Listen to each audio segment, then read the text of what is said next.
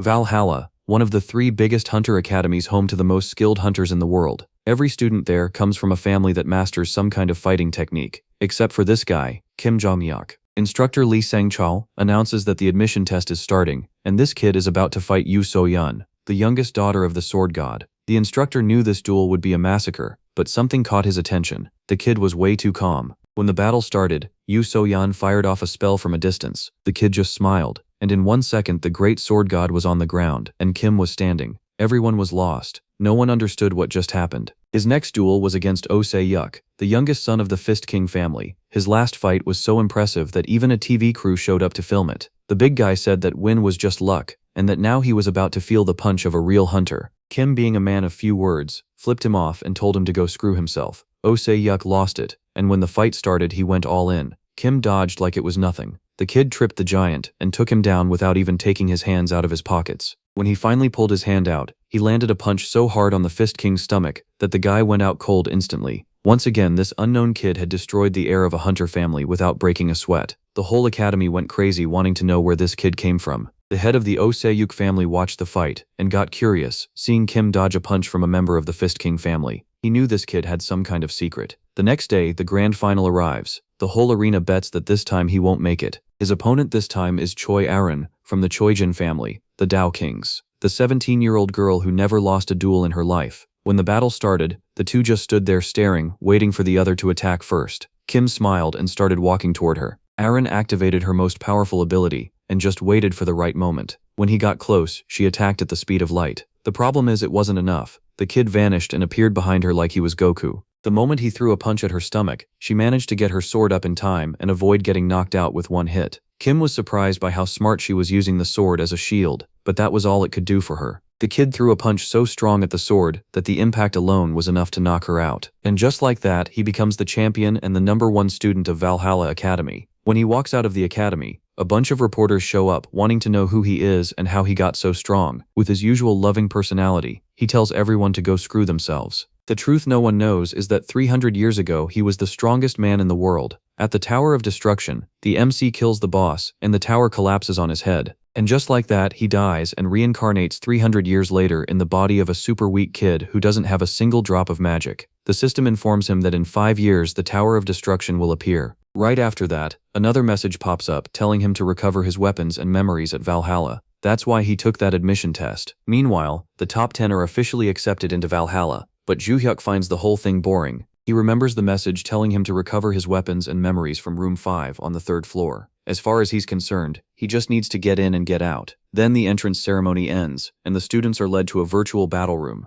Their teacher, Lee Goon, the former head of the Choi Guild, looks over the class and gets confused. In the front row are 3 prodigies from the 5 great families: Yu So-yeon from the Yushin family, Chae Ar-yeon from the Chun family, and Oh Se-hyuk from the Osan family. They say the classes were assigned randomly, but he doesn't buy that with this many elites in one room. And why is Joo-hyuk here too? Sensing trouble, he decides to assert control fast. After introducing himself as their instructor, he suddenly hits a button and throws the class into chaos. The students suddenly find themselves in an open courtyard. Lee Gun releases killing intent and sets up a barrier to hide them from nearby monsters. While everyone is still trying to understand where they are, the instructor asks Joo-hyuk if he can handle all the monsters by himself. MC says yes, but the instructor takes it as arrogance. Most students have only read about monsters, never faced real ones. Expecting his pride to crack, he tells him to stop pretending and admit he can't do it so they can move on. Instead of backing off, Joo-hyuk smiles. Annoyed, the instructor asks what's so funny. Now interested, our boy asks why they're doing this on the first day, and figures there has to be some reward. So what does he get if he wins? The instructor smirks and makes a deal. If he fights the monsters, he can ask for anything. After a short thought, he accepts. The instructor, still not seeing what the fuss is about, makes a smug comment that the kid has no idea how dangerous these simulated monsters are. Joo-hyuk ignores him and asks for a weapon, since he's clearly not planning to fight monsters barehanded. Once he gets a sword, the protagonist steps forward without a hint of worry. Everyone focuses on him as he draws the blade, charges the monsters, and with one full swing, tears through them all. As he cuts down wave after wave, he remembers it's been 3 years since he first picked up a sword, yet it still feels natural. Back then, monsters threw the world into chaos, forcing people to fight with whatever they had. Even so, the sword stayed one of the most trusted weapons. While lost in thought, he suddenly feels a monster behind him. Without even hesitating, he turns and cuts it down before it can touch him. Watching the fight, the instructor grows curious. How is a plain sword with no magic slicing through monsters so easily in Joo-hyuk's hands? It almost looks like the blade is absorbing them. Meanwhile, the 3 elite students from the great families watch just as closely, fascinated. After wiping out the creatures, Joo-hyuk walks up to the instructor and reminds him about their deal. With the class over, the instructor says that's enough for their first session and tells everyone to head to the dorms to rest. Joo-hyuk, though, thinks the lesson dragged on way too long and just wants to grab what he came for and leave. He never planned to be a student and has zero interest in school. Even so, he does learn something useful, especially about constellations. In this world, constellations aren't just stars. They're beings who reached great power and became gods, and many are tied to hunters as divine relics that give special abilities. In Korea, they matter a lot, and Valhalla is the world's 3rd biggest academy, filled with relics linked to constellations. Joo-hyuk doesn't care much about sword training or monster hunting. He thinks his time is better spent on martial arts because his body is still weak. While thinking that, he notices someone following him. When he turns around, he sees Irene behind him. At the teacher's office, Lee-san, Valhalla's top instructor, talks with the class instructor about Joo-hyuk, shocked that a high schooler could do all that. The instructor admits he loaded the combat test with 120 virtual monsters, thinking it would be a real challenge. But MC cleared every one of them without ever fighting real monsters before. Then, they move on to his past. Lee says there's nothing special in his records, which only makes Joo-hyuk stranger. When asked where he came from, Lee explains he's an orphan from a dangerous area. That makes the instructor wonder if he forged his identity, but Lee shuts that down. He already checked everything and found no sign of fraud. He also points out that a fake wouldn't try to enter Valhalla by making a scene at the entrance ceremony. Lee then mentions his goal, getting into the constellation room after the first semester, which the instructor confirms. To help with that, Lee asks the headmaster to let Joo-hyuk enter the first basement floor,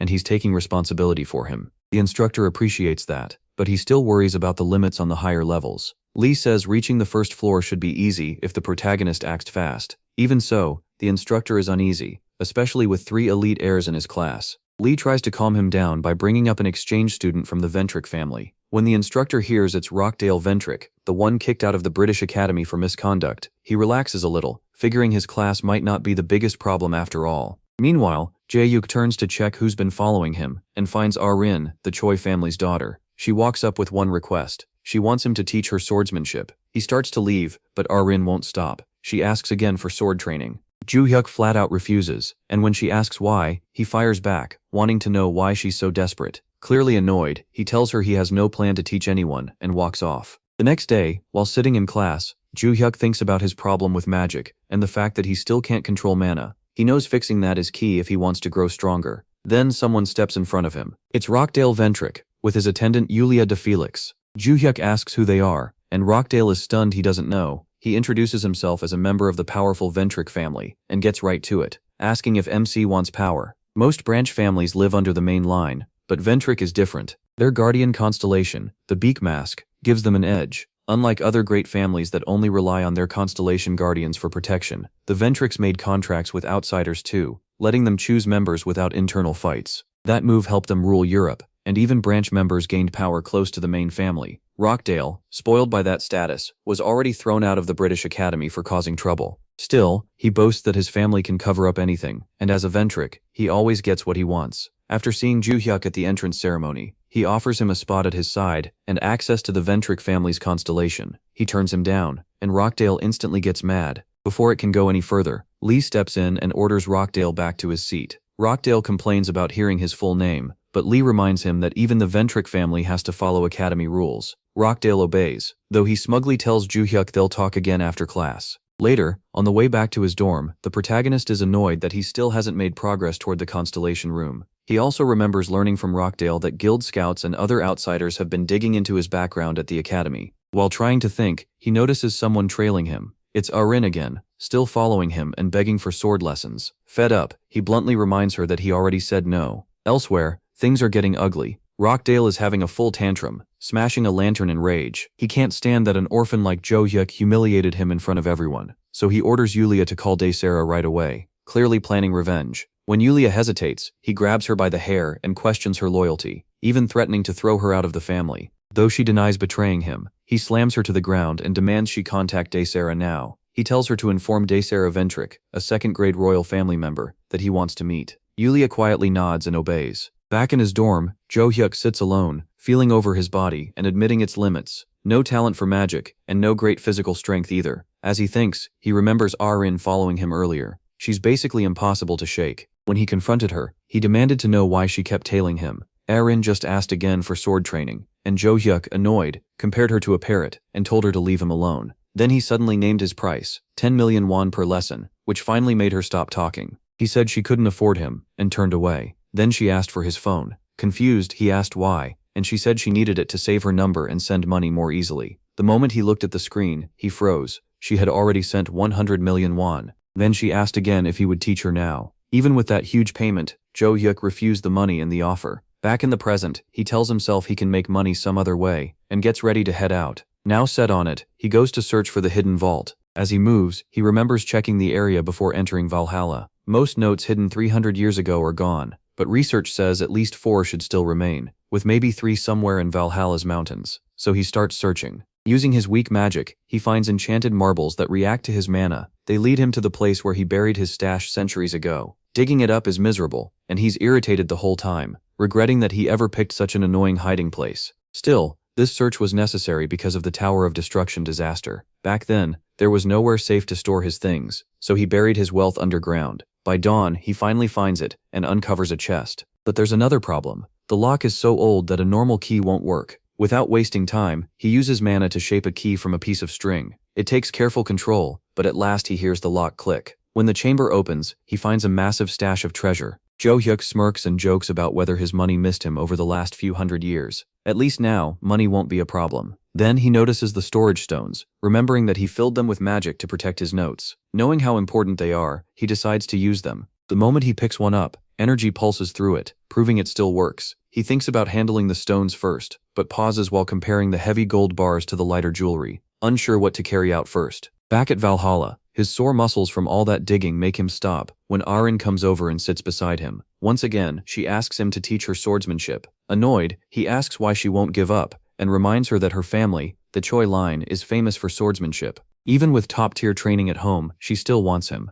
Curious now, he asks why she chose him instead of her own father, a respected Choi swordsman. Before she can answer, the instructor arrives and calls Jo Hyuk to the teacher's office. Sensing this matters, he asks why. The instructor says it's about the question MC asked before. After a short pause, he agrees and follows him. As he leaves, Arin calls after him, still looking confused. He finally gives her an answer. She can join him for training the next morning at 6 a.m. Caught off guard, Arin hesitates, then nods, accepting. Inside the teacher's room, the instructor gets right to it. Jo Hyuk's request to enter the constellation room was approved, but only with one condition. He can access the basement floor, and nothing deeper. He asks when he can go, and the instructor says tonight. He agrees immediately, which catches the instructor off guard. That night, the instructor takes him to Valhalla's most heavily guarded place, the constellation room. Seeing the security, Jo Hyuk notes it's tighter than the main gate. The instructor explains that this room is one reason Valhalla ranks among the top 3 academies. The protagonist studies it, and notes that the walls are packed with magic defenses, except for the entrance.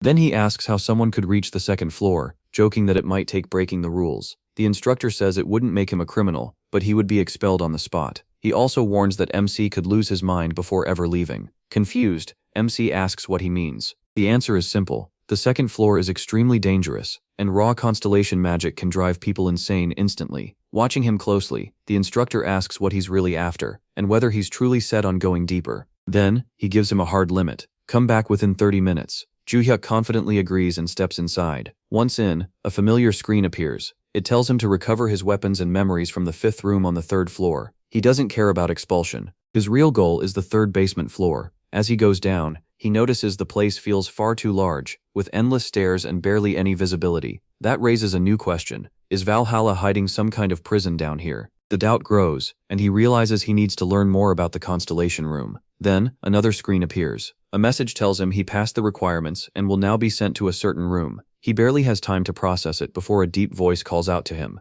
Looking up, he's shocked to find Barche standing there. The Tower Master says it's been 300 years since they last met, but this is anything but friendly. Jo Hyuk explodes in anger and throws a heavy punch, yelling that Barche has a lot of nerve showing up again. Barsha tries to talk him down, but Jo Hyuk won't hear it. He keeps attacking, letting all his anger out while Barsha keeps trying to calm him. The Tower Master warns he'll hit back if this keeps going, yet he still doesn't stop. At last, one more punch sends Barsha to the floor. Still boiling over, the protagonist mutters that he normally isn't this violent, then keeps pounding him anyway, dumping out years of rage. He blames Barsha for ruining his future, money, honor, reputation, and all the years he spent raising disciples. He finally pauses when Barche asks if he wants to know where he is. Barche explains that this place is inside a relic, and the Barche in front of him is only a form made by it. The real Tower Master died 300 years ago. That only leaves Juhyuk more confused. He asks if Barche has been inside the relic this whole time. Barche happily says yes, adding that he became a constellation.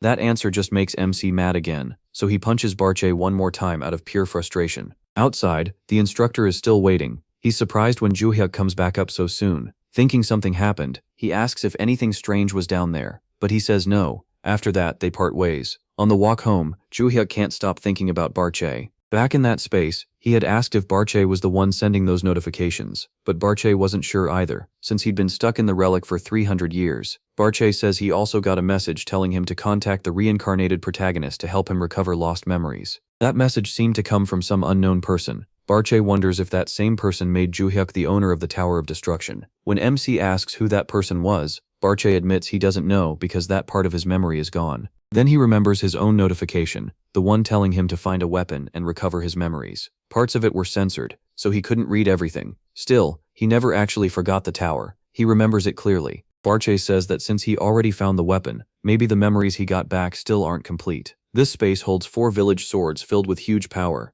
Barche became a constellation by using one of those swords as his relic. Hearing that makes Juhyuk scream in outrage. Back in the present, the protagonist is still unsure what to do. He wanted to destroy the sword and leave it there, but without it, he can't finish the quest in his notification window. While checking the sword, he suddenly gets surrounded by a group of second-year bullies. They call him out over the hazing, and their leader, Rarik, is the oldest son of the famous Sunrise family. Juhyuk doesn't care and mocks him, which only makes the group more eager to crush him. The moment one of them comes in, MC fires off a fast kick and sends the guy flying with a scream. After seeing their friend slammed away, the others hesitate, but Juhyuk stays calm. With his weapon in hand, he tells them all to come at once. 3 hours earlier, Rarik had met with Rodiel, who offered him money to beat Juhyuk badly. Rodiel even said weapons were fine, because he'd handle the fallout himself. Rarik hesitated, but in the end he took the deal. As he left, he reminded himself that a first year was still just a first year, even if he ranked first. That was because of how the school works. To become second years, students had to enter the constellation room and make a contract with a celestial being.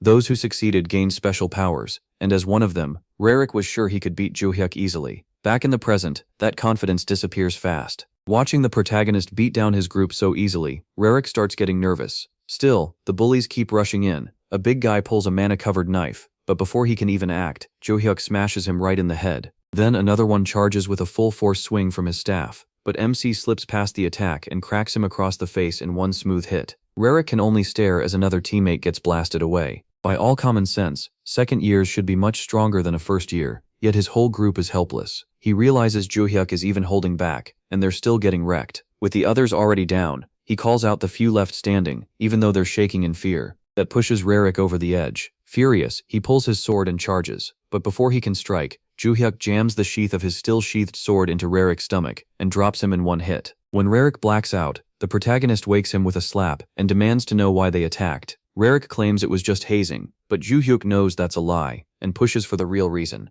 Even then, Rarik keeps his mouth shut, and MC oddly respects that. Turning to leave, he starts walking off, but Rarik warns him first. Once everyone hears about this, he might get expelled. Juhyuk doesn't flinch. He asks what the school would think if they learned a bunch of second years got crushed by one first year. After one last warning, he walks away. Meanwhile, Rodiel is still waiting for Rarik's call, saying the job is done. But when the call finally comes, he's shocked to hear Rarik say he's out. Rarik even tells Rodiel to stay away from anything involving Juhyuk, leaving him baffled. Just as Rodiel is about to hang up in anger, Rarik casually suggests reporting him to the school. That gets Rodiel's attention fast. He asks if anyone was hurt badly enough to use in a complaint. To win Rarik over, he even offers the money he promised before. Rarik refuses on the spot. He says they lost fair and square, and he won't sink any lower than that. With that, he hangs up and leaves Rodiel furious. In a rage, Rodiel smashes his phone and turns to his assistant, asking if she already contacted Dacilla. She says yes, but since he lives far away, it'll take time for him to arrive. Meanwhile, at Arapia Academy in Mexico, Dacia Ventric sits on top of a pile of beaten fighters and answers the call like it's nothing.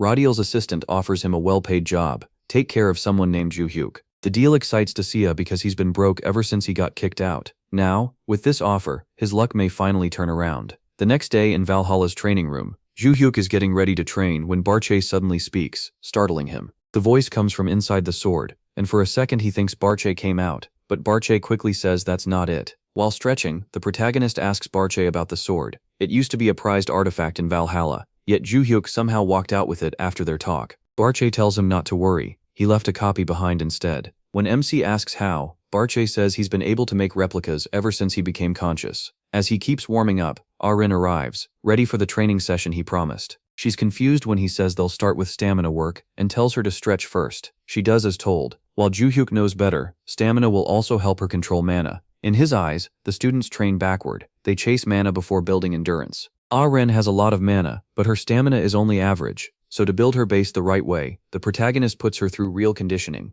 Push-ups, squats, and bicep curls. She's already worn out, then learns she still has a 20-kilometer run left. Later, during class, Ju-hyuk is pleased to see Arin improving. Then, Lilia starts the lesson. She's the teacher in charge of dimensional monsters, and after telling them to study on their own before, she now gives a written test on different dimensional creatures. The class gets to work right away, but Ju-hyuk mostly just stares at the paper. After a while, time runs out, and Lilia gathers the tests. She says the scores will decide their placement next time, then dismisses them, and announces the next class will be in the virtual combat simulation room. Once she's gone, Barche asks if Ju-hyuk really thinks he can pass after writing almost nothing. MC is thrown off and wonders if Barche can hear his thoughts. But Barche says he can only catch thoughts connected to him. He stays calm and says he only wrote what he actually knew. Meanwhile, in the first-year teacher's lounge, Lilia looks over Ju-hyuk's paper and gets furious. She crushes it in her hand, calling his answers total nonsense. Another instructor there notices her expression change, and it's clear she's upset, so he asks what's wrong. Lilia explains that the test was about the best way to kill a monster. She says most of the class did fine. The instructor relaxes and takes a sip of tea, only to nearly choke when she suddenly yells Ju-hyuk's name. To Lilia, his answers are completely unacceptable, and she has no plan to let it slide. Determined to fix that, she says next class she'll personally teach him that monsters can't be handled so carelessly. A week later, Lilia's next class begins in the virtual combat simulation room. She says most of the class did really well. Then, after a short pause, she calls Kim to the front. Holding up his test, she angrily announces that he got a 0. Starting with the first question about rock goblins, she reads his answer out loud. Stab it in the stomach. As she goes through the rest of the paper, her anger keeps rising. Every answer is short, blunt, and only about killing the monster right away. No planning, no judgment. Lilia explains that rock goblins have B-rank defense, so a normal sword should not work. Yet Kim wrote he would finish it in one hit. Wanting to prove him wrong, she tells Kim to explain himself. Her way of testing him is simple, a simulation against a rock goblin. If he wins using the method he wrote, she says she'll rethink his score. Kim accepts and walks straight toward the goblin. Lilia watches, tense and unsure, when the goblin suddenly attacks, thinking it has the edge. Kim moves at once, thrusting his sword into its stomach and dropping it exactly like he wrote. The goblin's body starts to crack, then vanishes completely. The whole class, including So-yun, is stunned. He killed it with no magic, just one perfect strike. Now embarrassed, Lilia demands to know how he did it. She knows that beating a rock goblin with only a sword should take at least an A-rank contractor. Kim just smiles and says he already proved his point. Then they move to his next answer. This time, he faces a pack of jungle goblins known for flying into a rage. 3 are in front of him, but 5 more hide in the dark, waiting for one mistake. Lilia is sure this fight won't go so easily. She barely finishes thinking that before Kim moves. He jumps in first and cuts one goblin down cleanly. Without stopping, he drives his blade through another's mouth mid-laugh. In an instant, 3 of them are already down. Lilia is left speechless, trying to understand what she just saw. Later in the gym, Kim and Arin keep running until they're soaked in sweat. At last, she drops from pure exhaustion. Kim asks why this is hitting her so hard, and she admits she usually never trains this far. She normally leans on magic and borrows power from the Constellation members. That's exactly what Kim expected. Most students let the Constellations carry them, and that's risky. If a dungeon blocked magic or they ran out of mana in a fight, they'd be helpless. So he asks whether this stamina work is helping. She says yes, but adds that she's only putting up with it because he promised to teach her swordsmanship. Kim thinks that answer is a little odd, but since they need to get to the academy, he ends training there. Erin is shocked when he adds even more weight to the bench press, but he tells her to go, so she leaves. As Kim gets ready for his next set, Barche points out that Erin never once complained about following his routine. He asks why Kim is helping her at all. Kim says it's simple, she kept asking. Barche is still surprised that Erin understood the strength in Kim's sword just from watching him in class. While he thinks about that, Kim notices Joo-hyuk benching nearby and finishing his set. When Kim asks about it, the protagonist says he's always trained hard and then casually walks off. Watching him leave, Kim realizes Joo-hyuk's martial bones let him push that far. To him, that makes MC smarter than people who train only with magic. Even so, Kim still doesn't fully understand what constellations actually do. Barche, even as a constellation himself, admits he doesn't know much either. After 300 years alone, he never really learned their true role. Still, Barche says the next quest in the system might reveal more. Kim checks it and sees he has to go to Valhalla's Eye of the Great Forest Madagaya house with the Heaven Sword. He remembers that place from class, but for now he decides to stay low since he still has lessons. Barche brings up the attention Kim's getting for beating up bullies, but Kim says if he hadn't fought back, he'd be the one with a cracked skull, since he can't really move forward without clearing the quest. Kim figures it may finally lead him to the truth about reincarnation. Meanwhile, in London, Adelia, the vice head of the clan, asks her men for an update. One of them reports that a labyrinth has been handled and asks to recruit a survivor from the ruined Roberts clan, along with another A-rank contractor. Adelia agrees, but says to test them first before bringing them to her. As she's about to send him away, he adds that Rodiel has called Dasilla to South Korea. That name instantly sets Adelia off. Dasilla Ventric is known as the family's biggest troublemaker. Since childhood, he's used the family name to excuse awful behavior, even killing classmates over petty fights. By the time he turned 20, the family cut him off for good. Adelia knows Dasilla is dangerous, but she still can't see why Rodiel wants to meet him. For now, she orders her men to watch Dasilla closely and deliver a warning to Rodiel. If he does anything suspicious, he'll be cast out of the family too. After that, the man leaves. Alone again, Adelia burns with anger, furious that her brother keeps throwing the family's power around. As her thoughts drift, she remembers a strange door marked All for One. She insists it belongs to her alone. Holding on to that thought, she turns to a portrait behind her, a figure in a beaked mask, and quietly asks her guardian constellation for reassurance, certain she's doing the right thing. Back in class, the instructor teaches about people who misuse constellation power for evil. The worst of them all is a group called One God. While the lesson goes on, Kim drifts into his own thoughts. He starts wondering if this body can use mana too, while still keeping its unusual physical strength. When he first tried chi circulation in this body, he could barely finish because of mana problems. It had been so weak that even simple digging left him soaked in sweat.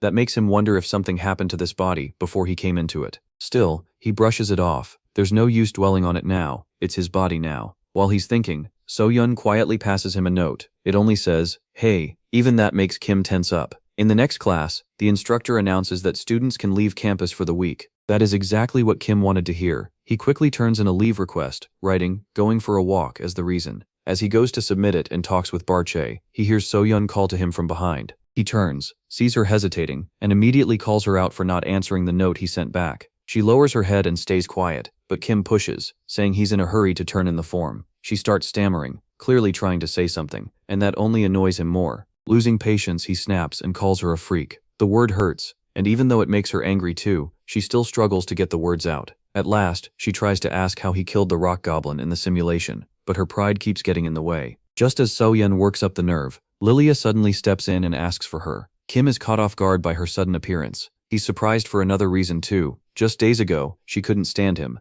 After all the times he shut down her questions in class, seeing her jump into this talk feels strange. But Lilia seems more impressed than upset now. She admits she only knew one way to kill monsters, and Kim showed her there could be other methods. Interested, she offers to make him her assistant, but Kim refuses and says he's busy filing his leave form. She tries again, yet he stays firm and turns her down a second time. Hearing all that, So-yun hesitates and decides not to speak after all. The next day, Kim heads to the underground market. The night before, he sat in his room searching on his phone. When Barche asked what he was doing, Kim said he was trying to find the place he planned to visit the next day. He needed somewhere to sell the treasure from the vault. It didn't take long for him to find the market he wanted. It was a special trading place where people from all over could buy and sell after paying an entry fee, and even criminals were allowed in. A market like that should never have worked, but it survived under the protection of a guardian constellation called the Hidden Ruler, so even powerful people used it, and the government looked away. Kim quickly found a guide online, showing how to get in. It was easy. Leave a reservation in the comments, and they'd send a nearby entry point. He scrolled down and found the link, but right before clicking it, a message from Arin popped up. She said she couldn't train the next day because she had to go out, and Kim didn't mind since he was leaving too. They said goodbye, though not before Arin spammed him with a bunch of annoying emojis. Ignoring that, Kim clicked the link and got the exact location he needed. And that brings us back to the present. Joo-hyuk heads to the address he was given. The place turns out to be an old cafe. He finds it right away and goes in, just like the guide said. Once inside, the instructions tell him to take a turn. He follows the route. Soon, Joo-hyuk stops at a door, and the moment he steps through, he enters a hidden world, the market. Inside are homes, stores, and a strange purple sky above. That sky gives him an uneasy feeling. He's never been here before, but something about it feels familiar. More than anything, that deep purple reminds him of a night sky from 300 years ago. While he takes it all in, a man walks up and greets him. The leather jacket matches the guide's description, so Joo-hyuk knows who this is. It's the man collecting the entrance fee, 2 million won. He admits it's his first visit, and the man asks if he knows the market rules. He pays up and says he knows the basics. That leaves him almost out of cash, but he's counting on making money inside. He asks where he can sell his jewels. The man suggests an auction, but Joo-hyuk wants cash fast. So he's told to try the 3rd district, where merchants might buy them on the spot. He also points the protagonist to someone named Morris, saying he's reliable if the sale is serious. Before they split, the man in the leather jacket gives him a mask and explains that everyone wears one here, since privacy matters. Joo-hyuk puts it on. After a while, he reaches the 3rd district. There, he walks up to a trader that stands out to him. Skipping small talk, MC asks if he's Morris. Caught off guard, the trader says yes. Joo-hyuk tells him he has jewels to sell. Morris agrees to check them, so he takes out the bag. Morris pulls out a ring first. The second he sees it, his face changes. He realizes this isn't some normal ring. It's an artifact from the era of destruction. He checks the rest of the bag, stunned, and sees they're from that same age too. Before he can gather himself, Joo-hyuk cuts in and asks how much he'll pay. Morris hesitates, clearly trying to understand how someone this young got artifacts that rare. In the end, he just asks directly, and the protagonist shuts him down at once, reminding him that kind of question breaks the rules here. Morris quickly apologizes, realizing he almost damaged his own name by stepping over the line.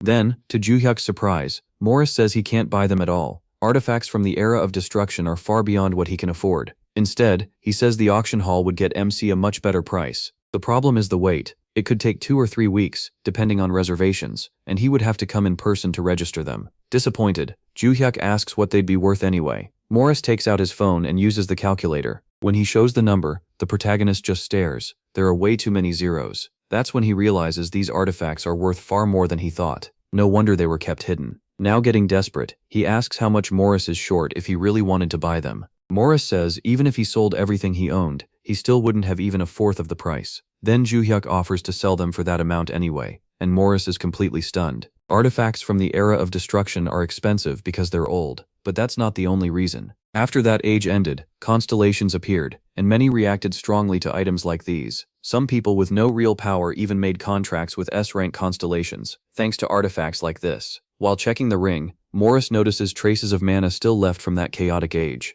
Every sign says it's genuine. Getting 8 real artifacts for so little leaves him speechless. He pays Joo-hyuk and starts packing the rings away, ready to call it a day. But as soon as he finishes, he sees someone standing right in front of him. It's a tall masked figure, looming over him without a word. By then, Joo-hyuk has already left the market. He lets out a breath, glad he got through it safely. He comes back to the same old cafe, and now his money trouble is finally over. One look at his bank balance makes him grin. Even if he spends it all, he still has more things in the vault he can sell later. While he's taking all that in, an unexpected call from an unknown number makes him pause. He answers, and instantly gets annoyed. It's Lilia, asking him to lunch. Wondering how she got his number, Joo-hyuk listens as she casually says she used her instructor access. She asks one more time, then hangs up out of nowhere, leaving him confused. After a second, he shrugs and decides to go. He's free anyway, and if he can score a free meal, even better. Back in the market, Morris stands stiff with fear before the masked figure. He asks why the man came, but the figure only calls him by name, and asks if things between them are really that bad. That's when Morris realizes who it is,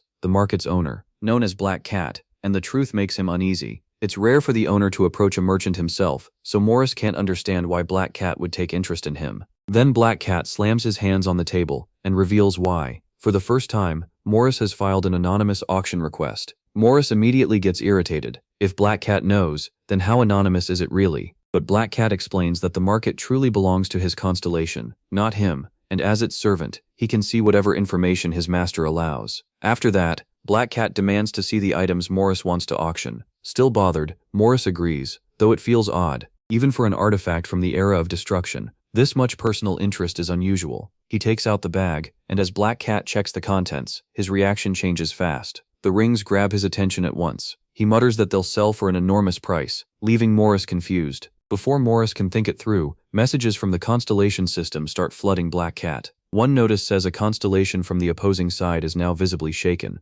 That makes Black Cat freeze, because it means that constellation badly wants the ring. At a restaurant in Valhalla, Joo-hyuk and Leah sit across from each other with food in front of them. Leah twirls some pasta on her fork, takes a bite, and says it tastes great. Joo-hyuk stays quiet, looking off to the side without touching his meal. Noticing that, Leah asks why he isn't eating. He finally speaks and wonders why a place like this even exists in Valhalla. She explains that besides the school cafeteria, there are restaurants just for faculty too. Not really caring, MC looks at her and asks why she actually called him here. As he finally starts eating, Lilia gets to the point. She wants him as her assistant, and he turns her down right away. Lilia tells him not to reject it so fast, and asks him to think it over. She lists the benefits: a scholarship, the chance to write a paper with her, and the status that comes with being known in monster research. Even with promises of more time outside, future openings, and recognition, Jae-yu doesn't care. His focus is somewhere else, the Eye of the Great Forest. That artifact matters to his school evaluation, so that's where his mind is. Even when Lilia tries tempting him with private information, like details about Ah-rin and his possible expulsion, he still doesn't budge. He stands and says he hasn't heard anything useful, so he's leaving. Getting frustrated, Lilia says that since she shared information, he should give some back. Joo-hyuk disagrees. He never asked for any of it. Then he casually questions her teaching style, asking why someone so childish outside class acts so strict inside it. This time Lilia answers seriously. She says strict training is part of her duty, because in monster hunting, weak teaching can get students killed. Joo-hyuk seems to get what she means, and gives her a small smile for her honesty, before heading out. As he leaves, Lilia asks him to pay her back for the information, but with his hands in his pockets, he walks off saying he owes her nothing. At the Choijin family estate in Siheng, the family head, Choi Jung-suk, also the True History Guild master, sits with two younger relatives. Across from him are his eldest son, Choi Jin-jun, the guild's attack leader, and his illegitimate daughter, Ah-rin. They've gathered because the family will soon choose its heir, and Jung-suk wants to know their intentions. He presents the Blue Moon Sword, the sacred relic that marks the family's chosen successor. The rule is simple and brutal. Anyone who fails the selection is cast out of the family. Even with that hanging over them, both Jin-jun and Ah-rin agree to take part. After the meeting, Jin-jun goes to Ah-rin with a smug look and mocks her for being illegitimate. He says she's chasing a place she'll never have. Then he twists the knife further, saying she has no constellation backing, while he already has a formal contract. Ah-rin says nothing, but her clenched fists show she won't give in. After Jin-jun leaves, a fading memory comes back to her, her mother's tired face, and the promise that Ah-rin should become family head and live freely. That memory hardens her resolve. Back at the academy, Joo-hyuk sits quietly in class as the instructor goes over the coming midterms. Barchai is worried he's not ready, and can't believe he didn't even know the exams were this close. He admits he hasn't really listened in class, and now that's coming back to bite him. The instructor reminds everyone that midterms at Valhalla matter a lot, especially if they want to last and move up in the academy. The whole class listens as he explains how important both the midterm and final exams are. Then comes the warning: the lowest score gets expelled. He tells them all to do their best. Joo-hyuk stays quiet, but to him the written exam matters more than the practical one. His mind drifts, and he wonders how he even ended up this deep in training, when his real goal was the Great Forest. Then he looks over at Barchi, and asks if the Tower Master really attended every class. Barchi says yes, though he sounds unsure about where this is going. Jae-hyuk casually says Barcha can take the written test for him, which instantly leaves the Tower Master uneasy. Barcha says that doesn't feel right, but he insists he'll be helping with the exam anyway. Class ends, and the instructor wishes them luck. The students start packing up. As the protagonist gets ready to leave, Ah-rin walks over. She asks if they're training today, and he asks why, clearly a little surprised. Ah-rin says she wants to improve her sword skills. That makes him realize it's time to deal with the fact that she hasn't been training properly with a blade. He tells her their earlier sessions weren't really about swordsmanship, but he can teach her how to use a sword the right way. They head to the training hall, and Jae-hyuk takes up a sword. Pointing at her, he asks how long it's been since she last practiced seriously. She says she hasn't touched it since they started strength training. After a few more questions, he tells her to draw her weapon. Ah-rin pulls out her sword and gets ready. Jae-hyuk tells her to adjust her grip, pressing down with her ring finger and pinky. The result is immediate. She's shocked by how much steadier the sword feels, and even the blade's aura settles in a way she's never felt before. Watching closely, Jae-hyuk tells her to attack with everything she's got. Ah-rin lowers into her stance, lightning energy running through her body, and rushes in fast, but MC blocks it easily. Still, he admits her speed jumped up a lot. He keeps teaching, telling her to stop wasting magic in her legs. Ah-rin resets, focuses, and comes at him even faster. Jae-hyuk slips past her and taps her on the back, telling her to pay attention to her body rotation between movements. Her sword arm starts trembling from the strain, but she's completely drawn in by his advice and won't stop. They clash again and again, blades smashing together. Even while Aren improves in the middle of the fight, Jae-hyuk is still holding back. He's barely trying, yet he blocks everything with calm control. As the spar goes on, Aren starts to tire, but she gets sharper with every exchange. She's worn out, but now she understands that his simple pointers are changing her swordsmanship completely. At last, the session ends, and Jae-hyuk notices an hour has passed. Aren drops to the floor, shaking and out of breath. Unbothered, he sets down his sword and heads toward the booth while she struggles to recover. Lying there, Aren thinks about how much better she's gotten since the entrance ceremony. She knows she's improved a lot, even if she still can't beat Jae-hyuk. After wiping away her sweat, she finally asks if he'll spar with her next time. He pauses to think about it. The protagonist likes teaching her, and her talent has only grown since they started training. He remembers noticing her skill back at the entrance ceremony, though now it feels different because she's using a breathing technique. He smiles, knowing this training has helped him too. If this were 300 years ago, she might have been good enough to become his disciple. When Aren brings up sparring again, Jae-hyuk jokingly turns her down, but she calmly accepts it, showing she understands. She's already figured out that following his guidance will make her stronger. That answer catches him off guard, but he soon wraps up the lesson. Aren says goodbye and leaves, thinking they may not see each other again. 2 weeks later, students gather at Valhalla Stadium. So-yeon says it's her first time back there since the entrance ceremony. Jae-hyuk notices how many freshmen showed up.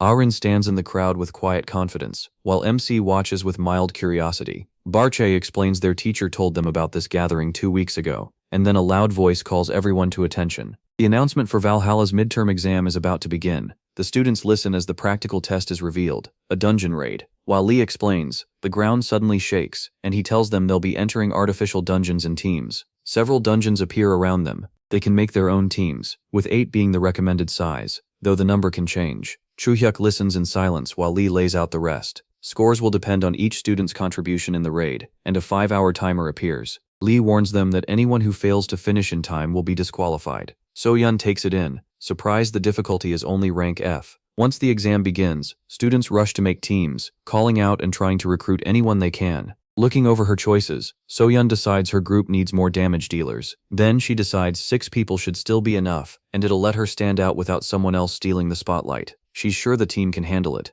After all, the point is to show what each person can do. Lee watches the chaos and realizes the more privileged students, like So-yeon, already understand what this test is really about. For the rest, it's much harder to figure out, so some teams end up with 8 members, and others grow even bigger. Lee expects those poorly matched groups to start fighting among themselves. That always happens in tests like this. As the raid begins, Lee tells the instructor that within 30 minutes everyone should be inside, and it's time to prepare for scoring. Jae-hyuk stays on the field, watching students split into groups and enter the dungeons. He wonders if the ones who went in first are already earning points. Aren is still outside too, watching the others. He walks over after noticing she hasn't gone in yet. He asks what she's planning now that almost everyone else has entered. Aren says she'll follow what he taught her during training. Jae-hyuk looks confused for a second, then realizes she means his earlier advice. He tells her he's entering alone and suggests she do the same. She watches him head for the dungeon without hesitation. A few students notice her standing by herself and ask if she's Aren. They invite her to join them and complete their group of 8. She refuses, saying she'll enter alone.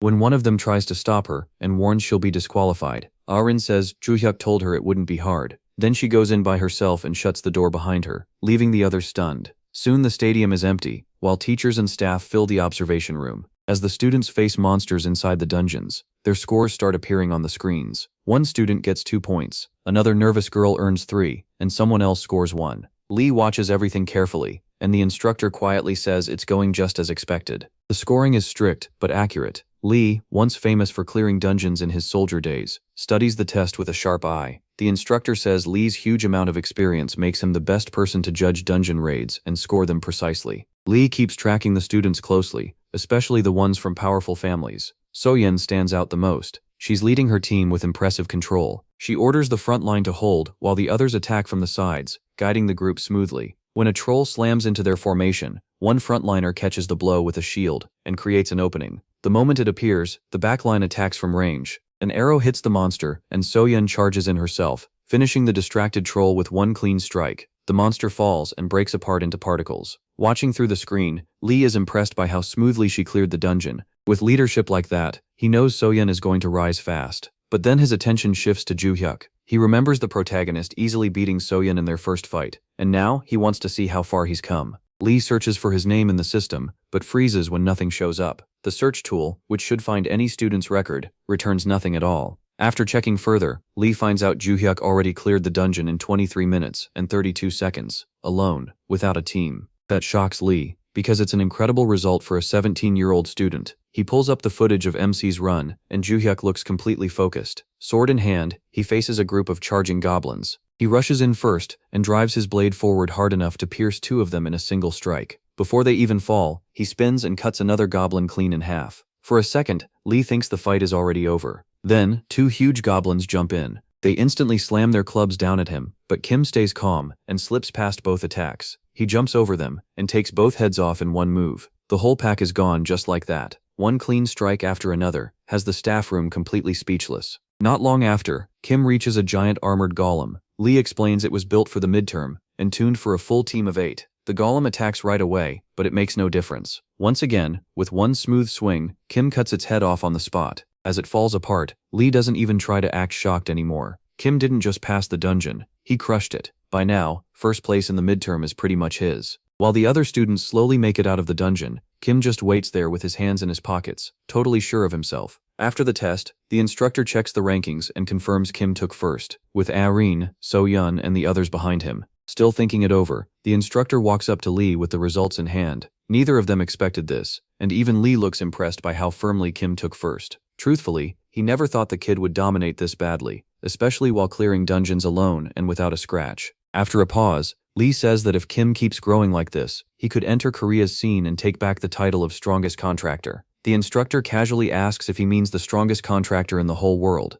That makes Lee stop and think. Then he admits it's been a long time since he's seen a genius like this. Then, Lee brings up the real shock of the second exam. Arin, against everyone's expectations, she came in second. She cleared the dungeon by herself, even though it was hard. Lee says Arin was always quiet and hard-working, but a solo clear like that was something nobody saw coming. He adds that So-Yun would have ranked higher in a team-based test, but since this one judged individual skill, Kim and Arin stood out the most. Even so, Lee warns that their methods aren't something normal students should copy. Hearing that, the instructor realizes he's seen Arin before, back when he led the Choijin Guild. He can't figure out how she managed those dungeons alone, but he quickly stops himself from linking it to Kim. In need of a break, he shuts his eyes, still unable to understand it. The next day, students crowd around the blackboard, waiting for the results. When the rankings go up, Kim and Arin's names stand out right away. Rock-Dil, sitting in 8th, is clearly upset. He turns to Yulia and asks if Daesera's in Korea. When she says yes, he tells her to contact him at once. They leave right away and soon arrive in Seoul, entering a large building where the butler welcomes them. Then, someone calls Rock-Dil, brother. It is Daesera, sitting at the table in a white suit, rings on his fingers. Rock-Dil takes the seat across from him while Yulia stays at his side during the meal. Daesera eats greedily, while Rock-Dil says nothing and just watches. Then Daesera asks who Kim is, and Rock-Dil brushes him off as some idiot freshman. He says Kim's low background makes him even more annoying, then asks Daesera to take care of him. Daesera narrows his eyes and asks if that means he can kill Kim. Smiling, Rock-Dil says the choice is his. Daesera gets up and says this isn't like before. They'll need to prepare. He points at Yulia and says her past issue with the palace family started a major conflict. Yulia lowers her eyes, shaken, as Daesera says the palace family's rumors spread too far, making it hard to kill anyone from Valhalla. Rock-Dil stays calm and promises the setup will be handled. Satisfied, Daesera smiles and asks for a good reward when it's done. A week later, Kim walks down a hall holding a statement. He talks with Barchi, who asks if it's another leave form. Kim says yes, even though he hasn't gone out much lately. Barchi mentions that passing the exam gives him an extra exit permit, and Kim agrees. He says he can't waste that chance, so he needs to find his notes. Barchi asks where he's headed. Soon, Kim arrives in a wooded area in Suwon, hood up and phone in hand. After checking it, he confirms this is the place. As he looks around, someone calls out, and Kim sees Daesera standing there with a nasty smile. It is the same night, in the market's 7th area. At the same time, Black stands near a window, lost in thought. Then, a system message appears before him, asking whether the ring has arrived. He calmly says it's on the way and will follow the usual process. But as more messages appear, they turn frantic and repetitive, like the sender is desperate. That makes Black think back to his research on relics from the Age of Destruction. He's never seen a reaction like this. Then he notices something glowing on the table. Blue particles are coming off it. It's the ring, and Black feels relieved. Now he can hand it over and finally quiet his superior. He picks up the ring box, and the ring inside is giving off mana. As he holds it, he thinks about what it means and calls out to Constellation, but he's caught off guard when the message keeps repeating, more frantic than before, like the ring must arrive right now. Back in the woods, Kim faces Desera, who asks if he really wants to know who he is.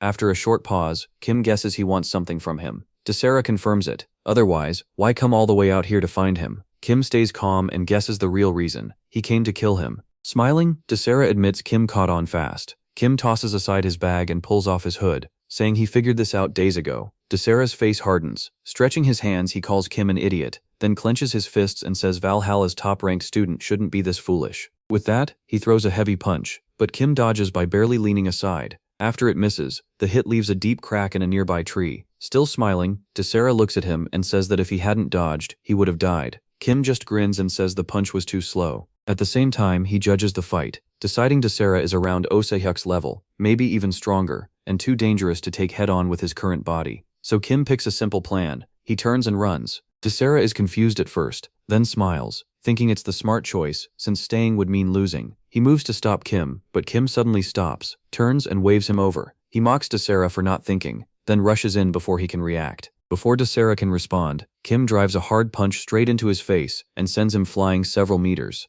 As Desera hits the ground, Kim steps over him with a smile and lifts his leg for the finish. With a pained grunt, Desera rolls away and barely escapes the kick. Calmly, Kim says he's lucky, throwing Desera's old words back at him. Furious, Desera gets up, touches his bruised face and asks how Kim is this strong. Kim only smiles and hints that someone from Valhalla should already know his rank. Bruised and shaken, Desera thinks back on his past. As a child in the Ventric family, he existed only to raise his house's status. He showed talent with elixirs early on, drinking mixtures that greatly boosted his body. By 16, he was already stronger than most grown men. Seeing that talent, his parents tried to use him for themselves, but Desera hated being controlled. Eventually, he realized he had no plan to stay under them forever. His parents were horrified when he turned on them, beating them without mercy and making it clear he no longer cared about their approval. With that strength, he cut ties with his family without regret. Thinking back, Desera remembers how his life kept causing trouble for everyone around him. He was thrown out by a woman who acted like the family head, but that meant little to him.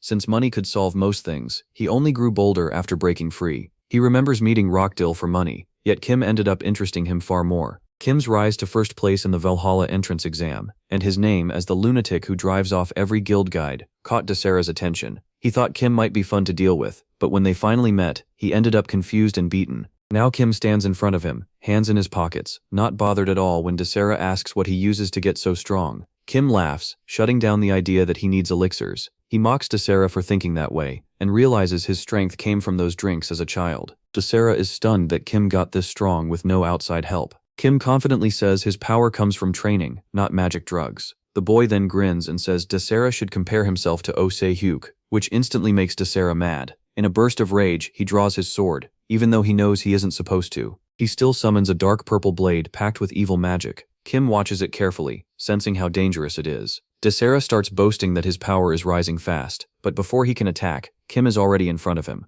Without warning, he kicks Desera in the face and sends him flying. Kim stays totally relaxed and makes fun of Desera for talking too much before fighting. Desera slams into a tree, and Kim instantly rushes in, closing the gap with a heavy hit that cracks the trunk apart and drops Desera cold. Kim grabs him by the hair, pulls his head up, and smirks. He mocks him, saying a guy pumped full of elixirs shouldn't die that easily. He says he'd let this slide if Desera only came to beat him up, but since he came to kill him, that's different. As Kim gets ready to hit him again, he says he has one question, but before Desera can answer, Kim cocks his fist and swings again. All Desera can do is yell for him to stop. Back at the Valhalla dorm, Rockdill sits in his office, figuring Desera should have handled Kim already. He assumes Kim is dead, and is just glad it didn't happen on school grounds. Then his phone starts buzzing, and when he picks up, there's only silence. He tries again, and this time hears Desera groaning in pain. Right away, Rockdill knows something went very wrong. His shock gets worse when Kim comes on the line, mocking him and saying he'll burn incense if Desera dies. At that point, there's no denying who's in control. Clearly rattled, Rockdill hangs up. That annoys Kim, but then he looks at the wrecked Desera and wonders what to do with him. Back in the dorm, Rockdill sits there thinking hard when Yulia comes in with tea, but he brushes her off too overwhelmed to deal with it. She pushes again, and this time Rockdill snaps, shouting at her to get out. He can't believe Kim is the one behind all this, and now everything is blowing up. Worse, he knows the Ventric family will hear soon and make it even messier. The more he thinks about it, the worse it feels. He tries to calm himself by thinking Kim being an orphan might limit what he can do, but even then, Rockdale knows he can't relax. Meanwhile, Kim walks through the woods, calmly thinking about his next step. Barche asks if he's really leaving Desera by the tree. Kim says he'll report it later, but for now he's not doing anything. Barche casually says they could just kill him, but Kim says he would have done that before. Not now, he's not Kim anymore, but a high schooler named Kim. The Tower Master seems to get it, then brings up the strange magic Desera used earlier. He says it feels familiar, and if more comes out he can confirm it for sure. Kim listens, but gets annoyed when Barche talks about identifying people by their magic. Since he can't do that, he brushes it off, clearly irritated. Instead, Kim guesses it came from the hidden side of the blade Desera mentioned, and Barche says he's right. Kim goes back to the unconscious Desera and asks who sent him, then remembers he dislocated his jaw earlier. So he casually pops it back into place and asks again who gave the order. Desera stays quiet, so Kim grabs his hand with a cold look and bends his fingers back. The pain is brutal, and Kim warns him to talk before he breaks every finger. After a while, Desera finally says Rodiel Bentrick is behind it. Kim wonders if this is the same person who caused him trouble before, then asks Desera what he really is. Smiling through the pain, Desera says he's a Desera of the first kind, and works as a mercenary. Kim recognizes the term but shrugs it off, calling him nothing but a pathetic thug. Clutching his damaged hand, Desera says the first species worship the hidden side of the blade, and he's tied by contract to the constellation over it. He even claims that if he'd come prepared, the fight would have gone completely differently, and he would have beaten Kim. Fixing his hair with a smirk, Kim calls him an idiot, and says if Desera had stayed quiet and just named the people involved, he might have lived. Then Kim brutally breaks Desera's jaw again, and his scream tears through the air. Later, Kim sits in the city and scrolls through searches on his phone.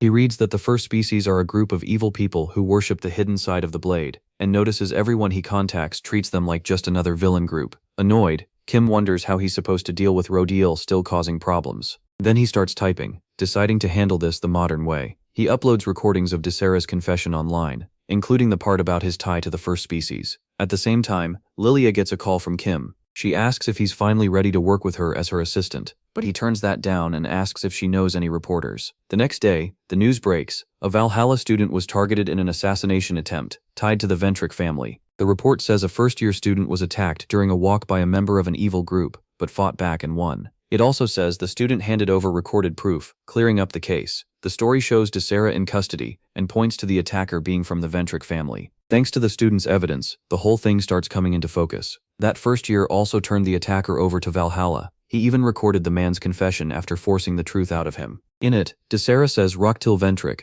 a Valhalla student and son of the Ventrick family, set the whole attack up. That leaves the family scrambling to prepare an official statement. Meanwhile, the comments blow up. A lot of people guess the student is Kim. Others say the story is already everywhere, and some mock the Ventrick family for being sloppy enough to think they could touch him. Kim reads it all with his feet up, smiling. Barche points out that for someone from 300 years ago, he's adapted to modern tech, and this kind of information wore pretty well. Kim says keeping up with the news helps him fit into the present and become who he is now. Barche says that only boosts Kim's standing, and Kim replies that he was just trying to pin this on Rocktil, but the media ran with it and wrecked the Ventrick family's image. Soon, the Ventrick family's official statement is released. Adelia, the family head, steps forward and speaks. She gives a formal apology to the students of Valhalla Academy and says the attack was carried out by Desera, who had already been cast out of the family. She claims Desera lied when he said Rocktil gave the order, saying he only said it to save himself. The family denies any part in the crime, but says they still feel responsible enough to make amends.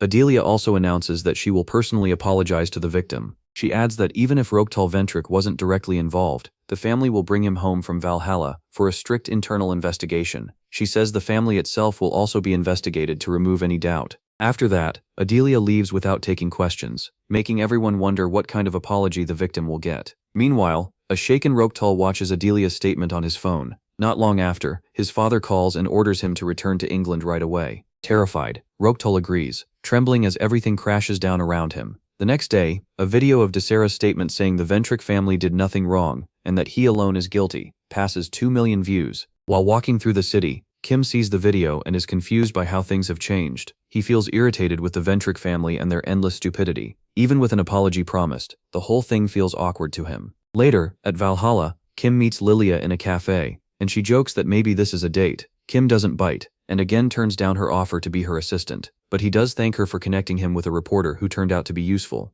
Lilia smiles and stands after Kim offers to share some helpful tips on fighting monsters. In return, he asks one favor. He wants help getting permission to leave the academy for the weekend. Lilia takes a sip of her drink and says that's easy. She even jokes that if he became her assistant, she'd let him leave every day. Kim refuses again, but thanks her for helping. Far from the academy, a prison transport ship called Al-8 moves across the North Pacific. Locked up inside is Desera, furious that he's being hauled around like cargo. He's being sent to the prison tower, a brutal place built by an S-class constellation called the Haven of Deprivation. That tower can strip contractors of their powers and leave them as normal prisoners. Even so, Desera forces out a bitter smile. He tells himself that if he keeps quiet and protects Rockdale's place in the Ventric family, his sentence will be cut to 5 years. If he fails, things will get much worse. Just as he starts accepting that, he hears someone mock how he looks. Before he can react, a shadow steps out and cuts his throat with a dagger. Desera drops into a pool of blood as the figure with glowing red eyes watches him fall. The attacker calls him unworthy of the first species, and walks away without another word. Back at the Ventric mansion, Adelia sits across from Rockdale and his father, Eden Ventric. Both of them bow before her. Cold and composed, Adelia demands to know why Rockdale did this. Nervous, he apologizes and bows even deeper. But that doesn't satisfy her. She pushes harder, asking if he really thinks empty gestures can fix this. Rockdale stays silent with his eyes down, then says he agrees with the plan. Adelia asks if he's truly the one meant to take responsibility for Kim. He answers weakly, avoiding a clear reply, and that only makes her angrier. The whole mood turns heavy, like something dark is rising inside her. She accuses Rockdale of acting out of pride, not duty. She says that pride is exactly what shamed the Ventric family. Stepping up to the boy, Adelia says he has dragged their family name through the mud. Overcome, he drops to his knees and swears he'll do whatever it takes to fix it. Adelia doesn't bend. She says the only way to restore their honor is to cast him out of the church. Their father asks if that punishment is too harsh. Adelia coldly asks if he wants the same thing for himself. That shuts him up. Part of Adelia wants Rockdale dead right there, but killing him would only prove he was tied to Kim's attempted murder, so she chooses to wait. Still kneeling, the boy thanks her. Later, Rockdale and his father leave the Ventric estate. On the way out, his father tells him to stay quiet and not make things worse. Rockdale, tense and bitter, admits his end is probably already decided. Sooner or later, he'll be excommunicated. For now, with the media watching, he can't move, but he swears he'll act when the chance comes and finish what he started. As they walk, he blames his father for not protecting him. The older man quietly says this never should have come to light. A few weeks later, at Valhalla Academy's interview room, an instructor casually talks about recent events and mentions that Adelia, head of the Ventric family, is coming soon to apologize to Kim in person. Kim, sitting across from him, looks unimpressed. He doubts the apology is sincere and thinks she's really here to protect the family image after Rockdale's mess. The instructor is fed up with the whole thing. He and instructor Lee San are both angry, especially now that what happened is obvious. A Valhalla student was attacked, and the attacker admitted he acted on Rockdale's orders. Even so, the Ventric family seems more worried about cleaning up their image than taking responsibility. The instructor also calls out the academy for dragging its feet on expelling Rockdale. He hints that the Ventric family's huge donations are affecting that choice. Money, he says, has way too much power over justice at the academy. Kim stays quiet, calm on the outside but clearly annoyed. In the end, he agrees to meet Adelia, though he doesn't seem to expect anything useful from it. The instructor is a little surprised by how neutral he sounds. Kim just shrugs it off like it's nothing unusual for him. A knock at the door announces Adelia's arrival. The instructor greets her, then steps out. That leaves Kim alone with Adelia as she walks in with formal calm. She introduces herself as the head of the Ventric family and sits across from him. Kim gives his own introduction, staying calm and impossible to read. Adelia starts by formally admitting that Desera carried out the attack and offers a deep apology. She even rises and bows to him, a rare move for someone in her position. Kim doesn't react much. He says it doesn't matter to him anymore. When Adelia tries to mention Rockdale's part in it, Kim brushes that off too. He calls it a one-time incident with no real meaning, adds that he's already heard Rockdale had nothing to do with it, and says that if that's the official story, he has no reason to talk about it further. His indifference catches Adelia off guard. Still, she keeps going, saying that even with their public statement, people and the media don't believe them. She's clearly frustrated, but still trying to smooth everything over. Kim, still unfazed, asks what she thinks this talk is supposed to accomplish. To him, it all feels pointless, though he listens long enough to catch what she's really after. Keeping her smile, Adelia shifts gears. She says this meeting could be a chance to clear up misunderstandings, and hints that Kim could help repair the family's image. But when she finally asks for that help, Kim turns her down right away. Without losing her composure, Adelia offers more, full support until he graduates. She even promises a recommendation to the powerful guild backing the Ventric family, framing it as a big chance to speed up his future as a hunter. Kim slowly stands and meets her eyes with a knowing smile. He sees right through it. Her visit, her offers, all her politeness. It's just a careful move to keep him quiet. His tone makes it clear he knows exactly how desperate she is. Adelia keeps her face steady, but her anger is starting to boil underneath. She sits there in silence while Kim, now standing, finally lets his frustration show. He's angry that she came to him like nothing happened, like the past can just be wiped away. He asks why he should play along. Rewards mean nothing to him. He only wants the Rockdill family to suffer the shame they deserve.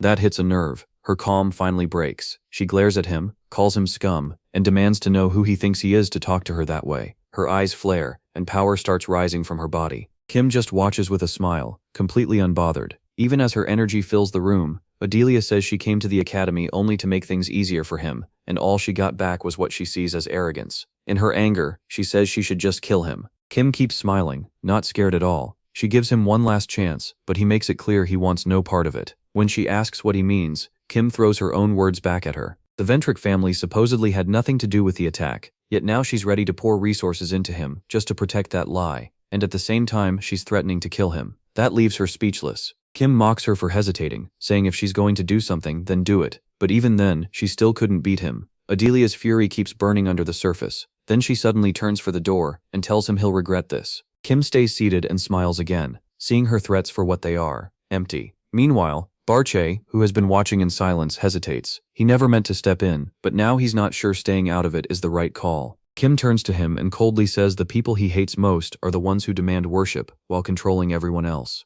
That's why he can't stand people like Adelia. Or maybe even Barche too. The Tower Master is stunned and asks what he means, but Kim has already moved on. Standing from the couch, he casually wonders about things being quieter than usual, since there are no classes, and the moment passes. The focus then shifts to Valhalla Stadium. Kim walks across campus in his sports uniform, checking his phone, when he spots Arin. He looks up, surprised to see her with someone else. That man is Jin Ji-on, the oldest son of the Choi family. With a smug smile, Jin Ji-on asks Arin if she still thinks she can win. He mocks all her training, and says her time at Valhalla won't matter, no matter how hard she works. Then he holds out a hand and says that if she really cares about her place in the family, she should skip the selection test that weekend, and save herself the embarrassment. Arin stays silent for a moment, and takes in his words. When she answers, she makes one thing clear. She isn't giving up on her goal. Jin Ji-on doesn't like that. He gives her one last chance, and she rejects him again. His face tightens in annoyance, and just as he's about to say more, Kim steps in, points at him, and flat out calls him a fool. Arin is startled by his sudden appearance, while Kim asks why he'd try to stop someone who's worked that hard.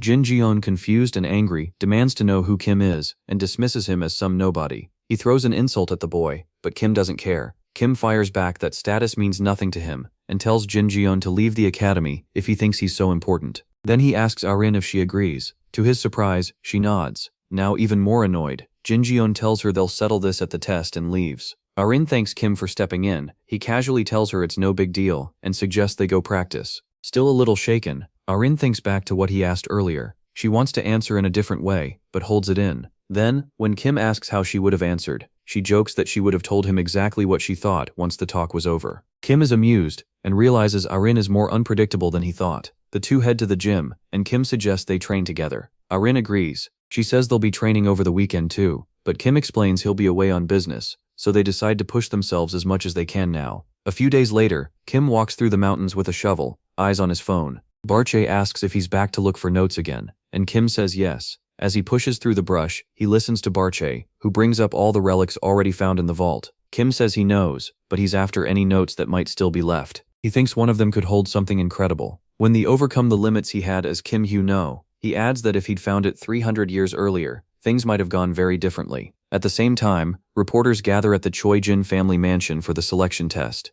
The mood is tense as Choi Jun-suk speaks to Arin and Jin-gyun. He explains that passing this test will officially mark them as successors to the family. Their mission is simple: find a hidden blade in the mountains. Whoever brings it back first wins the test. But Jun-suk gives one hard rule: no killing. The test begins. Arin rushes ahead with her weapon drawn, while Jin-gyun calmly follows, watching her. He thinks her choice to move fast makes sense for a speed test like this. In his mind, once she finds the blade, he'll just take it from her and win with ease. Later, as Jin-gyun moves through the course, his phone rings. The voice on the other end asks about the blade. Jin-gyun says he still has to clear a qualifying test first, so things are taking longer than expected. The caller says this is the second time he's used that excuse and reminds him he's already late. Jin-gyun quickly apologizes. He promises that once he gets the blade, he'll do what he said he would. The voice accepts that and says a promise to Constellation won't be broken. then tells him to stay focused. Back in the present, Jin-gyun steels himself. He knows this is his last shot, and now he has to find Arin and the blade. Meanwhile, in the jungle,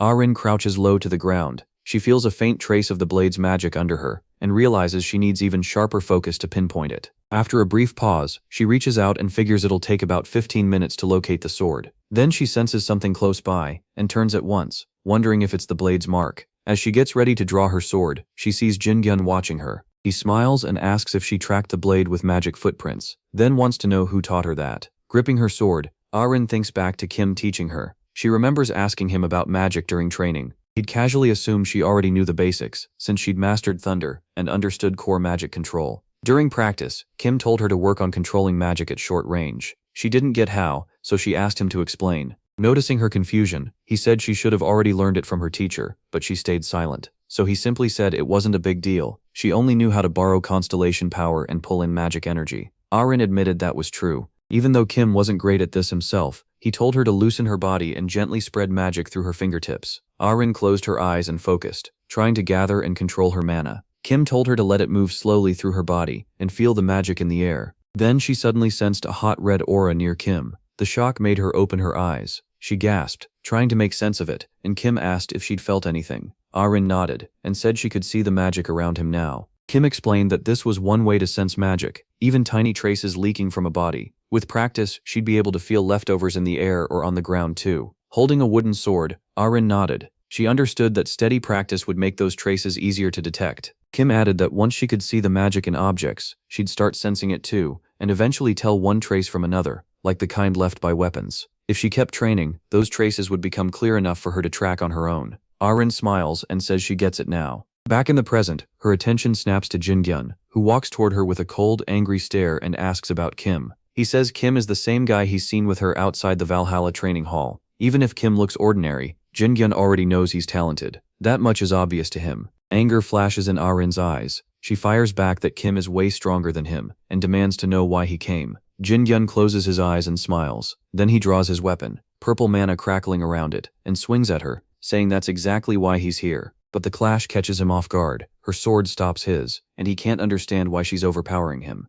Startled, he adjusts his blade, still not expecting her strength. Arin stays calm and slowly pushes forward, blue mana shining from her weapon. Jin-gyun can't believe she's gotten this strong so fast. Elsewhere, Kim spreads his magic through the ground, searching for a hidden spot. He remembers making several hiding places around Valhalla, but only one is the real one. A magic circle suddenly appears near the ground, and Kim smiles. He found it. Then he looks left and sees a burst of bright energy erupt from the forest, leaving him startled. Back with Arin, the fight keeps going. She swings again, sending out bright bolts of lightning. Jin-gyun blocks, but his sword shakes in his hand. Even so, he smirks and mocks her strength. She doesn't back down. Mana keeps pouring from her sword as she tells him to give up the dual blade. Jin-gyun just sneers at her and rushes in with his sword. As he comes at her, Arin gathers power into her blade and readies for the hit. The moment Jin-gyun kicks off the ground and charges, she reads the move and slashes first. His sword is knocked from his hands, and he stumbles in shock from the force. Breathing hard, he tries to steady himself while Arin stands over him. She looks down, surprised she actually landed that hit. Then she bends down and grabs the double blade beside him, feeling a quick rush of victory. But just as she starts to rise, a voice behind her stops her cold.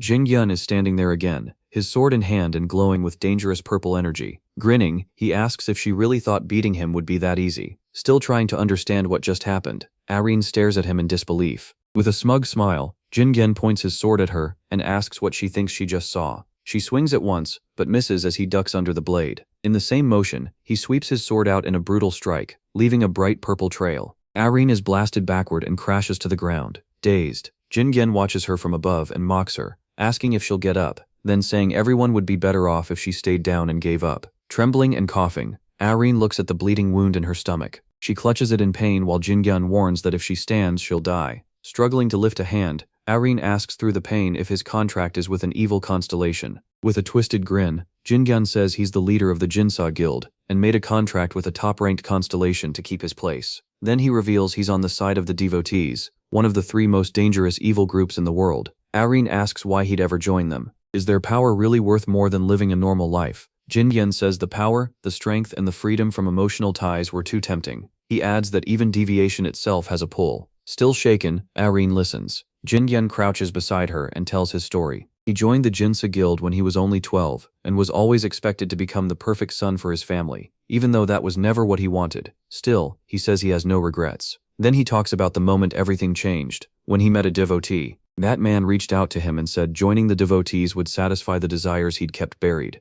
Jin Gyun says the man must have understood his nature and known how deeply he disliked people. But joining them wasn't simple. There was a condition he had to meet. He reveals that to pass the family selection exam, he has to obtain a relic, the dual blade. So if Irene gives up now, there won't be a second elimination test, and she'll just hand the blade over to him. To her surprise, Irene learns that the second qualifying test is tied to something from her past, something she's forgotten. Jin Gyun reminds her that 10 years ago, her older sister Chaya Jin took part in the first selection test. Irene is stunned to hear her sister connected to this test. Then Jin Gyun cruelly reveals that during that test, he couldn't control his desires and killed Irene's sister on the mountain while searching for the dual blade. He says he was badly injured and failed the test, blaming that failure on her sister's death. If not for that, he claims, he could have joined the devotees much sooner. Jin Gyun goes on to mention her father, saying he somehow uncovered a secret about Irene's missing sister at the hospital. He adds that her mother fainted after seeing her daughter's face there, and the pain was clearly too much for her to handle. Just as Jin Gyun moves in to strike her, ready to finish it, something interrupts him. Kim appears and pins down Jin Gyun's sword, stopping it right before it reaches Irene's neck. Caught off guard, Jin Gyun tells Kim to stay out of it because this is a family matter. Kim, clearly angry, mocks the idea of a family like that. With one motion, he sends Jin Gyun flying into a tree. The impact shatters it, leaving Jin Gyun stunned. Irene looks up at him, standing over her protectively with his sword still sheathed. Kim notices the blood on her stomach and asks why she's still here. He says he came to search for hiding places, and one of them is nearby. Once he sees how badly she's hurt, he tells her to step back so he can gather magic and heal the wound. Holding her stomach, Irene gives a weak smile and lowers her head. After recovering, Jin Gyun wonders why Kim suddenly showed up and interfered, noting that they've met before at Valhalla. He says this concerns his family, and for stepping in, Kim will have to die. Then he charges at the boy, but Kim dodges with ease. Jin Jin freezes, shocked that Kim slipped past his attack so easily. Kim stays relaxed and tells him not to look down on his reflexes. Then he hits back in one sharp move and blasts Jin Jian away. Blood spills from Jin Jin's mouth. As Jin Jin falls, Kim walks up and levels his sword at him, ready to finish it. The hit slams down so hard the ground splits and shockwaves spread out. Jin Jin blacks out. Kim just stands over him in silence. He turns back to Irene and asks if she's okay. Can she still walk? Still rattled, Irene says she doesn't know yet and needs a moment to try. Before Kim can say more, he feels a nasty dark presence closing in behind him. He looks back and sees dark energy pouring off Jin Jian's body. His sword magic is activating. Jin Jin gets up with his sword in hand and mocks Kim for thinking he can beat the guild leader. Then he lunges straight at Kim. Kim shuts him down with ease, blocking the blade and slipping past the magic like it's nothing. Jin Jian grows more and more confused. None of his attacks are working. As the fight drags on, Jin Jin decides he has to use a risky trump card. He pulls a crystal from his pocket, its glow making clear this thing matters. With a cruel grin, he bites into it and says it'll let him make a temporary contract with a constellation to turn the fight around. After swallowing the crystal, Jin Jian starts laughing like he's lost it. His dark power swells fast, and the aura around him keeps rising as he throws his arms wide. The burst shakes the ground hard enough to throw the reporters off balance. Fear spreads through the crowd. They look up and spot a dark purple pillar of energy shooting into the sky. Among the people watching, Junsuk recognizes that magic at once. He realizes the energy is so dense even normal people can see it. That kind of thing happening during the selection test is clearly wrong, so he decides to check it out himself.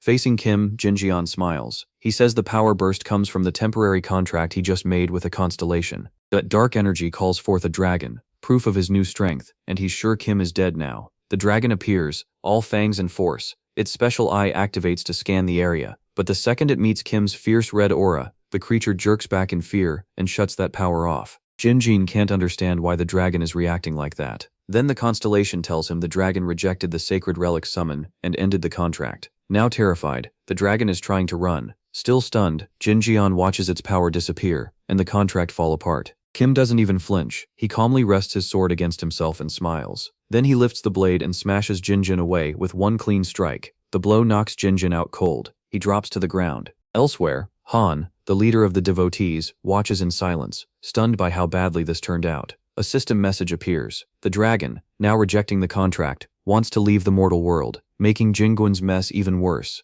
Han is still shaken. He drops to his knees, bows his head to the floor, and begs forgiveness. The dragon's voice warns him never to hand out artificial relics again. Hien trembles as he accepts the warning. When he rises, he still can't grasp why the constellation is this angry. Then it hits him. The problem started with the person he placed in the Choi family. Still confused, Hien asks the constellation what exactly went wrong. With a grim look, he releases his aura, set on finding the answer. Later that night, Kim returns to his dorm at Valhalla. He takes off his hood, opens his briefcase, and starts digging through it. A grin appears when he pulls out the God Arts book. Kim says this is the real reason he's been looking for hiding spots. The breathing method in it can raise magic power far beyond what he used before. He thinks back to his old breathing method, the one he bought at the market. It was sloppy and weak, but he still relied on it all through his past life. He even remembers fighting the Tower Master and running dry because that technique was so bad. Now, in this new body, he feels like he can finally begin again. He places a hand on the notes, determined to master the God Art and strengthen his magic, so he puts physical training on hold and decides to focus on this first. Thinking back on what happened earlier, Barche brings up the hurt girl and the chaos around Jingun Chai. Kim says he heard someone coming, so he left and told the Tower Master it could deal with the rest. Still, he keeps replaying the moment he struck Jingun Chai and knocked him out. After that, he stood there with his sword in hand, staring at the body, uneasy and confused. Barche wonders if the boy actually killed him, which only makes Kim more nervous. After what already happened in Valhalla, another accusation would be a disaster. But when he checked Jingjan's body, he found faint traces of magic and decided Jingun Choi had to live. Barche agrees. Kim then remembers going over to injured Aaron. Right before he spoke, he sensed someone else coming from another side. That meant Aaron's family might be close, maybe drawn by the sword magic. Hiding things was already hard, and more witnesses would make it worse. So Kim told Aaron her family was coming, and bag in hand, said he had to leave. Before going, he pointed at Jingjian's unconscious body and told her to say she was the one who beat him. Then he slipped away under his hood, brushing it off by saying Jingun Choi tried really hard. That's why he was out cold. Aaron smiled and said she understood, hinting that she knew how messy things were in the academy as her family got closer. Later, Kim lies in bed thinking it all over. As he reads his notes, he plans to return the extra storage stones once he masters the God Arts. Last time, his magic wasn't strong enough to move all the power, and now, worn out, he decides to sleep. Meanwhile, at the Jingun Choi family estate, Junsuk sits with several others, talking over the press storm from the family selection test. One article is already out with a photo of Jingun Choi. Others even suggest the Jingun Choi family may be tied to the devotees. Junsuk grabs his head in frustration and admits everything has become a total mess. He can hardly believe someone from the family could be painted as a villain. He tells the room the association has already sent over an official statement about the incident. In past cases like the Ventric family, staying silent worked, but this time, he knows that won't save them. Things have gone way beyond that. He turns to the suited man, notes that Choi Junsuk was handed over to the police, then asks about Choi Ah-rin. She's at the family hospital. The injuries are serious, but there's no major internal damage, so she should recover without a big operation.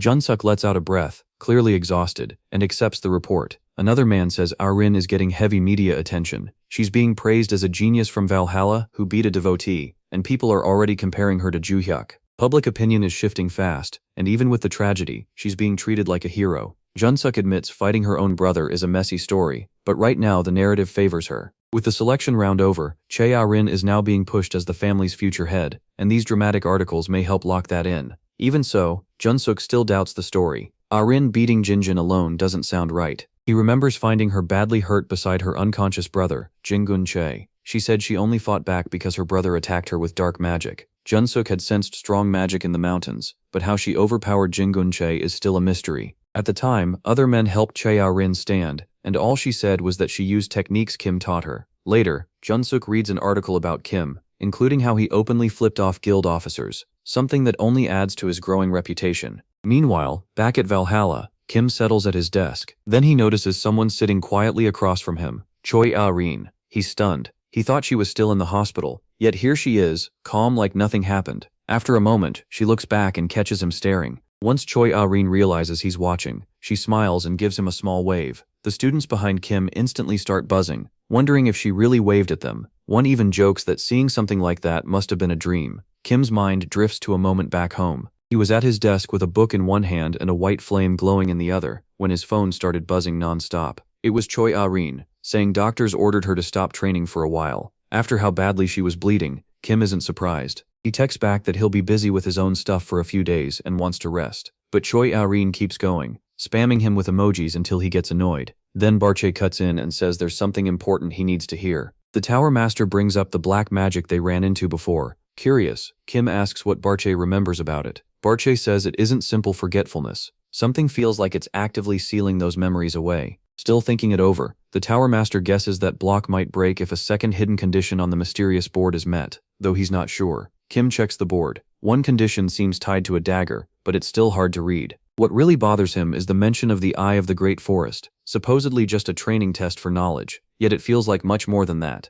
Leaning back in his chair, Kim thinks about the finals. Anyone who scores too low gets kicked out of the academy. To him, the whole thing feels like a huge pain. He rubs his head, annoyed, and wonders if he's really supposed to just wait for the tests. Then he snaps back to the present and decides to check out the Eye of the Great Forest for himself. He's sure it's more than a simple training ground. Just then, the instructor walks in and tells everyone to sit down. After the class settles, he says he has something important to say before the lesson starts. He asks what they know about the upcoming inter-school competition, and the class shows they've at least heard of it. Kim stays leaned back, barely paying attention. In his head, he questions Barche, and Barche confirms the instructor did mention this competition right after midterms. The instructor explains that the academy needs contestants, and the final exam scores will decide who gets picked. Then he suddenly tells Kim to come with him to the staff room. Caught a little off guard, Kim lowers his arm and asks what this is about. Later, they sit across from each other in the staff room. The instructor awkwardly says the meeting spot can't be changed, while Kim points out he doesn't need to be called in this often. The instructor admits that's fair, then gets straight to it. He wants Kim in the competition. Kim turns him down right away, surprising the instructor before he can even explain more. Trying to smooth things over, the instructor starts explaining how big the event is. It's a worldwide match between the 3 top hunter academies, including Korea's Valhalla.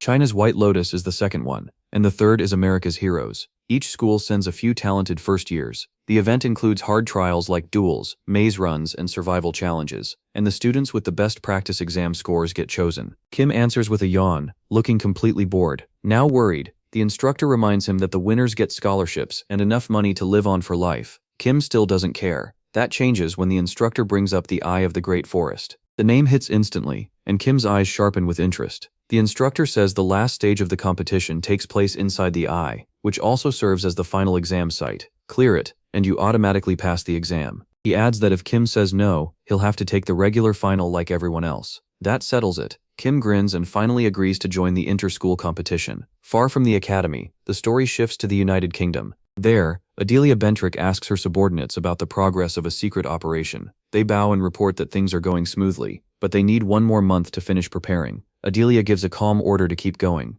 Then she asks about the Rockdills people. One subordinate says nothing seems strange, but she warns him to report any improper move at once. He says he understands, then adds that they've heard a strange rumor, even if it may not involve them directly. Adelia asks him to explain. He says someone in the market district is building a real structure out of paper money. Adelia questions how ridiculous that sounds, and the man carefully says they think Black is behind it. At once, shimmering particles gather around Adelia as her mood darkens. Even for Black, this is odd, and she starts wondering what he's up to. A glowing yellow frame suddenly appears in front of her. It carries an order from the mask, demanding more information. That sight makes her uneasy. This command came from Mr. Constellation himself. Elsewhere, the focus moves to Market District Number 7. Even at night, construction is still going on. Black stands by a window, watching a building go up from flying paper bills. He knows this came from the Constellation, and no matter how weird it is, he plans to obey. Nearby, a girl with a strange wild mood says the building is a gift, but the way she says it feels off. Black questions why anyone would build a place out of money. Then, a notification appears. The two-faced ruler declares that it is a gift. That only makes Black more uneasy. He starts wondering who the gift is really meant for, when another message from the two-faced ruler pops up, asking whether he found the man who sold the ring. Black admits he still hasn't. He only remembers rough details about the man's face and voice, and even after searching hard, he's found nothing. Then messages start flooding in, telling him to hurry. Black gets rattled, but promises he'll handle it. Back at Valhalla, the instructor sits in the teacher's room staring at his laptop, lost in thought. Lee walks by with a cup of coffee. He glances at the screen and notices the list of students chosen for the inter-school competition. Valhalla has picked 5 students, and all of them are from the instructor's class except Do Jung-jin. Lee is especially surprised to see Kim on the list, since the boy usually wants nothing to do with school events. The instructor explains that Kim first refused, but changed his mind the second he heard about the Eye of the Great Forest. Lee finds that odd. Most people wouldn't even know what that is. He starts to wonder whether Kim really understands what the Eye of the Great Forest is. The thought leaves him uneasy, like Kim may be using the academy for his own reasons. Even so, Lee suggests training the selected students together, and the instructor agrees to clear their schedules. A few days later, all 5 chosen students gather in a small auditorium. Kim is there too, waiting with the rest. Lee soon arrives and looks over the group. He reminds them why they're here, the inter-school competition, and explains that their training will focus on 3 main tasks. First is a one-on-one duel, as the entry test. Second is a team fight against other schools, where strategy will matter a lot. The third is a more dangerous task, connected to the Eye of the Great Forest. The moment Lee says that, Kim stiffens and pays much closer attention. Lee explains that the Eye of the Great Forest is a dangerous, tightly guarded maze hidden deep in the woods. Its entrance is watched by sentries, and even trying to get in from the air leads to capture. The only way inside is through the main gate. Each team will have to enter through that gate, but the exact rules won't be revealed until the competition begins. Lee opens the book he's been holding and starts explaining the team battle in more detail. Even though the students work together during the dungeon raid, he thinks they still need clearer guidance. Kim, meanwhile, lazily rocks in his chair and wonders why they can't just smash through the barrier. Still, he figures it's probably not that easy. After closing his book, Lee explains how the training sessions will work and asks if anyone has questions. Only Kim raises his hand, drawing looks from So-Yun and Oh. Kim asks if he's allowed to train by himself. Lee says that's fine. If he wants solo training, he can do it. Then, to everyone's surprise,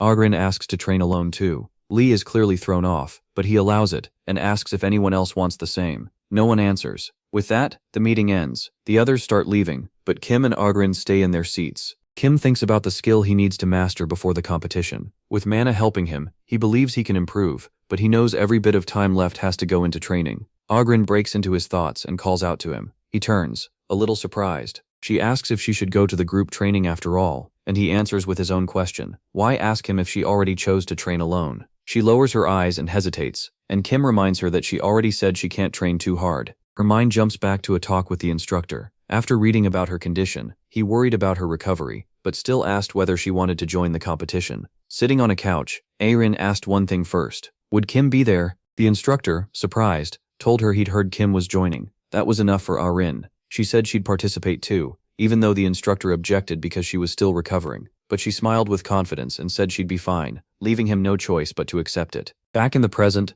Arin thinks quietly to herself. She feels like she's already halfway to becoming the head of her family, and now that Kim is in her life, she has a new goal, to get stronger with him and help him reach his dreams, just like he helped her. She watches him sit there with his hands in his pockets, confused by the attention. Arin smiles to herself, full of new resolve, while Kim stays puzzled by that look on her face. Even so, he tells her not to overdo it, and suggests she focus on mana control in class instead of anything too physical. Arin accepts that, knowing her limits right now. As Kim gets ready to leave, he says he'll help her once he finishes what he needs to do. She stays seated as he walks out. Late that night, the story moves to an abandoned building. A young boy sits tied up on the rooftop, bloody, shirtless, missing teeth, and begging for his life. 2 bandits stand over him, Samuel Al and Samsa Lisa, and it's clear they've been torturing him. As the boy pleads, Al coldly drives a knife into his chest, killing him on the spot. Lisa, annoyed that it took so long, checks her phone when it buzzes. A new job has come in, and the screen shows Kim as the next target. She recognizes him as Valhalla's new apprentice.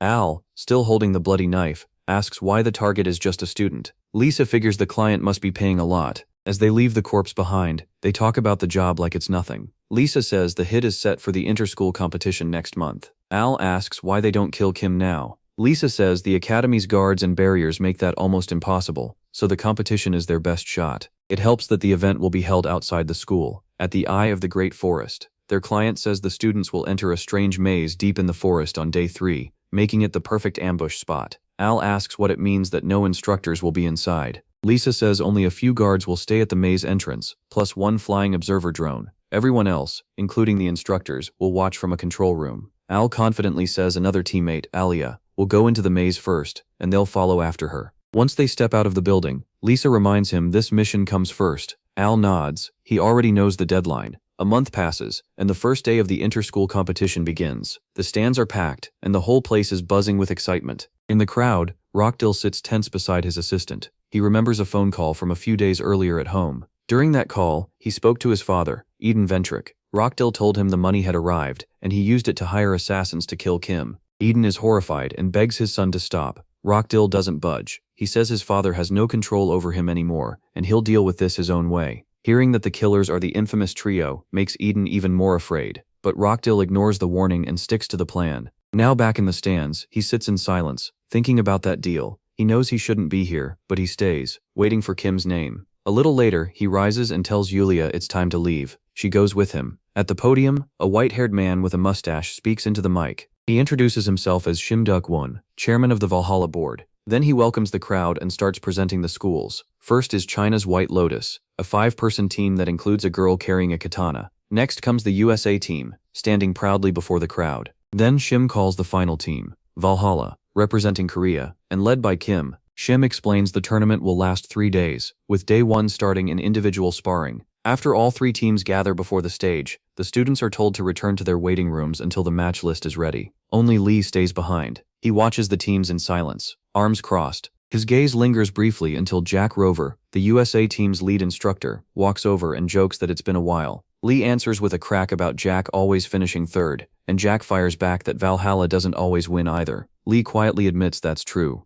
Jack then says this year will be different. The heroes are taking the title. When Lee asks why he's so sure, Jack proudly brings up their ace, Logan Jr., son of the contractor known as Destroyer. He points the boy out among the students. Logan Jr. looks so much like his father that the resemblance is hard to miss. Lee says he's interested to see what the kid can do, and Jack adds that Logan Jr. already made a contract with the same constellation his father had. He may not have his father's full power yet, but Jack says he's already above most contractors. Jack also mentions that Kim has made a name for himself by capturing a villain. He compares that to what Chayarin has done. Even so, Jack believes Logan Jr. is still better than Valhalla's rising students. Their talk ends when an announcement says the first round matchups are set. Lee checks the message and tells Jack he'll understand soon enough. The opening match is Kim versus Logan Jr. The two step forward, Kim with his hands in his pockets, Logan Jr. standing tall. The rule is simple: hit your opponent's vital point to win. Lethal strikes will be stopped by the safety system and replaced with an electric shock, so the fight stays intense without turning deadly. Shim says this is the first real clash and reminds them the protection system is active as the countdown starts. When it hits 0, the fight begins. Kim stays loose while sizing Logan up, wondering why the defense system is even needed. Bar Chow tells him to stop thinking about that and save his energy for the rest of the event. Logan steadies himself despite his nerves. The instant the signal sounds, Kim fires a blistering punch straight at Logan's face. Logan blocks it with ease. A yellow aura flares around him, like his father's. Surprised, Logan smirks and asks if Kim really thinks he's strong. To Kim's surprise, Logan seems more excited than shaken by the challenge. He swings back, but Kim parries, and their fists crash together in a bright spark. Kim twists the arm he caught, sets up a counter, and mocks Logan's defense. Logan spins from the force, stunned by Kim's speed. In the next second, Kim buries a fist in his stomach and sends him flying. Logan barely catches himself, clutching his gut as he realizes how hard that hit was. The teachers stare in shock, especially Jack. Even after reviewing earlier footage, he never expected Kim to fight this brutally. Still, Jack knows Logan hasn't used destruction yet. Refusing to lose, Logan gets back up and lets his yellow aura surge as he draws on his magic. He throws a devastating blow at Kim, but Kim slips away at the last second, barely avoiding a strike that burns past his hair. Kim answers with a hard kick to Logan's stomach, driving him into the ground. Bruised and gasping, Logan struggles to stay upright under the non-stop punishment. Then he remembers he still has one last move, so he commits to it. His ability shakes the arena, cracking the ground beneath him. Huge chunks of stone rise into the air. Logan darts through the floating rocks, getting ready to use his destruction magic. But Kim immediately figures out where he is and turns toward him. Logan is startled. He can't believe Kim found him in all that debris. Even so, he slams the ground again to press the attack. Just as he's about to strike, one of the rocks smacks him in the face. The debris drops, and Logan grabs his face in pain. Kim taunts him, saying his own magic gave away his spot. Then he steps in and hammers Logan across the face. Logan is blasted into the wall by the impact. He ends up on the ground with his head lowered, while Kim stands over him. Shim names Kim the winner. Jack is left speechless by that level of power, while Lee quietly thinks Kim is a monster. The matches keep going, and Kim crushes one opponent with a single uppercut, then wins another with one direct strike that sends Lee Bella flying. At last, the final individual match arrives. Kim versus Areen. With both finalists from Valhalla, their academy has already secured the win. Kim doesn't care much about that. This fight is really just about placement. Before they start, Areen says the winner gets a scholarship, though she doesn't need it and won't just hand it over. Kim says the result doesn't matter to him, and tells her to fight seriously, since the crowd came to see a real match. Pointing at her, he tells her to show how much she's improved. He rolls his shoulder and says she'll have his full attention, even with her injuries in mind. Fired up, Areen settles into position and calls lightning around her katana. Kim smiles, starts moving his fists, and purple energy begins to glow around him. Then the audience is stunned. Shim, Jack, Lee, and everyone else can only stare as Kim drops Arin with a single punch, planting her face first on the ground. Her katana falls beside her. Shim announces that Kim has won the inter-school individual combat tournament. Even Kim looks surprised, standing over Arin. He wonders if he hit too hard after saying he'd be careful, though she had tried to strike first. Either way, the blow was an accident that leaves her fully unconscious. Later, Lee gathers the students in a small auditorium. He says the protection system kept them from serious harm, though they should still stop by the infirmary. He also reminds them the next stage is tomorrow. Kim, though, hates waiting and just wants to keep moving. After class, he catches up with Lee and asks if he can start the final Eye of the Great Forest test early. Lee opens the rulebook and explains that normally only one test can be done per day, unless it's finished quickly. If a student clears one early and the next test is ready, they can continue. Grinning, Kim says that means the choice is Lee's. Lee agrees. If Kim finishes fast enough, he can move straight to the next test. Kim nods and accepts that. Then he turns away with a smile. As he heads down the hall, Barche asks if he's really planning to clear the Eye of the Great Forest trial the next day. Kim says yes, he's ready. Barche seems to take it the wrong way, and suggests Kim just wants attention, which annoys him. Kim shuts that down right away, saying he only wants to get it over with as soon as possible. The next day, at Valhalla's inner sanctuary, Shim welcomes the audience and explains the team event. 5 students from each academy will battle in a mountain zone. The viewers will follow it all through hologram screens fed by drones. Soyeon is already irritated when Joo-hyuk finally arrives, and he just smiles and says he overslept. She snaps that he should have been there 30 minutes early, but he shrugs it off and says he got sidetracked. Then he drops a bigger surprise. He plans to go in alone. That immediately worries Soyeon about the team match. She warns that after beating so many people, he's the one everyone will target, then asks the others if they agree, but no one says a word. Arin cuts in, apologizes, and asks if she can go with him. He tells her no and says she should stay back. Soyeon can't understand why Arin is so calm and tries to get answers, but Joo-hyuk ignores her and gets ready. As the countdown starts, he stretches and casually says he has another test this afternoon. Still lost, Soyeon tries to ask what he's talking about, but he just walks forward like he's already decided everything. In his mind, he's already moving on to the Eye of the Great Forest. Shim starts the match, and while the White Lotus team searches for him, Joo-hyuk steps out and shows himself. White Lotus spots him, remembers what happened at Valhalla, and instantly draws their weapons. The red-haired girl tells everyone to get ready. He grins, swings his sword, and even seems impressed she reacted so fast. A message soon appears on the screen. The White Lotus team has been eliminated. Logan is stunned. Only 10 minutes have passed, and Joo-hyuk is already tearing through the event. One of Logan's teammates senses enemies nearby and moves toward them. Logan immediately tells everyone to defend. Luke starts building a magic shield, while another girl sets up a magic circle. Ibella raises her own green shield too. Even with all that defense, one girl still wonders if this much caution is really needed against just one person. Logan says it is. Midashook is that dangerous. As they brace themselves, Logan suddenly feels that something is off. Then he looks up and realizes the protagonist is above them. Before Logan can do anything, Joo-hyuk slams his sword into Logan's face and drops him to the ground. The girls turn in shock, and MC instantly stabs one in the stomach, calling her too slow. Another girl gathers power to strike back. She fires a yellow blast, but it misses completely as Joo-hyuk slips past it. One quick hit sends her flying. After that, he cuts through the rest of the heroes' team with a few clean sword strikes, beating them unconscious with brutal force. Standing over all of them, he gets the system notice. The heroes have been eliminated. Satisfied, Joo-hyuk knows this is done and starts thinking about the Eye of the Great Forest. Back in Valhalla's observation room, Shim can barely believe how fast he cleared the team battle. It took 23 minutes total, 20 to move there, and only 3 to finish the fight. Shim worries that's going to throw off the whole schedule. Lee checks the rules and says if the event ends before noon, the next trial can begin right away. Shim says he'll talk to the others, while Lee keeps thinking about Joo-hyuk's performance. Way too strong, and way too unexpected. Later, Lee and Jack talk as they head down the hall. Jack says White Lotus is okay with moving the next test up, and admits he finally believes in the protagonist's strength. Lee smiles at that, and they continue on, planning to speak with White Lotus next. In the waiting room, Soyeon quietly wipes down her sword, lost in thought. She glances at Joo-hyuk resting nearby, and thinks he's completely crazy. She never imagined he'd finish the whole battle by himself. Remembering her own hard fight with Aryan, she starts to wonder if letting go of her pride could make her stronger. Then the students are told the Eye of the Great Forest test has been moved up to 1 p.m. Sitting beside Aryan, Joo-hyuk smiles. Everything is going just like he expected. He tells the group he'll handle the next trial alone too, and everyone else should just focus on surviving. Soyeon stands there quietly, taking it all in. MC adds that if anything goes wrong, they can call for him.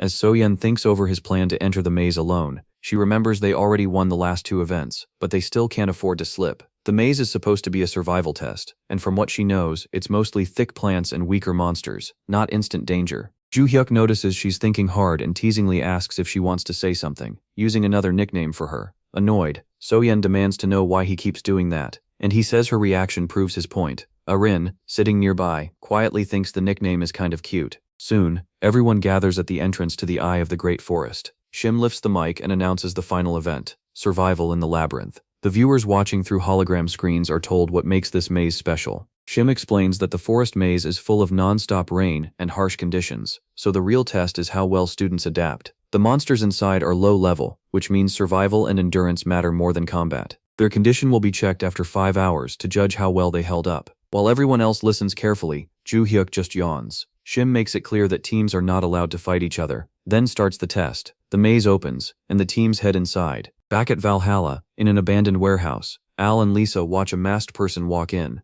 It's Sum Sol, the leader of the assassins, known as Elia. She tells them it's time to move. She also says the maze entrance has been sealed off with magic, helped by 2 others, and they will deal with things from there. Then, a bright purple flash bursts out and scatters them away. Lee watches in shock as every screen suddenly dies, wiping out the surveillance at once. Shim, clearly alarmed, asks what's going on when all the feeds fail together. He turns to a guard, but even the gate security won't answer. Lee says the students inside may be in danger, and they should enter the maze themselves. Shim agrees, so they rush inside. When they get there, both of them freeze. The gate area is wrecked, rocks are scattered everywhere, and guards are lying crushed beneath them. No one knows what happened. Inside the maze, the students are already struggling with the cold rain. The heroes' members are pale and shaking, close to hypothermia. Logan tells them they need to stop it from getting worse, and says they should build a hut. The others spread out for materials, while Logan starts getting the ground ready. Then, he suddenly spots a dark purple sphere in the distance. It's the assassin group, confused by the rain and everything happening around them. Al ignores the weather and reminds them of the mission, to kill Joo-hyuk. He glares toward Logan and talks like he'll kill him too, then quickly remembers Logan isn't the target. Alia explains they've been teleported to a place filled with fairly strong magic, which gives them the only trail to follow. Logan senses the danger and notices black magic in the air. That's when he starts to realize these are the real enemies. Lisa says they can't leave witnesses and puts Al in charge of it. As the clash heats up, Logan gathers power into a bright orb in his hand and demands to know why they're here. Al appears behind him without warning and drives a knife into him. Logan stares back in shock, unable to understand how Al got there. Then he sees something even worse. There are 2 elves now, one in front and one behind him, and both are armed with knives. Al says it's a duplication skill, then grins and stabs Logan again. Logan coughs, weakens, and collapses. Lisa watches calmly and says Logan is dead, or rather, dying slowly on purpose. A girl suddenly screams Logan's name. Lisa tells Al to get rid of any witnesses. Grinning like a maniac, Al rushes at the girl, and she freezes in terror. Elsewhere, Joo-hyuk runs through the forest, thinking through his mission. A system notice appears, telling him to find Madagaya Rona's house in the Eye of the Great Forest. As he moves, he spots a girl from Heroes who sees her fallen teammates, and lets out a horrified scream. Watching her, Lisa tells Al to handle it. Seong-hee quickly figures out what Al and Lisa are about to do, and heads straight for the girl. Al grows annoyed when he realizes this is the target they've been waiting for. His attention, though, goes to the injured students on the ground, their bodies covered in cuts and blood. He tells the girl to help the wounded, while he deals with the attackers. After taking in the scene, Joo-hyuk realizes the students weren't meant to die fast. They were left there to slowly bleed out. That settles it for him. He decides to end this quickly. Al stands in front of him and mocks him, clearly not taking him seriously. He explains that the protagonist is trapped in the maze because they came through the only entrance, and the drones were shut down so no one can see or help them. Even if the teachers noticed, it'd take at least an hour to get to the gate. That entrance is blocked with rocks too, and the guards were hurt in the collapse. Joo-hyuk doesn't care. He says an hour changes nothing. Rain keeps pouring down, while Al laughs at his confidence. Al slashes at him with a knife, but MC just stands there with his hands in his pockets. The attack misses, and in the next second, Joo-hyuk is gone. Al is left confused. When he looks up the slope, he sees him calling this whole thing pathetic. Then the protagonist closes in and blasts him away with a strike. Lisa and Aaliyah are stunned, but Joo-hyuk keeps moving. He rushes the girls and knocks them out too. Then he turns to the blonde girl and tells her to use every bit of magic she has to heal the wounded. If she can't handle it, he tells her to head west toward Valhalla. Still shaken, she sits down and starts healing the injured students. A moment later, Al groans and starts waking up. Standing over him, Joo-hyuk calls him weak and asks why they attacked. Before finishing him off, MC demands to know who sent him, but the bald man only stares back and refuses to talk. He presses him, pointing out that people usually give up their boss when they're cornered. The assassin gets irritated, realizing Kim only threw him off for a second. Then a double of the assassin appears in a dark blue aura and slashes at Kim with a knife, but Kim slips past it with ease, leaving Al frozen in shock. He can't figure out how Kim sensed an attack that should have been impossible to notice. Standing right in front of him with his weapon ready, Kim mocks him for fighting like a rat that only strikes from behind. Then Kim fires back with a punch. The hit smashes Al's nose, and he grabs his face while cursing at the bald guy. Kim stays calm and asks one last time who hired him. Al just brushes him off, calls him a brat, and refuses to talk. Seeing he's getting nowhere, Kim grins and says he'll beat him to death if he keeps this up. A heavy blow sends Al flying and tears up the area around them. Once the fight is over, Lee and the others rush into the maze and find students already helping the wounded. Jack hurries to Logan, but even in bad shape, Logan says he's not the main problem. He explains they were attacked by strangers, 1 man and 2 women. After looking around, Lee guesses they might be from the Somsol Alliance and asks where they went. Logan points toward a pile of rubble, where Al and Lisa are lying unconscious. He says Kim crushed all of them easily and left the forest wrecked in the process. While he talks, a girl quietly helps treat him and keeps him steady. Thinking back on the fight, Logan admits Kim is way stronger than he expected. Logan thought he was the strongest, but Kim's power completely broke that pride. Jack tries to comfort him, saying Kim is just an exception, not someone anyone else should be measured against. Lee reminds Logan there were 3 attackers and asks about the last one. The girl answers that Kim is handling her, and right then, the woman's body drops in front of them. The teachers turn and realize she's one of the attackers. After tossing her down, Kim says he's trying to find out who planned the attack and why they targeted the maze. Lee notices Kim looks unharmed, and Kim confirms he's fine.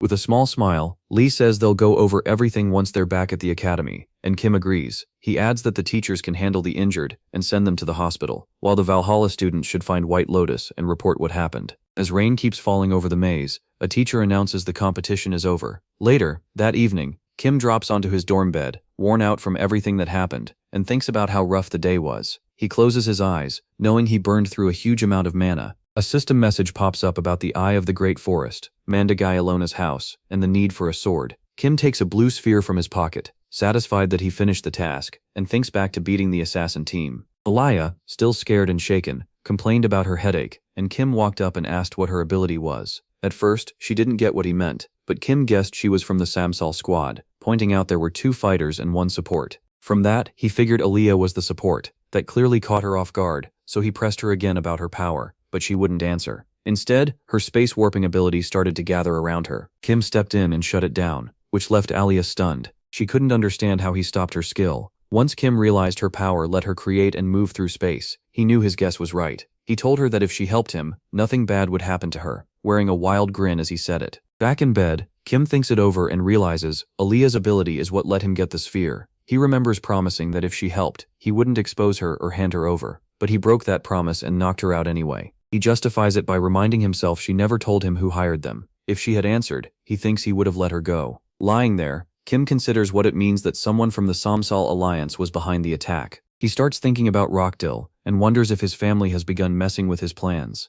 That leads him to wonder if wiping them all out would make things easier. Looking at the sphere again, he feels pleased to have it, since it should help him from here on. A system notice appears, confirming the sphere-related task is complete, though part of it is censored. Then another message tells him to meet lost memories in a dream, but that one is partly blocked too. Kim has no idea what it means, but decides to sleep and think about it later. Barcha says that if Kim can find his lost memories, maybe Barcha's will come back too, since he got a similar notice. Kim is interested, even if he's not fully sure, and decides to try it. He sets the sphere beside him and lies down, thinking about memories he never even realized were missing. Maybe he can deal with that later. As he closes his eyes, he remembers a moment from his past life inside a tower, hurt and trapped while it collapses around him. Right before a rock hits him, time suddenly stops. Kim sees a dark, faceless figure in front of him, and it speaks in riddles about protecting his name and the names under his care in this world. Then the figure vanishes, and time starts moving again, leaving Kim wondering what it meant. Kim jolts awake, confused about what he just saw. Sitting on the edge of the bed, he tries to make sense of the dream, but only gets more confused. His head aches as he wonders if his missing memories are starting to return. Barcha, who's been watching him, is just as confused and blurts out something about being a tiger, which makes no sense to Kim at all. Barcha keeps thinking it over and seems sure he used to be a tiger, but Kim just brushes that idea off. He even teases the Tower Master for being so mixed up. Now annoyed, Barcha snaps that he isn't cute and keeps flying around, still unable to sort out his memories. Kim, meanwhile, is bothered by the fact that he still can't remember his name. Then a sudden notification appears and startles him. At first the message makes no sense, but then it forms the words, Office of the Grand Palace of Yahello, Alifrodi Johnny's secret room. A second message appears, telling him to face the truth. Uneasy now, Kim decides he needs to learn more about the Great Palace of Yahello, and plans to ask Lilia after training. At the Valhalla gym, Oh is lifting weights, sweating but staying calm. His focus breaks when So-yeon walks in with a water bottle and asks why he's training. Oh calmly says he should be asking her the same thing. Flustered, So-yeon admits she's there for a similar reason, her pride and jealousy over Kim. Oh keeps working out, and says her being here has nothing to do with Kim.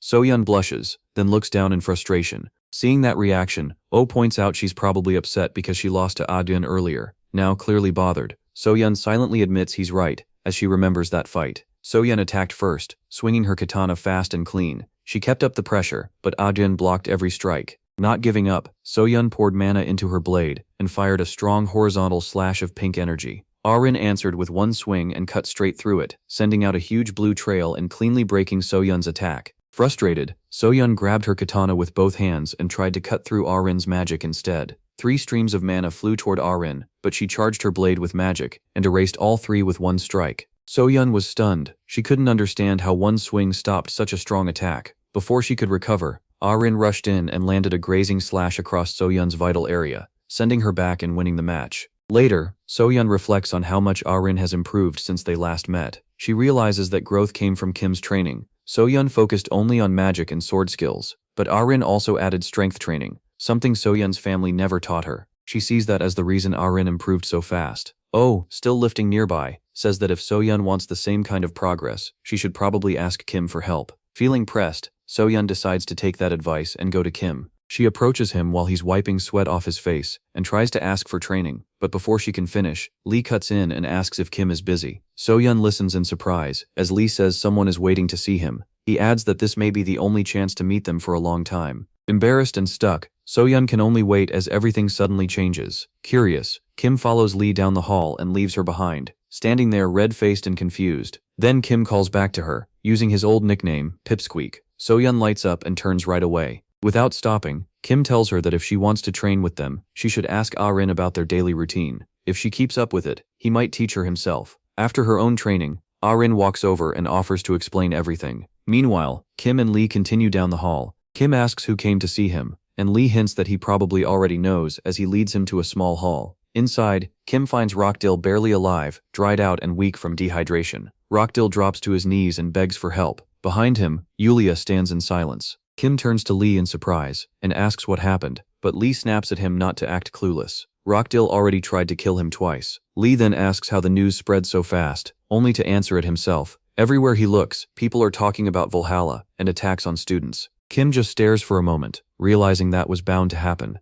Looking down at Rockdill still on his knees, Kim says there's nothing to discuss unless the head of the Ventric family plans to come embarrass himself again. Lee calmly explains that the Ventric family already made a public statement cutting Rockdill off. It didn't stop with him. They cast out his whole branch of the family, including his father. Hearing that, Kim looks down at the boy shaking in fear. Lee adds that this time the Ventric family hasn't even tried to silence the press. Kim shrugs it off and says once a troublemaker becomes an outcast, there's not much left to save. Rockdill grows more desperate and insists it's not over yet. He yells that something can still be fixed. Then he blurts out that his own testimony made everything worse and begs Kim to make it all disappear. Kim only scratches his ear, clearly not interested. Panicking, Rockdill rises and steps closer. With his hands pressed together, he cries, apologizes, and swears he'll never get in Kim's way again. Kim watches without pity and says those apologies mean nothing. Rockdill immediately changes tactics and offers money instead. Lee looks on, openly annoyed. Kim turns the offer down at once. Then Rockdill does something even worse. He grabs Yulia by the hand.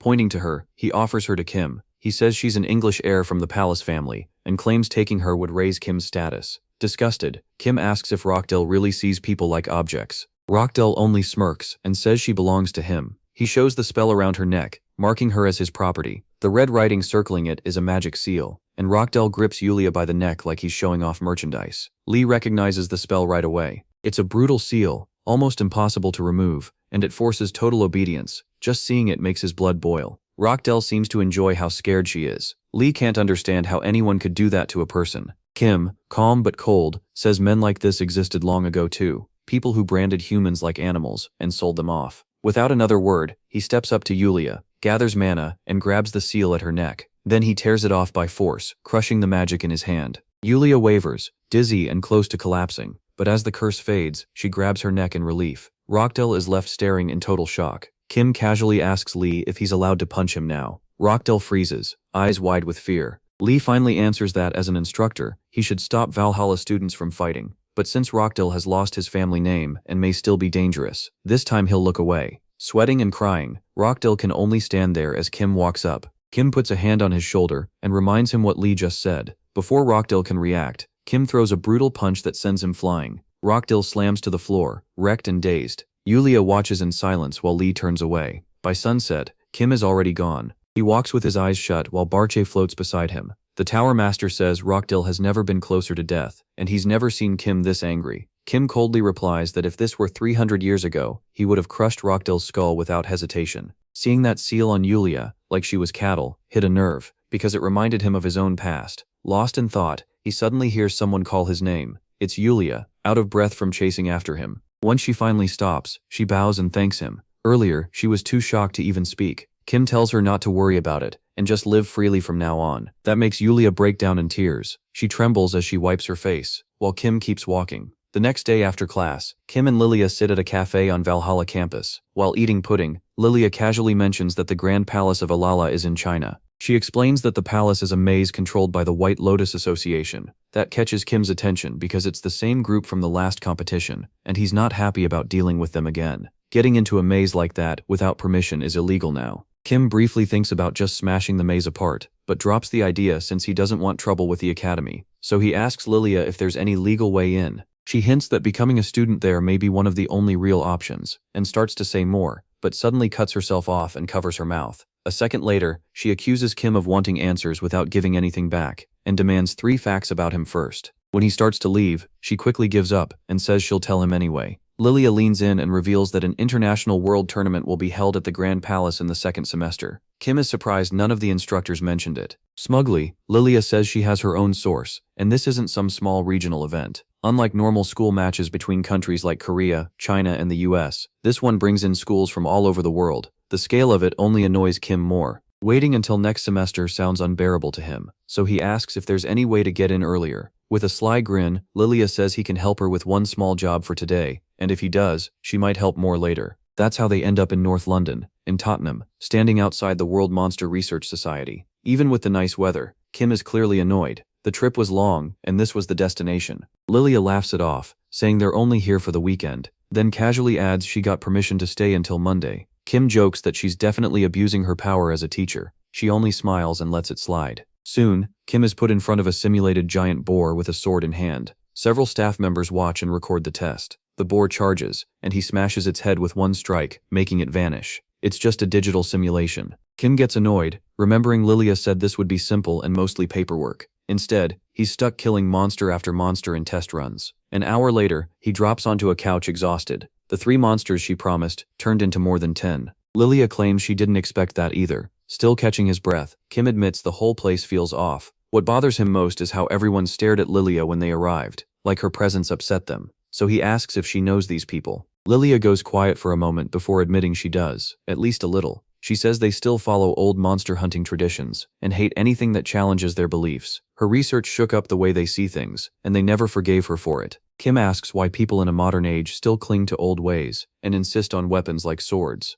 Lilia says those customs are treated like sacred law in the association. To them, change is scary, so their thinking has stayed stuck. She explains that the whole monster hunting society is propped up by favoritism and fear of progress. Even if her work is better, it means little without official approval. Their search for the perfect hunting method isn't really about results, it's about keeping control. Then Lilia adds that the people in charge will do anything to find that strategy. After hearing all that, Kim reminds her he already did his part, so now it's her turn. Lilia smiles, pleased, and reveals the real reason they came, to meet someone important, Chairman White Lotus. Taking a sip from her mug, Lilia says the chairman visits this association often, and probably already knows about Kim. Feeling where this is going, Kim stands and says they should meet her now before things get messy. Just then, someone knocks at the door, and a voice asks to speak with him. A graceful woman steps in, calm and holding a fan. She introduces herself as Yun, the one in charge of the White Lotus Association. Caught a little off guard, Kim introduces himself politely and asks what she wants.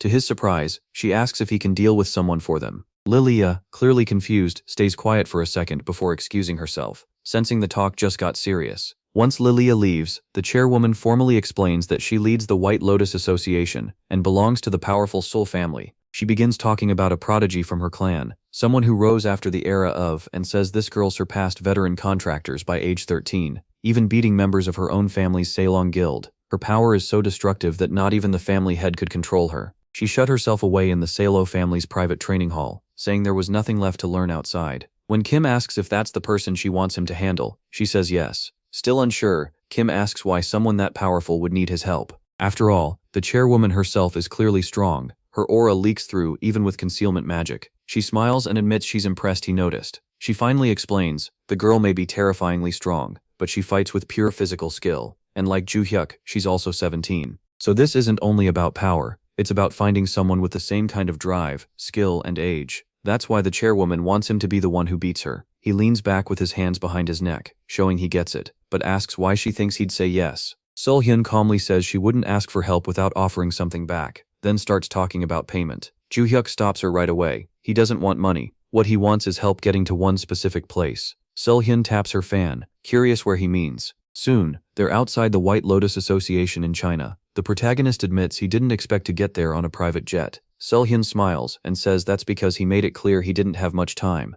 Then she asks to be sure, does he really want to enter the Great Palace of Ahala? He says yes without hesitation. As they head in, people in the courtyard notice them and start whispering. Inside, Ju Hyuk looks around, taking it all in. Then he asks why she wants him involved with a girl she doesn't even seem connected to. She admits they're not close, but plenty of people have tried to challenge the girl before, students and even teachers. What Sul-hyun wants is simple. She hopes MC can crush that girl's pride. If he does, the Sol family may finally notice her efforts, and that could raise White Lotus even higher. When they stop in front of a portal, Sul-hyun says it leads to the Sol family's hidden training room, where the girl is waiting. Ju Hyuk steps forward and makes sure he's standing in the right spot. Just before entering, he asks for the girl's name. Sul-hyun answers, Yun Lang. He comes out of the portal and finds her sitting on the floor, glaring at him and asking if the Sol family sent him to drag her back. Ju Hyuk walks up with an easy smile, acting like her attitude doesn't bother him at all. He even calls out her arrogance. Then he suddenly throws a punch to test her strength.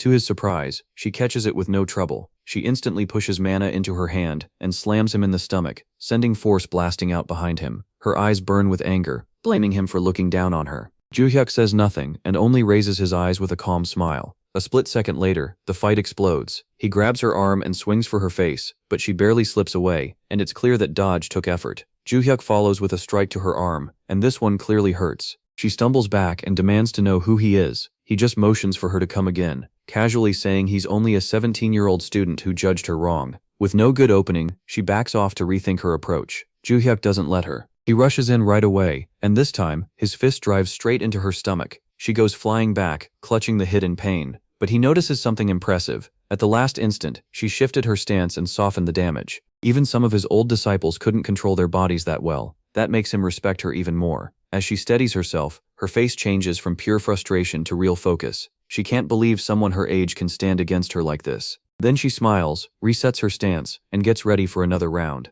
At the same time, Seyeon is watching the whole fight on a screen. As things heat up, a man walks up behind her and apologizes for interrupting. He asks if the boy will really be okay, clearly doubtful. The man admits Ju Hyuk looks skilled, but still doubts anyone outside White Lotus can beat their prodigy. When Seyeon stays quiet, he reminds her that even she once lost to Yun Long, though she fought with raw strength instead of magic then. Seyeon doesn't deny it. She's willing to admit she lost to Yan Long before, and even with full magic, she still isn't sure she would have won. Standing beside him, she adds that the gap in magic between them was tiny back then. Years have passed since, and she doubts Yan Long has gotten weaker. If anything, she's stronger now. Now fully invested, the guard asks why Ju Hyuk would risk his life in a fight he can't seem to win, especially since he's nowhere near Sul-hyun's level. Sul-hyun tilts her head and asks if he really believes that. The protagonist isn't some random student. He crushed the inter-school tournament by a huge margin. She keeps her eyes on the screen, knowing that win or lose, her own plans don't depend on his victory. Back in the fight, Yan Long attacks again. She comes in hard once more. Claws out, she lunges at Ju Hyuk with deadly aim. He slips past her slashes, but her knee still smacks into his face. For a second, She thinks she's finally made progress. That feeling vanishes when a sharp pain shoots through her knee. She jumps back, grabbing it in pain after driving it straight into Juhyuk's forehead. Now Yahello is getting truly frustrated. Attack after attack fails, and she still can't find any weakness. Worse, this plain-looking student might actually be stronger than her physically, and he hasn't even used magic yet. Burning with anger, she finally unleashes her full power. A crimson aura bursts from her body as she gets serious.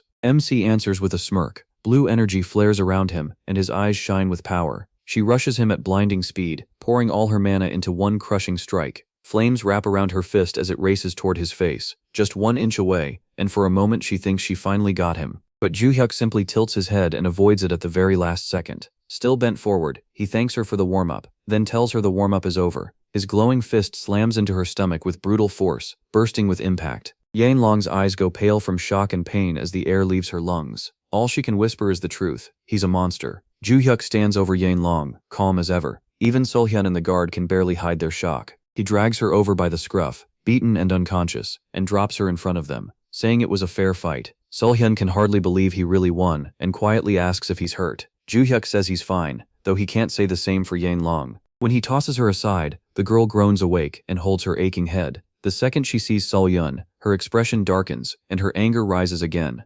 Solhyun calmly reminds her of the deal they made earlier. Then she turns to Juhyuk, curious about why he wants the Alala Palace. With a faint smile, she tells him he can enter now, and asks if the deal satisfies him. He agrees at once. As he leaves with Solhyun, Yahello watches in silence until they're gone. The guards rush over and offer treatment, but she ignores them. Instead, she asks for the name of the one who beat her. When they tell her it's the young lad, she softly repeats it. Then a wide, almost dreamy smile spreads across her face. To her, he's now one of the strongest people alive. She's already looking forward to fighting him again. Somewhere else, a hell demon questions her bold claim about his strength. Meanwhile, Juhyuk is already deep inside the Alala Palace maze. Ancient armor stands around him beside glowing portals, and he remembers Solhyun warning that this place under the castle was an endless labyrinth. She also said he shouldn't run into living armor unless he went too deep, but clearly, he already has. Not long after entering, Juhyuk gets swarmed by enchanted suits of armor. Using only metal swords, he tears through them one after another. After the last one drops, he lets out a long breath. Even after winning, he's confused by the maze. More than 20 rooms later, he's found nothing but empty spaces. Juhyuk thinks about his mission, and wonders if the office room he's looking for is really here. Right when his patience starts running out, Barche points him toward a large double door. Inside, he finds a room with an old painting of a bearded man above a desk. For a moment, Juhyuk thinks this might be Aliftri's office, but something feels wrong. He looks closer at the painting and spots a signature written in a language he doesn't know. Barche reads it, and says the name is Aliftri Jani. He admits it's hard to explain how he can do that, comparing it to writing sent straight into his mind, and guesses it may be tied to his lost memories. Wanting to find the hidden room, the protagonist places a hand on the desk and starts checking the area. Then he realizes, searching each object would take too long, so he smashes the table with one heavy blow. Under it, a hidden trapdoor appears. Barche says that's probably what they were looking for. Juhyuk opens it, and heads down into a basement, muttering that the darkness is annoying. A quest message suddenly appears, confirming he found the secret room. Down there, MC sees a girl sitting at a table with 2 candles beside her. She introduces herself as a guide and says she's ready to answer his questions. As Juhyuk takes a seat, she tells him her name was taken away. That instantly reminds him of the dream where someone talked about names. The girl explains that names hold power. They shape a person's life, talent, choices, and strength. When a name joins with potential, it can create incredible power. She hints that a dark being who steals names also takes the power inside them. Juhyuk asks what becomes of people after their names are stolen, and she says they turn into constellations. Caught off guard, he presses for more. The guide says he may be different, possibly because of reincarnation. Juhyuk is stunned by how much she knows, almost as much as Barche. With a sly smile, she teases him for still doubting her, and says she isn't the one sending him those messages. She says she learned everything from the messages too. Now curious and annoyed, he pushes for answers, asking who the dark figure trying to take his name really is. The guide says the one behind this is the Maze Lord, a being trying to pull the Tower of Destruction into his maze and feed on powerful names. Kim can't understand how anyone could have that much power or control. She says the Maze Lord became that way because his actions match his name perfectly. Then she drops another shocker. Earth itself may be part of the maze. She explains that a person can only become a constellation by stealing the names of people who have built up karma. That makes Kim wonder if his disciples might have become constellations too, since they've all made names for themselves. The thought hits him hard. They may have been helping the Maze Lord without even knowing it. but the guide says his reincarnation is something even the Maze Lord couldn't fully predict. She goes on to say the Maze Lord isn't all-powerful, and he can still be beaten. Then she reveals the one who arranged his rebirth and set up this meeting through the notifications was not the Maze Lord. Kim immediately wonders who did it. She doesn't know for sure, but thinks it may be someone tied to him. After that, she hands him a ring and says it will matter a lot when the time comes for revenge. Still, she says there's no time to explain more. Confused, Kim starts asking questions, and she admits she's already told him everything she knows, while being chased by the Maze Lord. Even so, she tells him not to worry. They've met the conditions now, so they should be able to meet again in a few days. She snaps her fingers, and red energy wraps around them. In the next instant, Kim is outside the building, back in a cave. His anger surges as he thinks about the Maze Lord, the one behind the Tower of Destruction, the theft of his name, and everything done to his life. As he walks off, he studies the ring. He's sure it has some kind of use, maybe not direct power, but something that can help him grow stronger. He starts thinking about draining the magic from 2 storage stones to recover more of his old strength. A little later, he reaches the cave exit and heads outside. Elsewhere, on an island in the North Pacific, Hen is boiling with rage over news about that high school student. The report says Kim has torn apart the Samsul group. Hen, leader of the Soul Fanatic group, had already been watching him closely after learning about the constellations. But hearing that Kim beat Choi Jing-jun, a contractor linked to a constellation, pushes him over the edge. He realizes that even after sending people and resources to kill Kim, the kid still outplayed him. Han leans back, furious, feeling like he just got beaten by a single student. While he's stewing, a voice comments on his expression. Han turns, ready to lash out, but sees George, the leader of the privileged race. He complains about George showing up without warning. George shrugs it off, saying Han would only be angry or otherwise, then asks if Kim is the reason. Han admits it. George settles onto the sofa and says Kim didn't just cost them a useful piece, he also messed up their bigger plans. Before he can finish, Han cuts in and asks if this is about Desera. George says yes. He explains that Desera failed the mission and, despite being a Ventric family informant, ended up letting everything leak to a high school student. Because of that, George sent Desera to the prison tower. Then Han brings up the CMSL group and asks for help dealing with the 3 people still tied to it. George agrees, but while Han starts thinking about Kim again, George warns him to be careful about getting involved further. Kim, he says, is now being targeted by a cult led by hooded figures,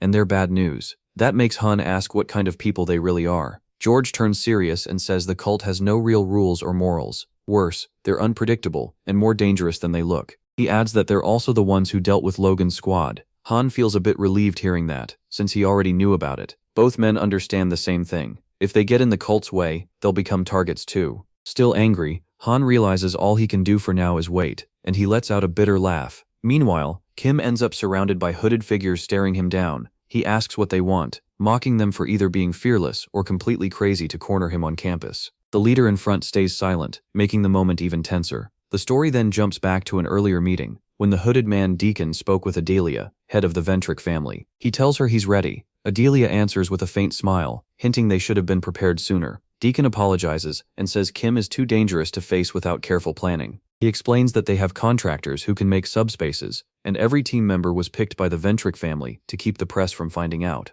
Adelia seems satisfied, then suddenly asks if he handled the other issue. He says yes, and Adelia accepts that answer. The talk soon shifts to Deacon leading the elimination team and managing the subspace plan. He asks if they're really going to summon a new constellation through sanctuarization. Adelia calmly says they are. When Deacon questions whether that's really needed, her mood turns sharp. A second later she cools down and says it's only a safety measure. Then Adelia reveals that a constellation that had stayed silent for a long time finally responded. That worries Deacon, especially when a notification appears saying the Beaked Mass constellation wants more information. Adelia is uneasy too, but she also looks excited by the chance to speak with it. Back in the present, Deacon and his men surround Kim. Even now, he's still troubled by why a silent constellation suddenly made contact. Still, he quickly orders the contact team to get ready. It's time for the next phase, the subspace. As they cast a distortion spell around Kim, a yellow barrier forms around him. Kim stays calm and asks if this is their subspace. Then he mocks them, asking how long they spent setting up something like this. When he guesses that the whole plan came from the head of the Ventric family, Deacon gets nervous because Kim nailed it. Kim smirks and says only 2 of his enemies use black magic, and one of them clearly doesn't fit. So if it's not the Ventric family, who else would it be? Shaken, Deacon orders everyone to take off their hoods. The hooded figures reveal themselves as an elimination squad, fully armed. Yellow energy rises from them as they ready fists, spears and swords. Kim laughs at the sight and says it's funny they needed this many people just to handle one high school student. Deacon keeps a straight face and says they're only carrying out orders. Then he gives the command to attack. The squad charges. Kim moves first, smashing one man in the stomach, then spins through the group, blasting others away with purple flames. Deacon rushes in with his sword, furious, but Kim slips past the strike with ease. He even mocks Deacon's skill. Two more attackers come at him with a spear and a sword. Kim dodges both, kicks one straight in the face, then plants his foot on the other. Now wrapped in a dark purple aura, Deacon comes in again. He aims for Kim's head with another killing blow, but Kim dodges cleanly, the blade missing by almost nothing. Sweat pours down Deacon's face as fear finally sets in. He can't grasp the power in front of him.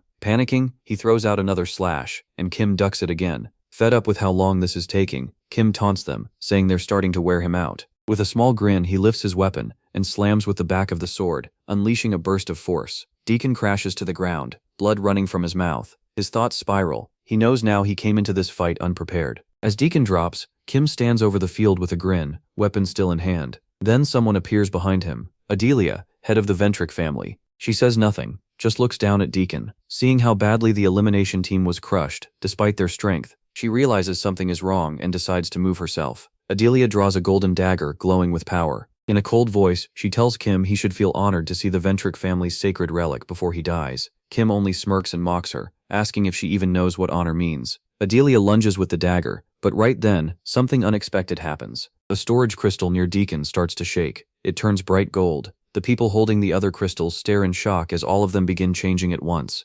Adelia looks toward the storage stones, but then her own blade starts glowing with the same gold light. The light becomes blinding, and fear hits her at once. A notification appears, saying only, and as the golden glow spreads, everyone freezes. The entire elimination squad, even Adelia, is locked in place. Their bodies and minds both stop moving. Only Kim is left untouched. Adelia realizes, to her horror, that the sanctuarization skill activated on its own. All she can do is watch her whole group stand frozen. Then she looks at Kim in confusion, unable to understand why the same golden light didn't affect him. Kim walks up and casually puts a hand on her glowing dagger. At that moment, a new notification appears before him. It shows just one word, Master. Kim reads it, confused about who it means. Then a figure appears out of nowhere. It's a small girl wearing a suit and a face mask. She pulls off the mask, revealing a blonde girl, and calls him Master. Kim is stunned at first, then clearly glad to see her. She's just as happy, and it's obvious she's someone from his past. A memory flashes back to when he first saw her, chained up and baring her teeth.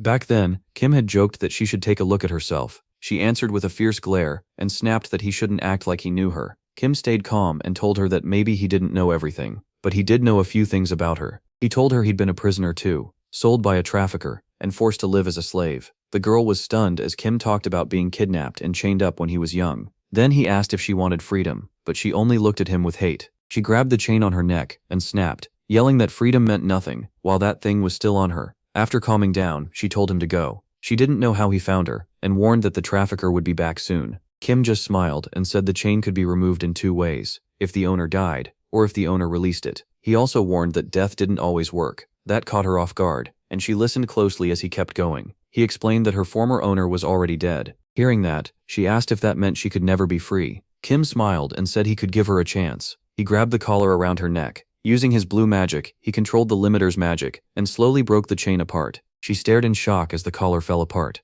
her hands shaking. Tears filled her eyes when she touched the broken chain, and realized her suffering was finally over. Kim stood and asked what she wanted to do now. Still shaken, she admitted she had no idea. The trafficker had taken her home and family, so Kim offered her another path, saying he was about to leave on a journey. He said he planned to crush people who thought they were above everyone else, people like slave traders. Then he asked her to come with him. She paused for a second, then said yes. Kim held out his hand with a smile and told her to call him Master. She agreed. From there, they left together. Right before they went, the girl stopped him and asked his name. Kim introduced himself. That made her smile. With tears in her eyes, she tried to tell him her own name, but now he can't remember it. Kim recalls that she later became a constellation, yet her real name is still gone from his memory. Thinking about what the guide said, he accepts that all he can call her now is her nickname. He looks at the girl one more time, and realizes they've met again after a very long time. Adelia is speechless, watching Kim talk so casually to a constellation, and even call her moron. The girl walks up and asks what he wants done before they celebrate seeing each other again.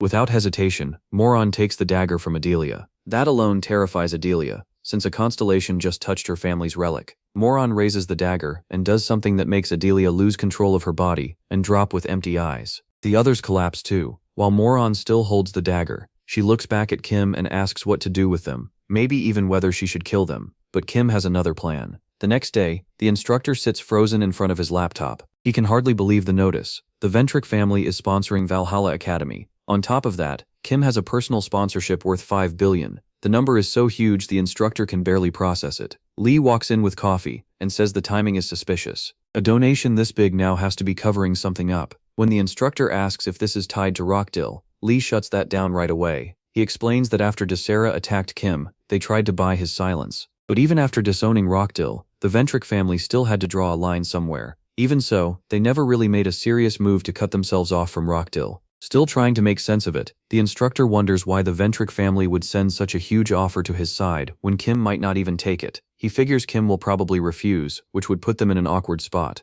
Lee says the easiest way to know is to ask Kim directly, and the instructor agrees. Not long after, they meet in the meeting room. Kim comes in smiling and says he's happy to accept the scholarship. That answer catches the instructor off guard. Kim says there's no reason to turn down 5 billion, and the instructor has to admit he's right. Kim stands to leave, thinking that settles it, but the instructor stops him and adds one more thing. Since both Kim and the academy benefit from the sponsorship, school rules allow him to move into a premium dorm. Kim says that sounds good and that he might apply for it later. After that, he leaves, while the instructor stays behind thinking. Sitting alone on the sofa, the instructor can't understand the change. Kim turned Adelia down before, but now he's accepting the sponsorship. Then he realizes the academy really has nothing to lose here, so they probably won't care much either way. Meanwhile, Kim walks down the hall, thinking. His mind goes back to what happened earlier. He remembers Moron asking what to do with those idiots, even suggesting they should be killed. Kim rejected that idea. Killing them wasn't worth it. He had something better in mind. Adelia, shaking with fear, stayed on her knees. Kim leaned toward her and spoke. He told her constellation wouldn't care if she died. Moron added that she made the Ventric family to serve him, so he could do whatever he wanted with Adelia. Kim heard her, but kept thinking ahead. Full of regret, Adelia apologized and explained that her family had always followed the words, all for one. The constellation coldly corrected her. The phrase was meant for her, and Adelia had failed to understand that. Then the constellation put on her mask, and Adelia finally realized the truth. Kim had been the master the whole time. Even with his new look, his magic gave him away. Kim smiled at the trembling woman and told her to stop asking questions. Instead, he asked if she shouldn't be worrying about herself. As he thought about all these fools, Kim decided death alone wasn't enough. They had power, and he needed to make use of it, even if controlling them wouldn't be easy. So he looked at Adelia and asked if she was running her family properly. She answered that, even though she was only the vice patriarch, she had effectively led the family for the past 4 years. During that time, she rebuilt their power and made them one of the strongest families. Kim brushed that aside and told her to keep managing them without asking more. Adelia was stunned and couldn't figure out what he was planning. Kim simply told her to support him at the family level and stop digging into his reasons. Then he pointed at the constellation and warned that if anything went wrong, Adelia already knew what would happen. The constellation said she'd make sure nothing happened if Kim trusted her. As her body slowly broke into light, she said it was time for her to go. Kim asked where she was going, and she explained that keeping this constellation form active took a huge amount of magic, more than she had left. That made Kim understand why there had been so many magic stones. She said she had burned through nearly all her power and needed rest at once. Kim noted that even a constellation had limits. After removing her mask, she calmly said that was normal. With a gentle smile, she said seeing her master's reincarnation was enough for her. Kim, still confused, told her to go rest. Before leaving, the constellation added that besides her, another disciple had also become a constellation, and Kim would meet him soon. After she vanished in a trail of light, Kim and Adelia watched in silence. Walking down the corridor, Kim keeps thinking about her last words.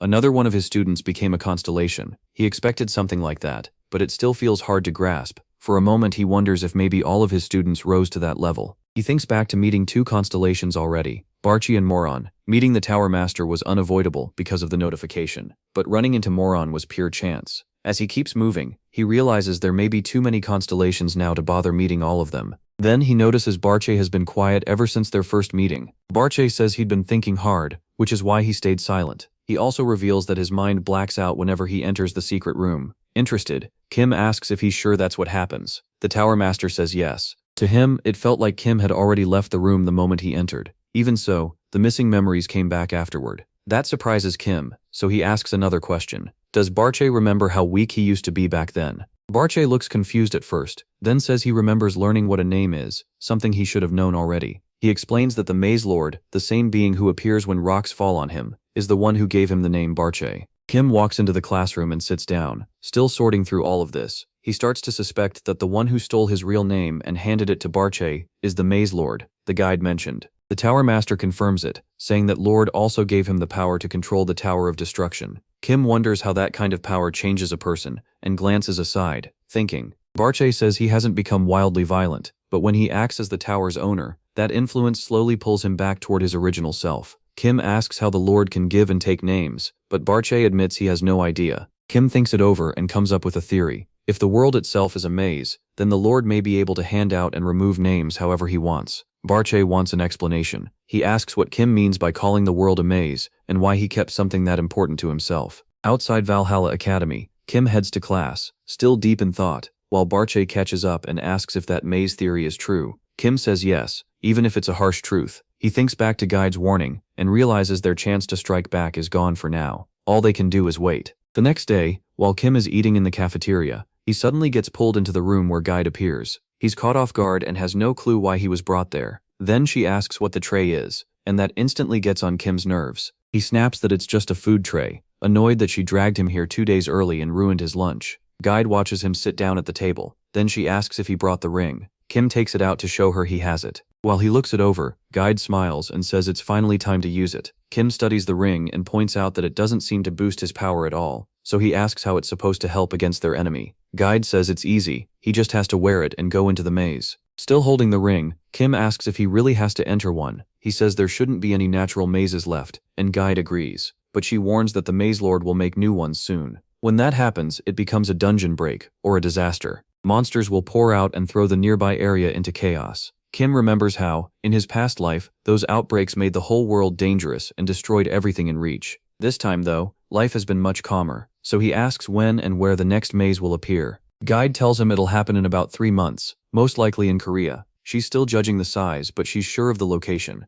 Since Kim lives there, he asks if it can be stopped before it spreads. Guide says her info is limited because she's hiding it from the Maze Lord. Kim then asks for more details about the maze forming inside this larger maze they call the world. She explains that the Maze Lord is the one who creates them. Kim then wonders if he's getting ready to hand out and steal names again. Guide says yes, he's likely preparing people to adapt before the Tower of Destruction shows up. Kim realizes what he has to do, wear the ring and destroy the maze in Korea before it fully forms. Then Guide asks how he used to destroy mazes. He says that against strong bosses, he usually ignored them and smashed the maze stones first, making the whole maze collapse. Guide says that worked before, but not this time. Kim asks what she means, and she hints that their method has to change. Pointing at the ring, she explains that this time he must kill the maze boss while wearing it. Kim asks why that matters. Guide says there's a good reason. Even if their world is a maze made by the Maze Lord, building dungeons like the Tower of Destruction still isn't easy. She goes on to say that everything in a maze runs on names given by the Maze Lord, and the boss is one of the main parts holding it together. So if Kim kills the boss while wearing the ring will take in that name.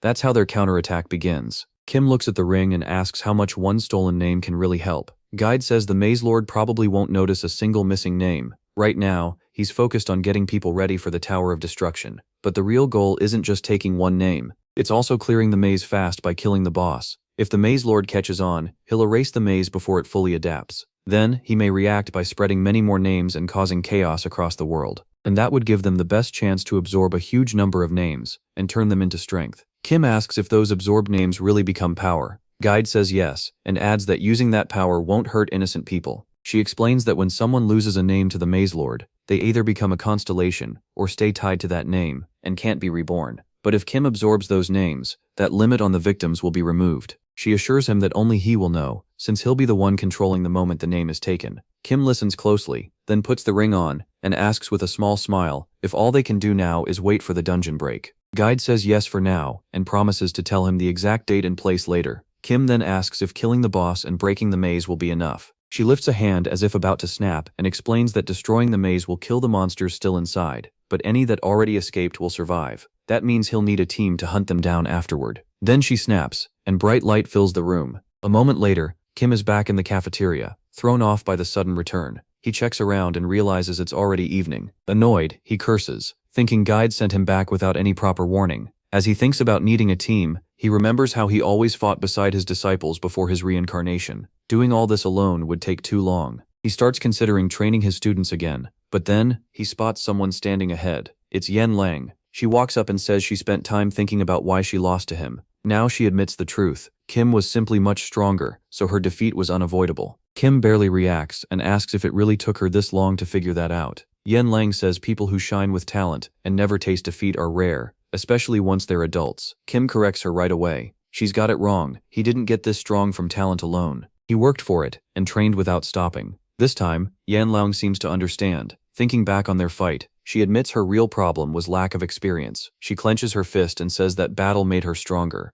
Because of that, she wants to keep fighting him and test herself again. Kim isn't interested. He tells her not to waste his time with that strange logic and says he's leaving, but she follows and reminds him she came all the way from China just to fight him. Kim firmly says he doesn't want to keep talking. Instead of chasing him around, she should learn her family's martial arts properly. That confuses Yahello, so she asks what he means. Kim says she doesn't really understand those family arts. She answers that she was only properly trained until age 6, and after that she was mostly left on her own. Then she mentions fighting him during the Lunar New Year. That catches Kim's attention, and he asks if that was before she took control of the contractors. Yahello says yes. She remembers enjoying things more back then, doing things her own way. Since her family stopped letting her train further, she asked for sparring partners instead. But her family only sent adult contractors. She beat them all easily, mostly because there weren't many who could challenge her. Kim listens without interrupting. What she's saying doesn't match what the family head told him. He can tell she's gifted and truly loves to fight, but the family head described her as someone reckless and out of control. Yahello says her family may see her as a problem, but she doesn't care. She's stronger than anyone they send after her. Clenching her fist again, she says things will change now. She tells Kim she's finally found someone stronger than herself. He still doesn't see why that matters and asks what her point is.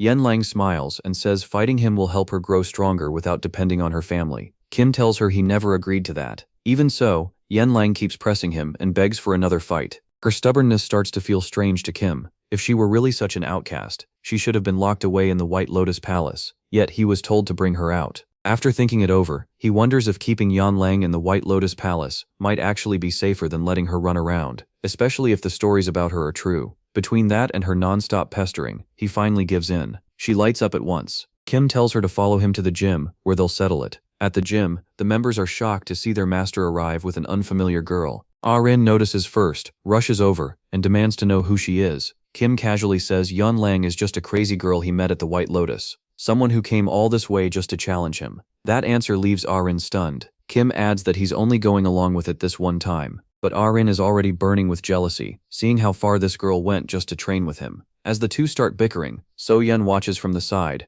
surprised that someone came from China just to face Kim. Not long after, they all head to Valhalla Stadium for the match. Kim is annoyed by the crowd. He only agreed to fight Yahello one-on-one, not put on a show. Meanwhile, Yahello rolls her arm and gets ready. She's full of confidence and wants to prove how much stronger she's gotten. Kim sees that fire in her eyes, likes it, and loosens up for the match. Guide's advice comes back to him. Build a team fast. This could be his chance. So Kim makes Yahello an offer. If she loses, she becomes his disciple. That catches Yahello off guard. She came here to beat him, not follow him. Kim tells her she can still do that even if she trains under him. That only makes her more excited, and she drops into a fighting stance right away. She rushes in first and drives an elbow at him, but Kim gets his guard up in time. Even so, he's surprised. She's gotten way stronger in just a few days, and the force still rattles his arm through the block. Yahello's energy spikes, almost wild now, and flames start rising from her body. The whole room heats up. The girls are shocked by the sudden heat, and So-yeon even calls her the White Lotus monster. Sweating,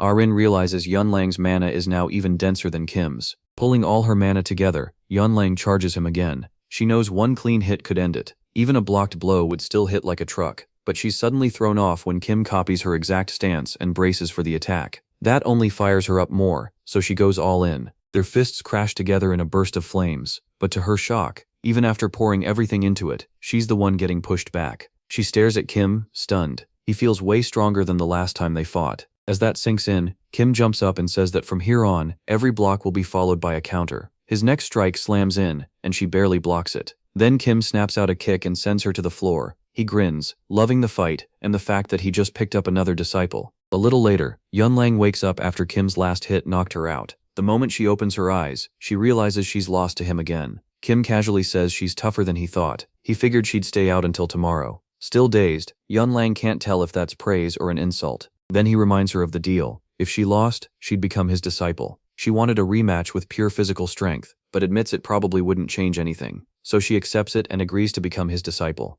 In a lighter tone, she asks if that makes her his first one. Kim shuts that down right away. Curious, Yun Lang asks if he already took a middle schooler as a disciple, and Kim denies it again, too embarrassed to admit it. The truth is, he's had several disciples before. Then Arin cuts in and says Kim really is telling the truth. She started training with him before Yun Lang showed up, proudly claims the first disciple spot, and casually calls Yun Lang Meow. Yun Lang gets annoyed fast and asks who she's calling Meow. Her name is Yun Lang, and she doesn't want a nickname. Arin just shrugs and says it's fine because it's cute. As the two keep bickering, Kim watches in silence, hit by a strange sense of nostalgia. It reminds him of how his old disciples used to argue like this too. After a while, he steps in and points out that Arin started training with him first, so Yun Lang should treat her as a senior. He also tells Arin to act like one and help train her junior. That makes Arin light up. Happy that Kim finally sees her as his first disciple, she smugly says she forgives Yun Lang as her senior, which just annoys Yun Lang even more. Kim then tells Yun Lang to rest for the day, especially with her injuries. Frustrated, she points out she has nowhere to stay. She came to Korea just to fight him, and only found him because Seul told her to go straight to Valhalla. Hearing that gives Kim a headache. Her thinking is way too simple. He tells her there's an empty room in the dorm, and she can use it if she wants. Arin hears that, frowns, and says she doesn't like Yun Lang's cat-like face. Just like that, the two start arguing again. On the way back to the dorm, Kim gets more and more irritated. Their non-stop bickering ruined his training. Even so, he knows both girls could become great disciples. So Yun still needs more basic physical training before swordsmanship, and Hyuno is still training on his own. For now, only Arin and Yun Lang are ready to stand with him against the coming disaster. While he's lost in thought, Kim gets a call from Adelia. She says the donation is done, along with everything else he asked for, and asks if he needs anything more. Thinking about the disaster ahead, Kim tells her to start gathering contractors. Something big is coming within 3 months. Adelia is startled and asks how he knows that. Kim says she doesn't need the source. What matters is that, from what he knows, the disaster will hit South Korea. Adelia understands at once and says she'll quietly warn other contractors and the Korean guilds, without drawing attention. Kim tells her again to keep it discreet. A little embarrassed, Adelia then brings up their constellation and asks if he can let it know they're doing their best to please it. Kim asks if the constellation is still asleep. Adelia says yes, she's tried reaching it, but there's still no answer. That makes Kim wonder if one day is really enough for a constellation to recover its power. He tells her not to worry, and says he'll pass along that she's doing a great job. The next day at Valhalla, Kim trains with Arin. They jog at a steady pace, while Yun Lang struggles behind them, already out of breath and close to dropping. Once the run ends, she collapses on the floor, totally exhausted, and feeling like she's about to die. Kim lets out a small laugh, a little impressed. He honestly expected her to pass out. Still trying to breathe, Yun Lang insists she's taking training seriously, and hasn't been slacking. Seeing that grit, Kim decides to push her even harder. Her stamina is better than he expected. Just then, a woman shows up and asks if Yun Lang is here with them. Kim notices the resemblance right away, and wonders who she is because she looks a lot like Yun Lang and Seul. The woman walks up, calls Yun Lang her daughter, and angrily asks why she came to Korea without telling her. Yun Lang's face turns cold, and she answers by calling the woman Yun. Caught off guard, Kim says he thought her mother was Seul, the head of the White Lotus Institute. The woman then introduces herself as Yun, head of the Seul family, and says she is Yun Lang's real mother. She adds that Seul, head of the White Lotus Society, is actually her younger sister. Yun looks at Yun Lang, confused about why her sister never mentioned that she had already left the White Lotus Palace, or sent her to Korea. She mutters that she'll question Seul when they get back. Then she turns back and coldly says, it's time for Yun Lang to return to the White Lotus Institute. But Yun Lang snaps. She asks why she should go back, saying her mother was never there, not when she was bullied, and not when she shut herself away in the palace. Her voice shakes as she tells Yun to stop acting like she was ever a good mother, and says she can live on her own now. Yun tries to explain that she had no choice. She abandoned Yun Lang because their constellation ordered it, and says her daughter should understand. Yun Lang cuts her off, furious. Her mother never told her any of that. She learned it from palace servants gossiping. Yun brushes that aside, saying it doesn't matter how she found out. What matters is that she has to return. It's their constellation's will. She says this is also Yun Lang's chance to take back her place in the clan, and win the constellation's favor. Then she warns her not to embarrass her in front of people again. Stunned, Yun Lang asks if that's why her mother always tried to push her out of the palace, just to use her for status. The woman confirms it without any hesitation. Furious, Yun Lang tells her to leave and stop interrupting training. She reminds her they're in Valhalla, and warns her not to start trouble here. With a smug look, Yun says the only reason she came without guards was so she could move freely without anyone watching. Then mana gathers in her palm, and she suddenly strikes at Yun Lang. The hit blasts her backward, but Yunlang blocks with her arms, showing sharp control and real strength. She regains her footing at once and charges back, yelling that she won't back down, and reminding her mother that she already beat her once. As she closes in, Yunlang throws a heavy punch, but Yun catches it with ease. Smirking, she says Yunlang has gotten stronger, and at least trained a little in the White Lotus. Back in the palace, Yunlang had pushed herself hard so no one would ever look down on her again. Yun coldly replies that if that's true, she should come home, because she's still not strong enough. Then she grabs Yunlang's arm, twists it hard, lifts her off balance, and throws her aside. Shocked, Yunlang wonders how her mother became this strong so fast. Before she can even hit the ground, she lashes out with a strong kick to break free of Yun's grip. The second she lands, she charges in to strike back. Seeing this, Aaron gets nervous and asks Kim if they should call the instructors to break it up. Archad stays calm and says bringing in the teachers would only make things worse. Besides, he really doesn't like that woman's attitude. Aaron agrees, feeling bad for Yunlang. Her mother only shows up when she wants something. As the fight heats up, Yun keeps telling her to come quietly so she won't get hurt. Yunlang refuses to back down. Instead, she drives a hard kick into Yun's stomach, but the leg she attacked with suddenly gets covered in ice. Seeing her shock, Yun smirks and says this is probably Yunlang's first time facing that technique. She says it's a power from their constellation, the king of the depths of the snow. If Yunlang returns to the Soul Clan, she can make a contract and gain it too. Now Yunlang understands why Yun got so strong so fast. She's borrowing power from their constellation. Yun adds that every clan honors its constellation because those beings grant amazing power.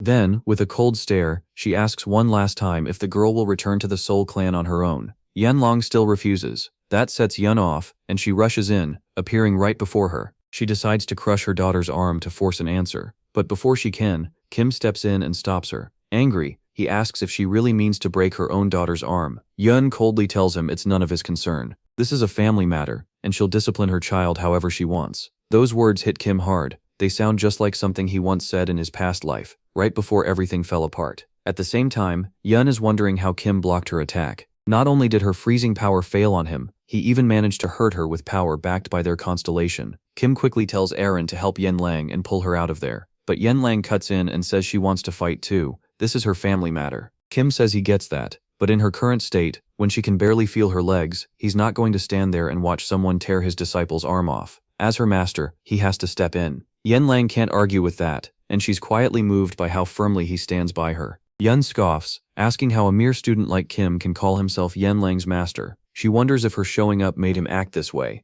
like he's only playing master because she's trying to take Yunlang back. Kim says it's simpler than that. They just share the same goal. Yun smirks and says then she wants to see what this so-called master can really do. With that, she lunges at Kim. Kim quickly judges the situation and knows he can't meet her attack head-on. Blocking would cost too much, so for now he has to keep dodging and wait for an opening. As he keeps avoiding her, ice begins spreading through the area. He realizes Yun can freeze someone without touching them. Just getting close to her is dangerous. Even while fighting, Kim sarcastically tells her to pay for all the gear she's wrecking. She fires back that if he can beat her, she'll pay for everything. Then, she suddenly throws a fierce strike at his face. Not wanting more damage around them, Kim kicks her arm aside to deflect it. He instantly shifts position for a counter, and Yun tenses up. With perfect timing, Kim drives a solid punch into her stomach and sends her flying. Ah-Che, Ah-Rin and Yunlang stare in shock at the huge gap in power. Even with a constellation backing her, she is still getting overpowered. Shaken, Yun finally sees why Yunlang chose him as her master.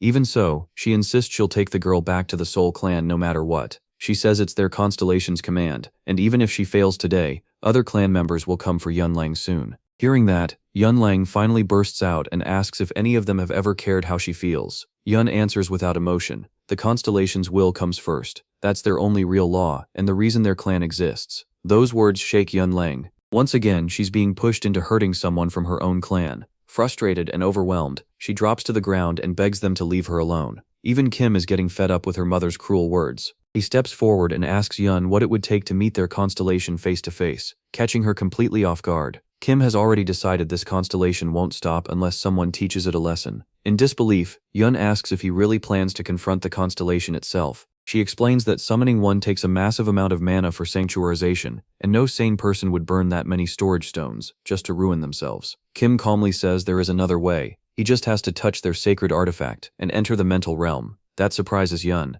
For someone his age, his knowledge of artifacts is incredible. Still, she warns that in the mental realm, the constellation can use its full power. Then she asks if he really knows what he's walking into. Kim says he does. Seeing he won't back down, Yun finally relents. She says she can't decide alone, but within a week she'll send an official invitation from the Soul Clan. Until then, no one from their side will come to Valhalla and cause trouble. Before leaving, Yun asks what he'll do if he loses to their constellation. The chance they're giving him is no small thing, and failing would waste it. Kim answers without hesitation. If he loses, they can do whatever they want with him, but if he wins, they must never bother Yun Lang again. From then on, he'll take full responsibility for her. Yun Lang is left speechless by that promise. Yun just scoffs, thinking he's far too confident. Even so, she turns and leaves to make the clan arrangements. Later, back at the Valhalla dorm, Kim shows Yun Lang the room she'll use while she stays there. She's stunned. It feels more like a fancy apartment than a dorm. She asks if she's really allowed to stay there. Kim says yes. The instructor had offered him that room before, but he turned it down because he likes his current place better. Touched by what he's done for her, Yun Lang asks why he's helping her this much. After all, when Yun came to Valhalla, he could have just ignored it. Kim says first, she's his disciple. Second, he can't stand arrogant people like her mother, people who look down on others and expect everyone to obey them.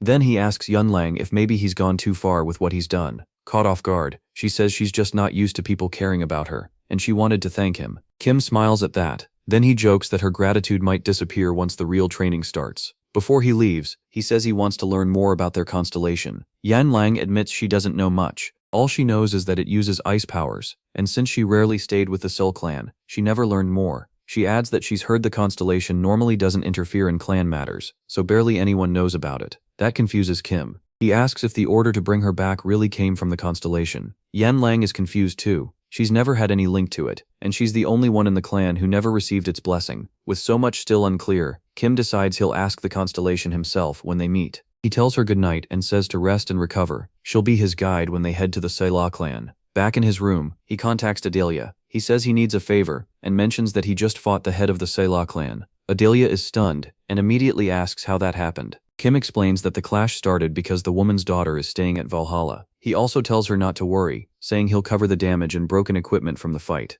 Adelia says she'll handle it, since replacing equipment isn't a big problem. Then she asks if he needs anything else. Kim asks what she knows about the Soul Clan's constellation. Adelia admits she knows very little. Unlike their own constellation, which often interacts with them, the Soul Clan's deity is never seen or felt. Kim gets the idea right away, and asks if there's been any sign of their own constellation, but Adelia says they still haven't heard a single word from it. That makes him realize how rare it really is to meet a constellation. Just as he's about to end the call, Adelia nervously asks if he brought up the constellation to report her good work. Kim jokes that she's getting a little too comfortable, and tells her to stop that. She quickly apologizes, and the call ends. Afterward, he wonders why so many people know almost nothing about the Soul Clan's constellation. Then Barshay speaks up and says this. Kim isn't like the one he remembers, hinting that something feels off. According to Barshay, Kim's usual style is to fight first, no matter who stands in front of him. Kim agrees, but says he has to prepare this time because his body is his biggest weakness right now. Charging in without understanding the constellation's powers would be stupid,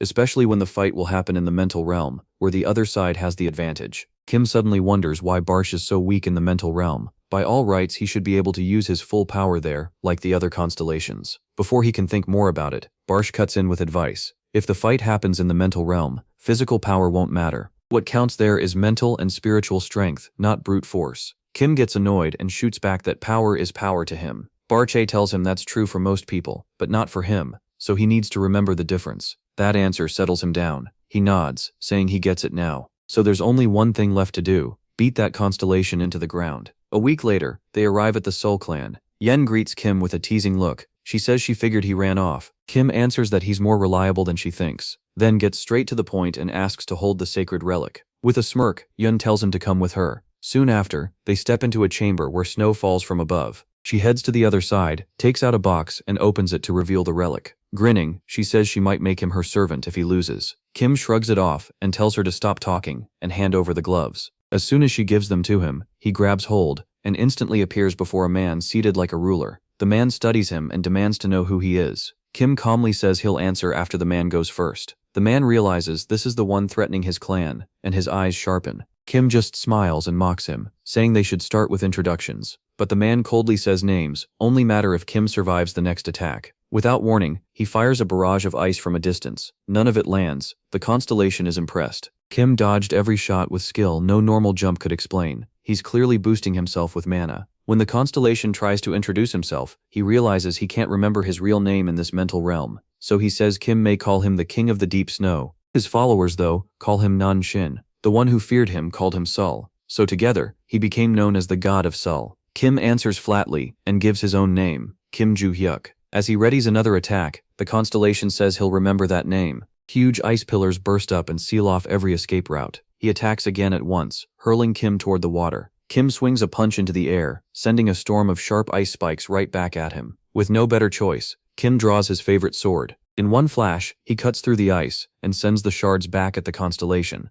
The constellation stops them with ease. He smugly declares that Kim has no chance because this realm belongs to his snow and ice. Kim ignores the speech. He rushes forward and swings hard. The constellation blocks it, but the force catches him off guard. He admits Kim fights well, yet says he's still too weak to be a real danger. Mana gathers in Kim's hand as he asks if the next hit will seem weak too. Then he drives a heavy punch straight into the constellation, sending him flying. As the constellation gets back up, something feels familiar, the mana and the sword in Kim's hand. He knows only one person with that presence, Musen. Kim confirms it right away, saying that name came from his disciples. That answer shakes the constellation. He may not remember everything, but he remembers one battle clearly. It was 300 years ago. Back then, he was surrounded by a massive swarm of monsters. He cut down plenty of them, but there were too many to beat alone. Accepting death, he prepared to take as many down with him as he could, until someone appeared. Musen arrived with a black sword, and his terrifying aura froze the monsters in place. That moment never left him. The strength, the presence, the overwhelming power. And now that same mana stands before him again,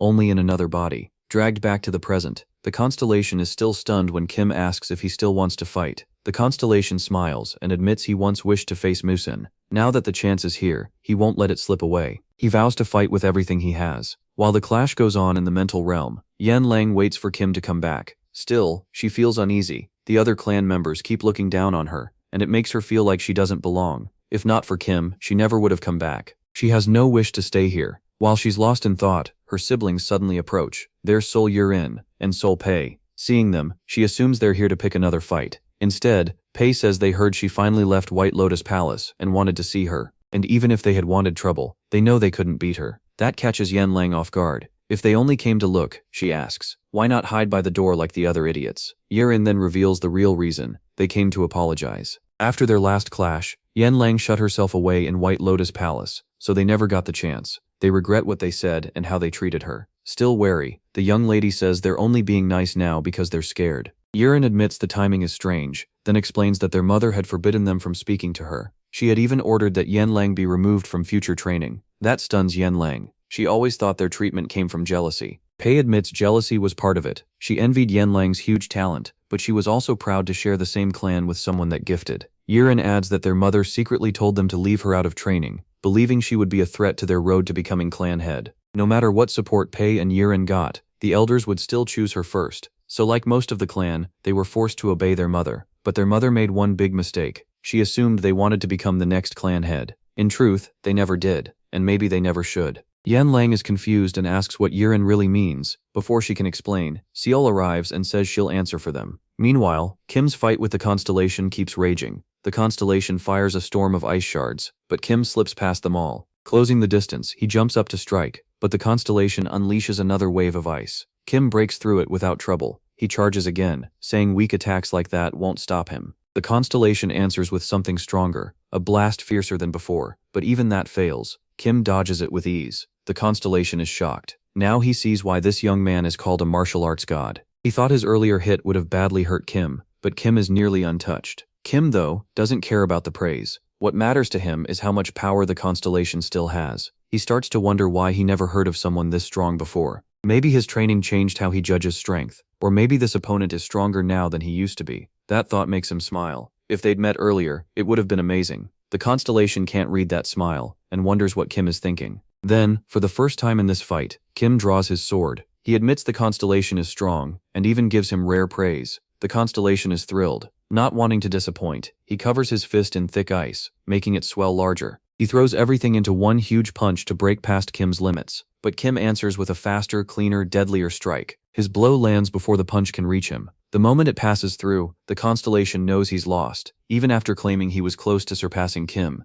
Then his arms burst apart and he drops. As he falls, Kim catches the constellation's hand, which is overflowing with mana. Yun finally comes over, tired of waiting. She even suspects the constellation might be messing with Kim on purpose. Then she sees him standing there completely unharmed, and she's stunned that he finished a fight with a constellation without taking a hit. She nervously calls to him, and when Kim turns, he tells Yun he defeated her constellation. At first, she thinks he's joking, until a message arrives from the constellation itself, saying the King of the Deep Snow offers Kim his deep respect. That leaves her speechless. She can't believe a mere high school student beat the clan's revered constellation. Kim smugly tells her to ask the constellation again if she doubts him. He then rests a hand on her shoulder and reminds her of their promise to leave Yanlong alone. But Kim still isn't fully satisfied. With a wicked grin, he makes it clear he has more demands. After that, he heads to the reception room where Yanlong is waiting. But something feels strange. The room is packed. Sol is there too, and she's surprised but happy to see him again, not expecting him back so soon. Our boy answers with the same easy disbelief, making it clear he didn't expect to see Seal either.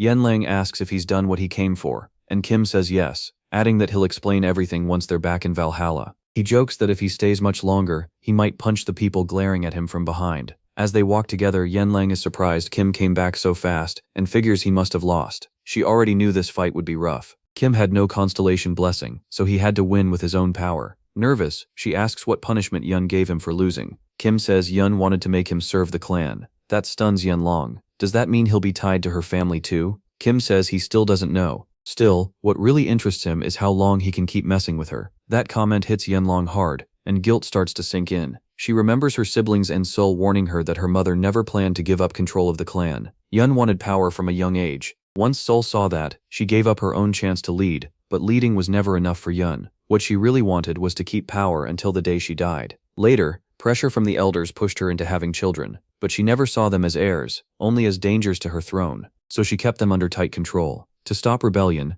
the clan had isolated anyone with talent, using Yunlong's siblings and other relatives to keep Yunlong trapped. But Kim doesn't care about ruling the clan at all. After hearing her out, he finally sees the whole picture. Then, a bit reluctantly, he tells her he really did beat their constellation. She's completely stunned. At first she thinks he's kidding, but he makes it clear he's serious. Kim says it all began when the constellation tried to call her back. What still bothers him is this: if that being doesn't care about clan power, why demand her return? So before leaving the mental realm, he decided to question it himself. He even smacked it hard to bring it back to its senses. Once it came to, Kim demanded to know why it was summoning Yanlang. The constellation said the clan told it the younger daughter had to receive its blessing, but she kept refusing. Following Yun's suggestion, it called for her directly, thinking she would obey. Right away, Kim connected the dots and mentioned something he'd heard before, that Yanlang had been cast out of the clan. The constellation had no idea. It even admitted this was the first time it had heard her name. That proved Kim was right. Yun had been using the constellation, lying to it and the clan to hold on to power. Hearing that, Yanlang boils over. Her mother fooled a divine being and wrecked her children's lives just to stay clan head. Kim then tells her he's already asked for Yun's contract to be cancelled. If that goes through, her place and everything she built should be finished. Overcome with relief, Yanlang thanks him from the heart. Kim tells her that part doesn't matter now. What matters is that they can finally focus on training together. As they keep talking, neither notices someone is watching them from a distance. The man quietly asks his own constellation if he should keep following the two. Instead, the constellation orders him to find Kim's enemies. Elsewhere, in a hidden base, the first cult constellation calls its followers into a meeting. One woman is confused. She thought their job was to kill Kim. Another says maybe the constellation changed its mind. At that, the first woman asks who got the original order and acted on it. One of them says they did. Curious now, she asks what kind of boy Kim really is. The man says Kim's past is strangely empty. He looked into him while following him, but found almost nothing. Kim grew up in an orphanage, and even his parents' names are gone from the records. At first he seemed like no one special. The man says he kept tracking Kim while waiting for orders, but everything changed when Kim beat the head of the Sioux clan, something none of them expected. After Kim also defeated the Sioux family's guardian constellation, their own constellation told him to stop targeting Kim and start tracking Kim's enemies instead. While they talk, a message suddenly comes from their constellation, asking if the storage stones are ready. The group quickly brings them out and says yes. Then the constellation asks if they've identified Kim's current enemies. A member reports that 3 groups have clashed with him directly: the Ventrix, the Ilshin, and the Iryu sect. The Ilshin and Iryu are brutal groups, while the Ventric line is a strong and famous family from England. But the Ventrix may not be hostile anymore. They seem to be trying to get close to Kim, so the group isn't sure they still count as enemies. The woman adds that she's heard rumors about Baegyung, which may also be planning to go after Kim. A silver-haired man scoffs, saying that group is probably just chasing fame. After hearing everything, the constellation gives a new order: kill all of Kim's enemies. Back at Valhalla, Arin asks to step away from training. That catches Kim off guard. For her to delay training, the errand must be important. He starts wondering if she's bringing something like a holy relic, and whether the Choi clan's constellation might also be one of his disciples. As Yunlang walks over, Kim remembers checking the relics the Soul family gathered after that battle with the constellation. None of them impressed him.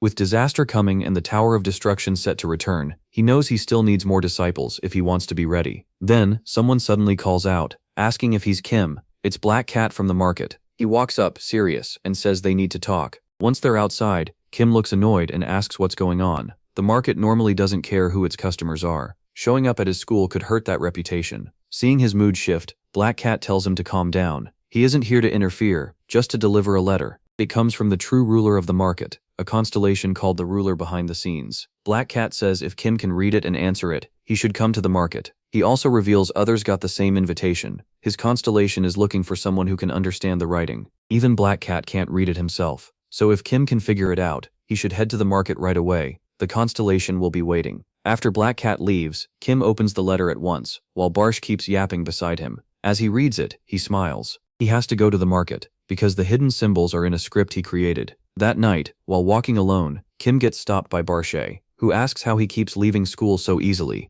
Kim says he has an arrangement with instructor Lilia. Then the Tower Master asks why he used those symbols in the letter instead of normal writing. Kim doesn't answer. He just threatens to enter Barch's mental realm and beat him up if he keeps talking. Soon, he reaches the market. He didn't expect to be back this quickly. Looking up, he feels a strange sense of déjà vu. That purple sky reminds him of someone he misses deeply from long ago. While he's caught in that thought, a masked man walks up and asks if he came because of the letter. Kim says yes and asks where to go. The man tells him to follow him to Market District 7. As he waits there, Kim wonders why Black Cat still hasn't shown up. Then Barche tells him to check the buildings outside. One yellow building is made entirely of money. When the Tower Master asks if it was there on their first visit, Kim admits he doesn't remember. At last, Black Cat arrives and asks if Kim found the answer. Kim says he did, then adds there was never a single right answer in the first place. Black Cat doesn't get it, so Kim asks for pen and paper to explain. That makes Black Cat suspicious. 5 people were thought to have sold the ring, and 3 claimed they understood the letter, but all 3 were lying, which made his constellation furious. When Kim finishes drawing, he shows his answer. Black Cat sees the symbols match the ones in the letter, and asks what they say. Kim calmly tells him the answer means no. The constellation is thrilled. Feeling its approval, Black Cat says Kim now has to meet it in person. He brings out a divine item, a staff, and says touching it will send Kim into the constellation's mental realm. Kim agrees without hesitation. In an instant, he's inside the mental realm, standing behind a mysterious woman. The moment she senses his mana, she knows who he is. His face may be different, but his energy is the same. Smiling warmly, Kim greets her like an old friend and calls her Luminous. The moment she hears that name, she drops to her knees. Her voice shakes with emotion as she says how happy she is to see him again. Kim quickly helps her up and tells her she doesn't need to kneel. She's relieved he still remembers the special characters they used to talk. Kim says he'd never forget a writing system he made himself. Long ago, after saving her from slave traders, he chose to take her in as his disciple. Only then did he learn she couldn't read, write, or even speak, and could answer only with small gestures like nods. For some reason, she had always refused to learn letters at all. Kim had made a temporary language for them with symbols he created himself, hoping it would get her interested in writing. It did. She eventually learned to read and write, which became a big part of her martial training. She's grateful for everything he did for her, then asks if he understood the message she sent. Kim says he did. Her letter said she missed him and even wanted them to marry when they met again.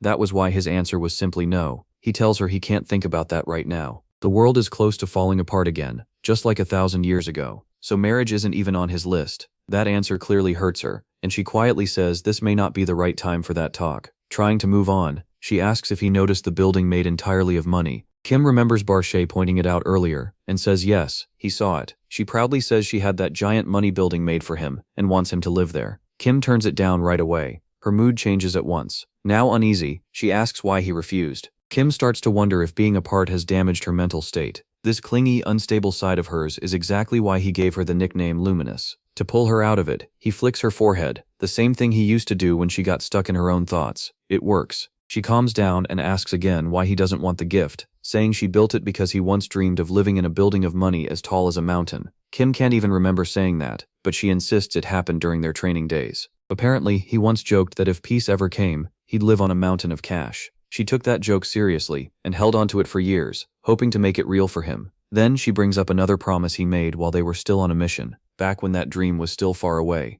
At the time, Kim told them they had to keep getting stronger, strong enough to face any disaster by themselves, so one day they could finally live in peace. Those words shaped her life, and she devoted herself to becoming strong enough to make his dream come true. She didn't understand it in their last life, but in this one, she finally did. After 30 hard years of war and struggle, peace finally came. Curious, Kim asks how she knew she would be reincarnated. She says she got a notice too, just like he did. She doesn't know who sent it, but admits that without that message, she probably would have gone mad. Kim turns serious and makes it clear this isn't the time to get distracted. This age is on the edge of chaos, so he quickly tells Luminous about the next disaster, the Tower of Destruction. The news visibly shakes her. She can't accept that her master's peaceful life might be ruined again. Kim explains that he lives in Valhalla now, which is also why he refused her money building. This time, she understands. Right away, she gives him a ring, the Grand Owner Ring. It lets him use the market, make trades, and access their shared funds. It should also make travel to Valhalla easier, and she promises to help him however she can.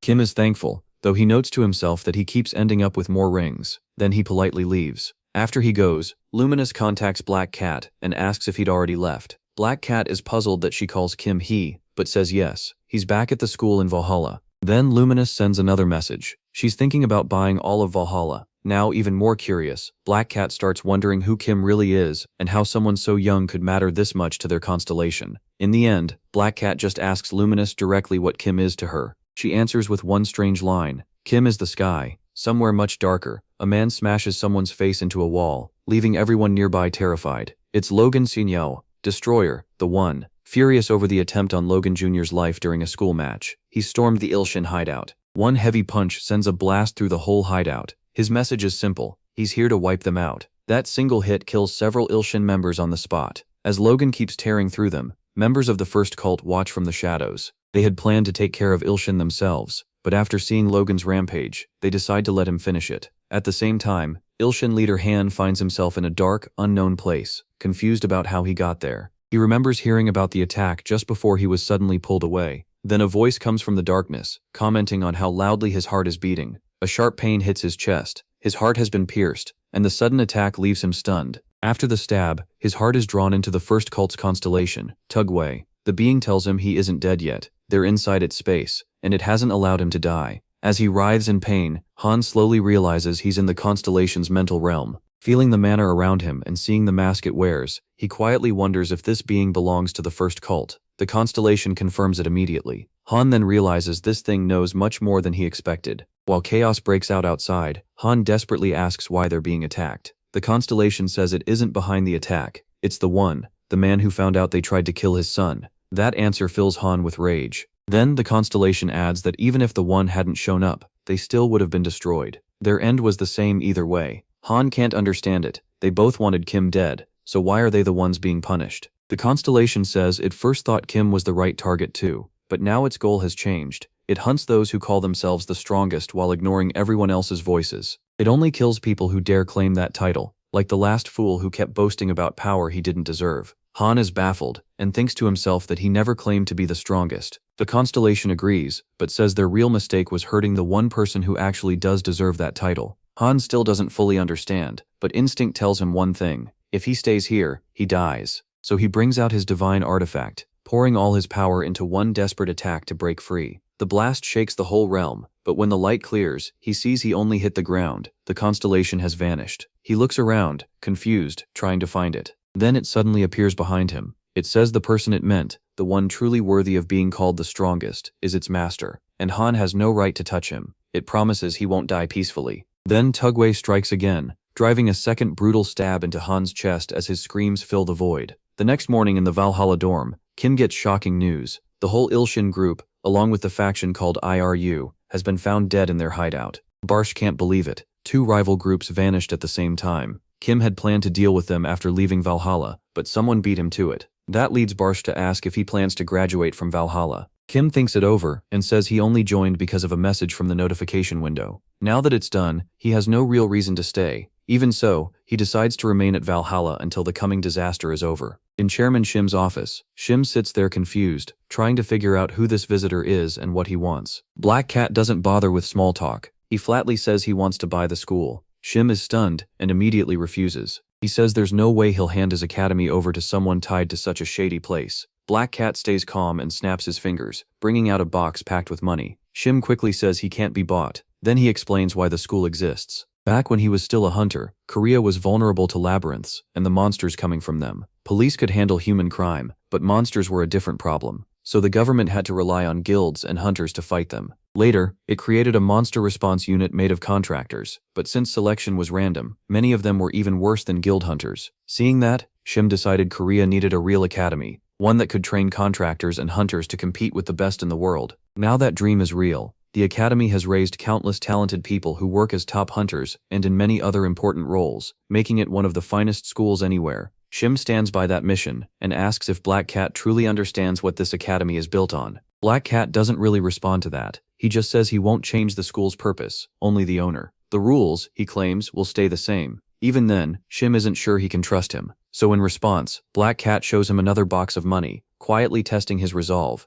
Shim still doesn't budge and repeats that the school is not for sale. But after waiting a while, Black Cat starts tapping his fingers in impatience. Then the mood changes. Piles of cash appear in front of Shim, almost burying his desk. Staring at that insane offer, Shim finally gives in. He agrees to sell, says he'll retire, and leaves the academy in Black Cat's hands. Black Cat quickly reports to they that Valhalla has been bought, just as ordered. They gives a new command right away. Link the market's main building entrance straight to Valhalla's space, and add more CCTV cameras around the academy, to watch anyone trying to get close to its master. Elsewhere, Kim walks across campus while Barchi points out how busy everyone is. Kim admits he hasn't really paid attention to what's been going on. Even Barchi thinks the teachers are acting strange, and that gets Kim curious. A little later, Kim runs into Erin and asks if she just got back from her clan. She tells him no, she's been in class all day. Kim realizes he missed that because he slept through most of the day himself. Erin heads with him to the training center and says she wants to train too. Once they get there, she pulls out a sword and says she went home just to bring it back. Kim immediately feels something odd. The blade is packed with heavy mana. Erin confirms it. This is her clan's divine artifact. That shocks Yu So-yun, who never expected Erin to be carrying something that powerful. Still stunned, Yu So-yun asks why she brought it. Erin explains she passed the selection test and is now the rightful heir of her clan. Even so, Yu So-yun says a high schooler should never be carrying a divine artifact around so casually. Erin pushes back, saying her father allowed it, so she sees no problem. Then she tells Kim she wants to train with the Blue Moon sword from now on. Kim doesn't mind and asks if he can hold it. Yu So-yun snaps, reminding him it's the Chai clan's divine artifact. Then he asks if Erin really means to hand it over. Ignoring So-yun's worry, Erin gives him the sword without hesitation. The instant Kim grabs it, he feels a strange wave of mana, new but somehow familiar. A second later, he's pulled into the constellation's mental world. There, a man with his back turned says it's been a long time and calls Kim Hyung. He introduces himself as Dao Wung, the constellation of the Choi clan. Kim doesn't recognize him at first and needs a second to think. Then it clicks, and he warmly calls him, that kid.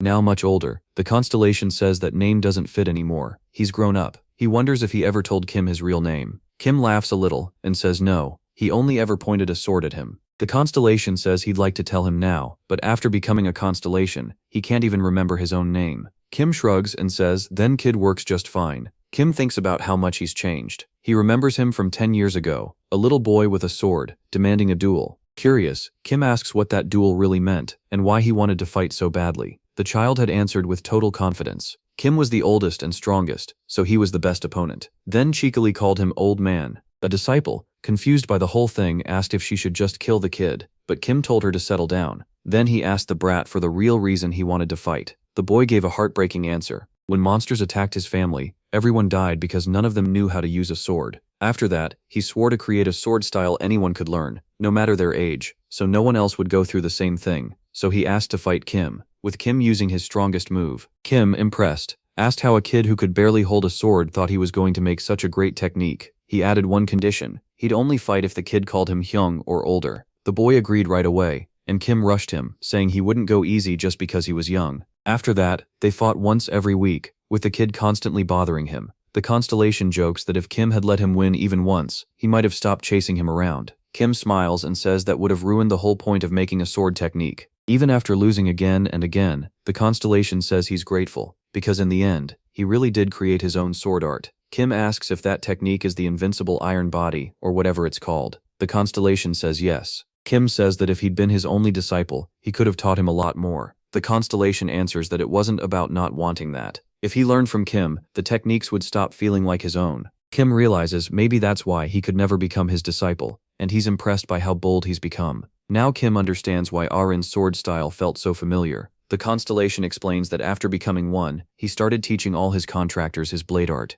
Kim asks if the style changed from the one he first saw years ago. The constellation says yes, and that Kim must have noticed. These days, people train mana more than the body, so his original sword style, which was too hard for modern bodies, got adjusted to make it easier for today's contractors to learn. It may not be the strongest version anymore, but Kim understands. The constellation still can't believe Kim was reborn in a high schooler's body. Kim asks if he got a notice before they met, but the constellation quickly says no, he never got any message. That makes Kim think hard. Luminous got the notification, and already knew he'd be reborn, so maybe only people directly tied to him received one. Then the constellation says maybe they were always meant to meet again, and asks Kim if he wants to fight. Kim gladly agrees, excited to see how strong he's become. The constellation, thrilled in a way he hasn't felt in a long time, gets ready. Sword in hand, Kim rushes him. The constellation attacks too, and their clash begins. After the fight, Kim returns to Choi Ah-rin and thanks her for letting him check the sword. He tells her her constellation is impressive, and says she should visit him from time to time to learn more techniques.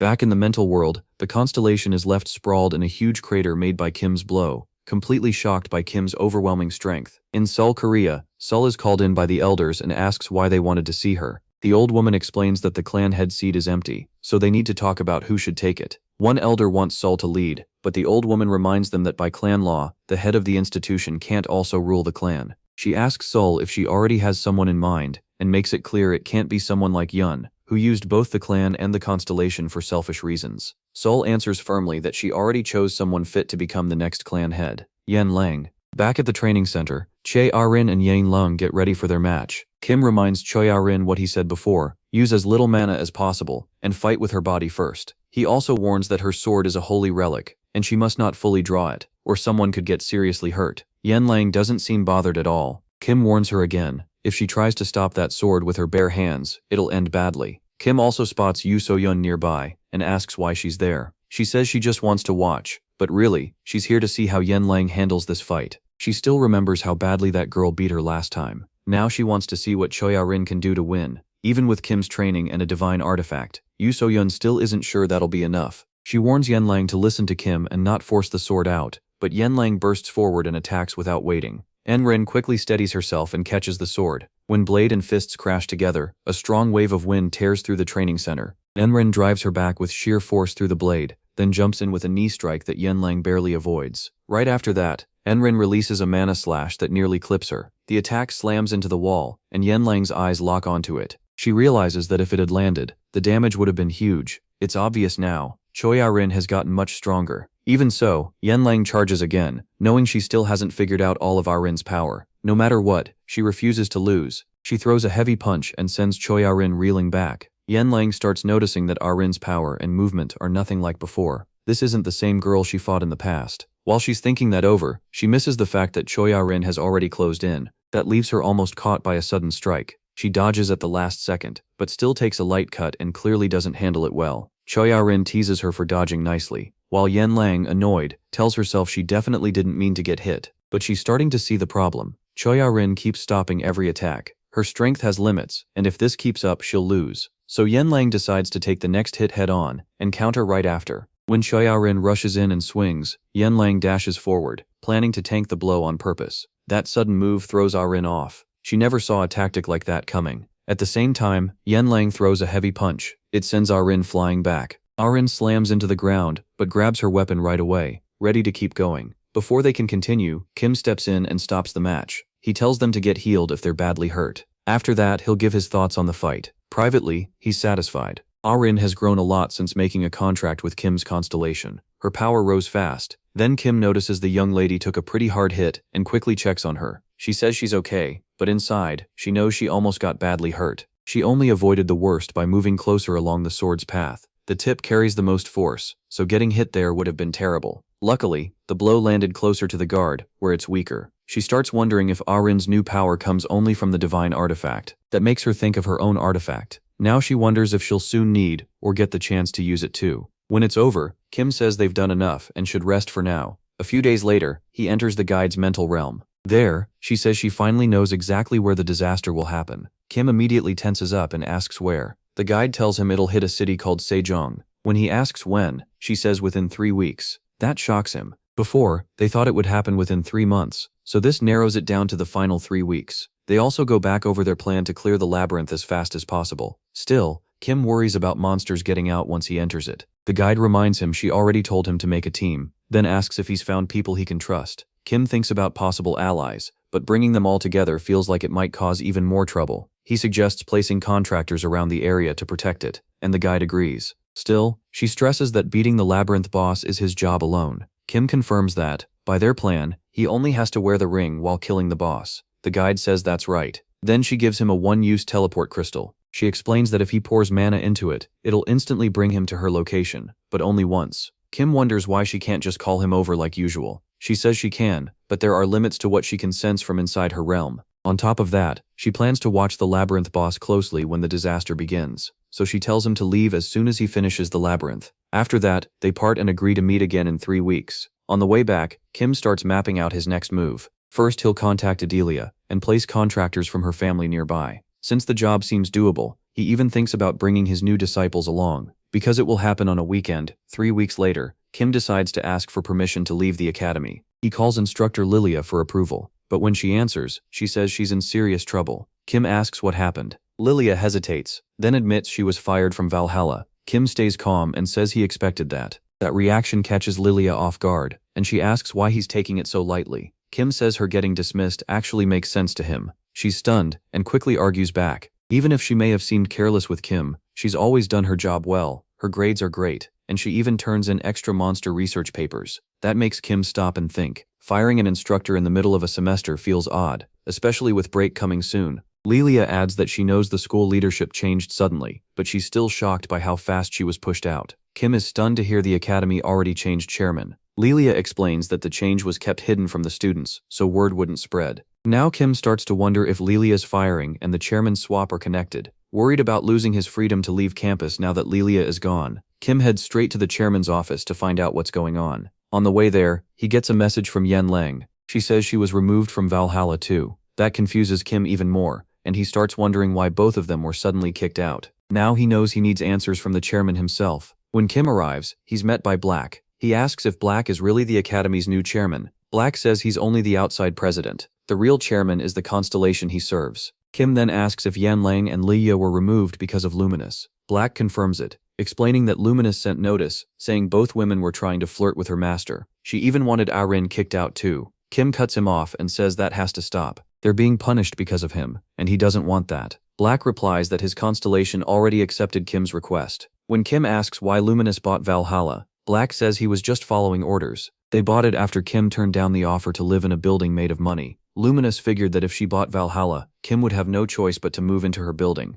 Kim is left speechless and asks if that's really the whole reason. Black goes on to say one room in Valhalla has secretly been linked to a building in the market area. Only approved people can enter, and Kim can use it whenever he wants. Kim agrees, and Black asks if he needs anything else. Kim pauses for a second and asks if he can do whatever he wants at the academy. Black says yes, as long as it doesn't get in the way of classes. Kim smiles and says he does have one favor to ask. 3 weeks later, in Sejong City, Joo-hyuk freezes in shock as he sees his city wrecked by monsters. He's completely confused. The protagonist only came to Sejong for a family matter, not this disaster. Monsters are everywhere, and while he's still trying to process it, he hears a strange sound. A woman is desperately running from a goblin. Right before it hits her, Joo-hyuk jumps in and drops the goblin with one hard punch. He quickly tells the woman to run, warning her it's too dangerous to stay. Even so, something feels off to him. This isn't like training. When his fist hits a real monster, his whole body shakes. He killed one goblin, but there are still many more, and facing them alone makes him feel frustrated with himself.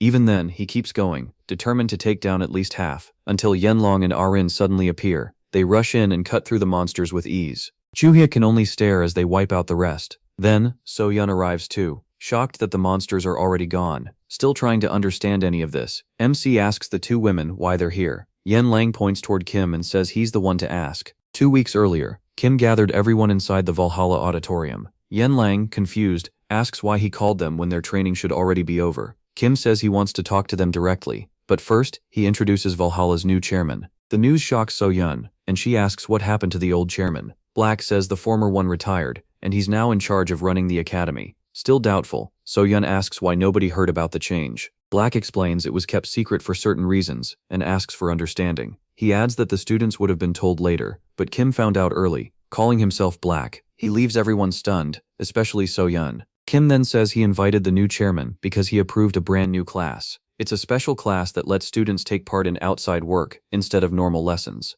Then Kim asks if they want to join. Yen Lang answers first, asking if her own situation would change because of it. Kim says no, but he still wants her in. She can keep training though, sometimes she'll need to go out and hunt monsters. She happily agrees and says she's in. Arin has no problem with it either, but So-yeon is still curious and asks what this is really about. Then she turns to Black and asks if he's the same Black who owns the night market. He says yes right away, and notes that she knows more than he expected. So-yeon admits she always thought the night market was just an online rumor, and now its owner is Valhalla's new chairman. She looks back at Kim and asks if he knows the chairman personally, since that would explain how he got this class approved. Kim says he does. That makes So-yeon stop and think. Kim isn't just strong, he also has powerful connections, which is rare for a student. Kim asked if So-yeon wanted in too. She said yes right away, so they were done with normal classes. Black still added one condition. They could skip regular lessons, but not school events like tournaments and practical tests. That caught Kim off guard, since they never talked about it. Black admitted that, but said he still had duties as chairman. He explained they were already getting huge benefits, maybe more than any other students. To keep things fair and avoid complaints, there had to be clear rules for both the teachers and the rest of the school. Black also said this special class was made up of strong students who respected other strong people, including teachers, so he didn't expect trouble. Still, if Valhalla put all its top students in one class, it could look bad from the outside. To protect the school's name, they still had to show up at major events. After hearing that, Kim asked if monster hunting still wasn't enough for Valhalla. Black answered that the rest of the students should see their strength too. This wasn't personal, it was part of his job as chairman.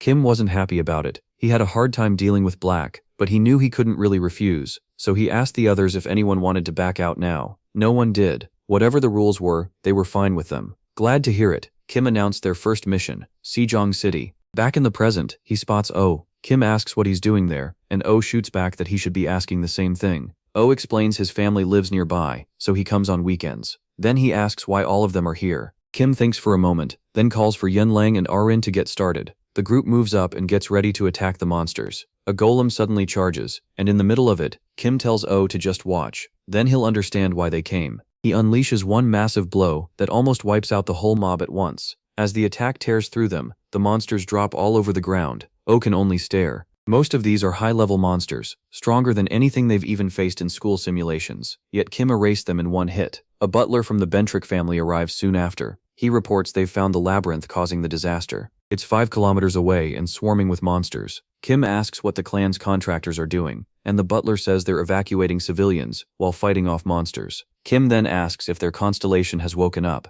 but the butler says no message has come yet. That worries Kim. It's been almost 3 months since they last heard from the constellation. He knows he can deal with weaker monsters himself, but with Moron's power, clearing them out would be much faster. He tells the butler to have the Bentrick contractors stop hiding their faces while helping civilians. It could fix some of the clan's bad image. The butler gets it right away, and nods. When asked if they're heading to the source now, Kim says yes, but first, before they move, he orders Yanlong and Arin to help with the evacuation and kill any monsters in the way. Then he asks So-yeon to help Oh get his family somewhere safe. After that, Kim tells the butler it's time to head for the source. When they arrive, they find a giant labyrinth packed in by monsters. The butler figures the raised spot they're guarding must be the entrance. The monsters themselves aren't that strong, but there are so many that the Bentrick contractors would have a hard time breaking through. Kim says this is actually the best route in, but forcing a path would take too long. The butler says they're looking at other options, unless Kim has a better idea. Kim smiles and says he's right. Then he jumps straight at the monsters. The butler tries to stop him, but he's too late.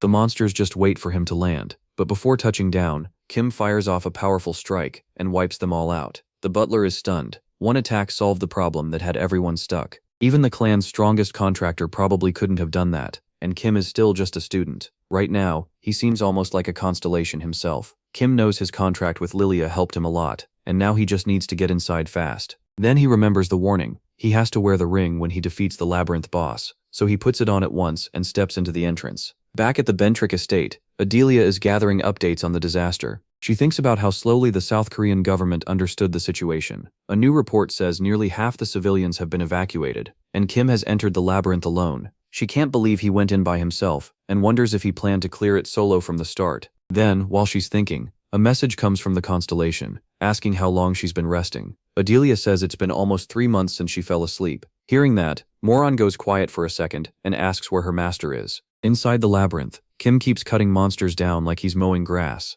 Barche says it looks like Kim is just swinging his sword, but every cut is deadly sharp. He asks if this is Wuxin style, and Kim wants to know where he even heard that embarrassing name. Barche says one of his disciples used that name when he visited the Tower of Destruction. Kim explains that's just what his disciples call the swordsmanship he uses for hunting monsters, and he hates hearing it called Wuxin style. Then he realizes the labyrinth is much bigger than he expected, and he doesn't have time to fight every monster one by one, so he uses mana detection to find the core quickly. Labyrinth bosses are usually near the core, so if he finds that, he'll likely find the boss too. Once he checks with mana detection, Kim discovers the core is right below him. Bar comments that destroying a labyrinth isn't easy. Kim agrees but says that's exactly why he borrowed power from his disciple. He swings his sword into the floor, shattering it open, then drops through the hole. As he goes down, a strange man with a spear appears. The boss releases a red aura and gets ready to fight. Kim sees it's a humanoid enemy, which means this won't be easy, especially with that spear. Still, if he uses his skills well and mixes in Lilia's power, he thinks he can handle it. He just can't relax, because the labyrinth core is right behind the boss.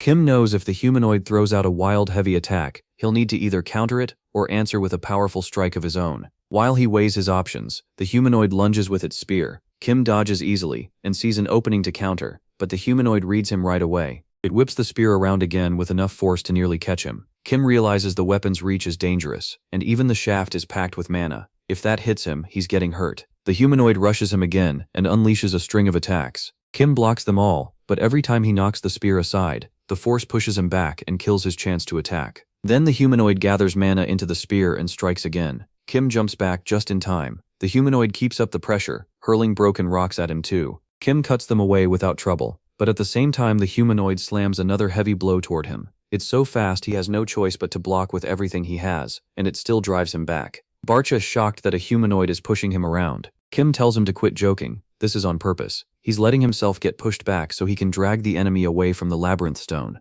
Now that it's in position, Kim gets ready to finish this without using Lilia's borrowed power. When the humanoid charges again, Kim fires off a rapid series of strikes. That ends the fight. The labyrinth boss goes down. Its body breaks apart and fades into dust. As soon as the boss dies, the ring on Kim's finger starts to glow and slowly absorbs what remains of the humanoid. Barche says the ring seems to be taking something in, and Kim says it's probably just like the guide said, the boss's name. Then Kim reminds Barche of what he said earlier, and asks if he really thought a humanoid could beat him. As far as he's concerned, Barche has taken enough losses already and should stop worrying about nonsense. Barche quickly apologizes. Kim decides to let it go for now. He needs to leave fast, since the nest maze could collapse any second. As he turns to go, he notices the spear the boss was using. He walks over and wonders why the ring didn't absorb the weapon too, so he takes the spear with him, thinking it may be useful later. Meanwhile, somewhere inside a tree trunk, a man reports to a mysterious figure in black. He says the disaster has ended. The figure asks how long it took. The answer shocks him. It was over in about 2 hours. He then asks how long the last one lasted. That one went on for 5 days. The huge gap makes the man in black pause. Then he realizes people are getting stronger, likely because the ones who took the names were made into constellations, instead of being reincarnated. He asks if anyone seems to have led the effort or controlled how the calamity ended. The man says they still don't know, because it was over too fast. The figure tells him to drop it for now. They'll learn the truth soon enough. What matters is speeding up their plan. This time, he'll spread names far beyond anything they sent before, and he orders the man to get everything ready. He plans to release them in many different ways. The man accepts the order. Left with his thoughts, the figure looks forward to finally testing the truly powerful ones. Meanwhile, news of Kim stopping the disaster spreads all over the internet. One man is stunned that Kim wiped out the assassination squad and ended the disaster by himself. That man is Alchemist John, leader of the Baekjung. He thinks Kim could be useful for raising their group's name. Then he asks his companion what he thinks, and even suggests killing Kim as the first move. The other man foolishly agrees, though he warns it would be risky if they slip up. Alchemist John agrees, and thinks about how much Kim has changed since they first started watching him. Back at the entrance ceremony and school tournament, he figured Kim was around A rank. Now, he feels like Kim has reached S rank. The other man agrees with that too, so Alchemist John orders the masked man to gather their people. He plans to move personally. Back at the Valhalla dorm, Kim has already returned from the disaster site. The moment he gets to his room, he drops onto the bed from pure exhaustion. He thinks about how he absorbed all the mana from the storage stones, and his mana pool has grown a lot since the semester started. Even so, compared to his old power, he still feels weak. His biggest problem is still his low mana capacity, and that limits everything he can do, so he knows he has a long way to go. If one disaster wore him out this badly, he's nowhere near where he wants to be. He didn't expect fighting a labyrinth boss to be this draining, especially one sent by the labyrinth master. Still, using Luminous's power helped, and now he understands why modern contractors want deals with constellations so badly. As he keeps thinking, Barche notices and asks what's on his mind. Kim says he's thinking about the constellations. Then Barche suddenly remembers that after clearing the labyrinth, Kim was supposed to meet the guide. Kim thinks back to that visit in the mental realm. When he arrived, the woman first asked if he had finished the disaster. He said yes, and she noticed the spear he brought with him. She asked where he got it. Kim tells her it came from the labyrinth boss, but the ring didn't absorb it. After that, the guide asks to inspect the ring. Kim hands it over right away. She checks it carefully, then gives it back. The guide confirms the ring did absorb the labyrinth boss's name. Then she warns Kim that their game is only just starting. Just like she said before, the labyrinth master will soon begin spreading those names. She adds that the names being sent now should be much stronger, but until they see them up close, they won't know who those names belonged to. Even so, she's sure one of them came from the Tower of the Destruction, the place Kim once destroyed. Kim doesn't seem too shaken by that. To him, it's already enough of a headache. The guide says they should meet again after the labyrinth master finishes sending out the names. Back in the present, after hearing all that, Barche says that even though he once ruled the tower, he can't remember anyone who was there with him. Kim points out that the first floor only has normal monsters. Barche agrees. In his view, the usable names probably come from the second floor and above. Kim agrees at once, then suddenly asks, if beings from the Tower of the Destruction are coming down, doesn't that make Barche one of the Labyrinth Master's followers too? That makes Barche panic. He blurts out that he already explained it. He was forced into becoming the Tower Master by the Labyrinth Master. Kim keeps eyeing him suspiciously, and even calls him the Labyrinth Lord's bastard. Barche quickly denies it again and again. That actually convinces Kim Barche is telling the truth, which only makes Barche more nervous. Still, Kim is confused. Barche's true name was taken, yet he doesn't seem to have any real power. Barche's disciples became constellations around the world, and can still lend power to their contractors. But Barche is the only constellation who seems totally useless, and that bothers Kim. It's even stranger, because Barche said his name was taken and he was reborn without becoming a holy constellation. So Kim wonders why people from his past life still call him by his old name. With all that on his mind, he lies back down and admits he can't solve these questions alone. For now, he decides the best move is to train, recover his old strength, and look for answers later. The next day, after class, Oh Se-hyuk heads to the training center. He still can't understand how Kim beat those monsters. It was way beyond anything he expected. What amazes him even more is how much the 3 students training under Kim have improved. He starts thinking that if Kim trained him too, he could get much stronger. As soon as he reaches the gym, he throws open the door and calls out for Kim. But instead, he finds Yunlang doing something very strange. 30 minutes earlier, Yunlang had been doing cardio in the gym. She was pushing herself hard. Kim notices and walks over, hands her a towel, and tells her she's improved a lot. That makes Yunlang proudly say she's ready for whoever comes next. Kim laughs and reminds her that on her first day, she could barely last a few minutes without gasping. Nearby, Soyeon and Arin are training together. Soyeon is flat on the floor, drenched in sweat, and Arin suggests they go check on Yunlang, but Soyeon waves that off. She's exhausted, and says she had no idea the training would be this brutal. Kim hears her, and says if she thinks it's too hard, she can always quit and leave. But Soyeon sits up with a grin, and says she actually likes it here, and wants to keep training. Arin clicks her tongue at that. Soyeon catches it right away, and starts snapping back at her. Before it turns into an argument, Kim cuts in and tells them to rest and train at their own pace. They just got through a disaster and are still recovering, so the girls agree. Arin asks what he's going to do next, and Kim says he'll practice magic in his room. She says she'll do the same. On his way out, Kim tells them next time they'll focus on upper body training, so they should get ready. Arin questions that plan, but Kim tells her not to worry. Right now it's only them and Se-hyuk using the gym. That satisfies her, and she leaves with him. Soyeon heads out soon after. Yunlang decides to stay, saying she's not that tired, and wants to keep training. Soyeon warns her not to push herself too hard, then leaves. Now alone, Yunlang looks at her hand and realizes she's really getting stronger because of Kim's training. She remembers how easily she handled monsters during the last disaster. Even then, she knows Kim is on a whole other level. That thought excites her, and she wonders how much stronger he's become since the first time they fought. Then she asks herself something else. Did she become his disciple because she wanted to surpass him? and yet now, she's just in awe of his strength. She starts to accept what Kim once told her. She'll never surpass him. That leaves her wondering why she's still staying by his side as his disciple. Then she remembers how Kim stood up for her when Yun came to see her. Maybe it's because he solved her problems with the Seoul clan. Her dorm, her free meals, even this special class all came from him. She tells herself those are the reasons she stays. But deep down, she knows that's not the real answer. She thinks about Kim all the time, and whenever she does, her heart starts racing like she just wants to see him again. She even wants to train more just so she can spend time with him. Trying to calm down, she reminds herself they've only known each other for a short time, but no matter how hard she tries to push it down, Kim's face keeps coming back to her mind. She smacks her own head, trying to snap out of it. Then she notices the towel Kim used. Right away, she grabs it. She tries to tell herself she's only taking it to wash it for him, but then she suddenly stops walking. A strange thought hits her. Since no one is there, she decides to smell the towel. At that exact moment, Sehhyuk walks in, having no idea what she's doing. Yenlang instantly asks if he saw her just now. Sehhyuk has no clue what she's talking about, but Yenlang suddenly throws a hard punch at him. It knocks him out cold. After that, Yenlang bolts from the training center and leaves Sehhyuk sprawled on the floor. Meanwhile, back at the Valhalla dorm, Kim is practicing his mana when his phone suddenly rings. It's Adelia, and she tells him their constellation has awakened. Kim says that's good news and asks if she has any free time right now. Adelia tells him that if he needs her, she can put her other work aside. Hearing that, Kim tells Adelia to stay put and get their divine artifact ready. It's been a while since he last saw his disciple face to face. At the same time,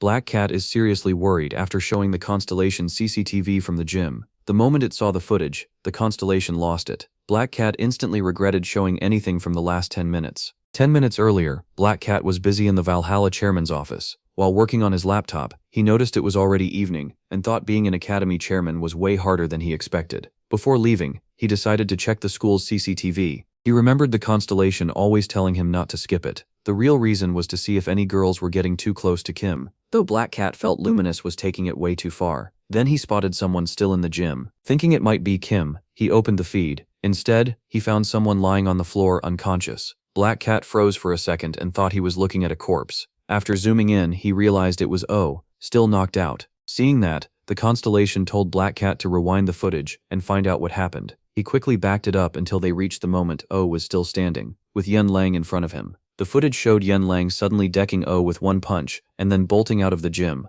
Since there was no audio, Black Cat had no idea what they argued about, so the constellation told him to rewind even more. After watching the earlier part, Luminous was furious. Yen Lang had actually sniffed her master's towel. Black Cat guessed Yen Lang hit O because he caught her doing something embarrassing. That only made Luminous snap harder, which worried Black Cat since she'd been losing her temper a lot lately. He thought back on how his constellation used to get mad over random things, but lately anything tied to Kim set her off. That made Black Cat wonder if Kim really was her master, because he was just a student, and it was hard to believe he'd ever lived among constellations. Still, he pushed that thought aside. Right now, calming Luminous down mattered more. Just then, someone knocked on the door. It was Kim, asking if Black Cat could come with him somewhere. Kim noticed he was speaking with the constellation and asked him to pass along a message to Luminous. He told Black Cat to let her know that he needed her power to get to the United Kingdom. Elsewhere in the world, a meeting was being held by the Baeksheng group under alchemist John. He asked one of the men if the plan was ready. The man said yes. Valhalla had around 1,200 seal magic circles to stop intruders, and close to 100 of them were near Kim's dorm. John smugly said that wasn't a problem. Once he used his constellation's power, he could remove them. That got his companion excited, saying their constellation, the never-changing alchemist, was the best at breaking magic and defenses. He said that once John shut the circles down, he and 4 others would rush Kim's room, hide the assault with a mana disruption spell, and take care of Kim's classmates too. Their thinking was simple. If they killed Kim and the students around him, their names would spread across Korea. John agreed at once and said he didn't care if people called them cowards. To men like them, killing students was still a win, so he said it was time to start the plan and kill Kim. But in the middle of that talk, another voice cut in, saying they expected this, and John was instantly alarmed. In a flash, the heads of the group members dropped. A woman's voice followed, saying she would have ignored them if they hadn't moved right away to kill Kim. They were members of the first cult. One of the men said they should have wiped them all out from the beginning. Another added that the alchemist was always meant to die by their constellation's will. They were just doing it sooner than planned. Stunned, alchemist John demanded to know who they were. The woman answered by showing her tattoo. Looking right at him, she asked if he knew what it meant. He quickly realized they were from the first cult. The woman mocked him for being smarter than he looked. While John was still reeling, one of the cult members leaped in to strike, but just before the dagger hit, a yellow barrier appeared. the attacker was shocked because the blow should have gone through what looked like a weak shield. At the same moment, John unleashed a heavy wave of mana that blasted the man backward. John said he didn't know why they wanted him dead, but he'd show them what an S-rank constellation could do. After that threat, he turned a ring, and his mana swelled even more. The woman from the first cult muttered that this was the power of an S-rank constellation. A white-haired member confirmed it, and said John's constellation was the absolute unchangeable alchemist. That shocked John. They knew far too much about him. A third member asked if that surprised him. He said John's name had been making noise lately, so they also knew the divine artifact he wore came from the Apocalypse era. That revelation hit John hard. The man then told his ally that artifacts from that era still kept some of their constellation's power. He added that John was famous because his S-rank constellation came from one of those artifacts, which made it incredibly valuable. And after gaining that power, all John had done was gather a bunch of vile people. Hearing that, John snapped that he didn't want to hear it from them. Then he released several magic circles, sending chains flying at them. They dodged every one.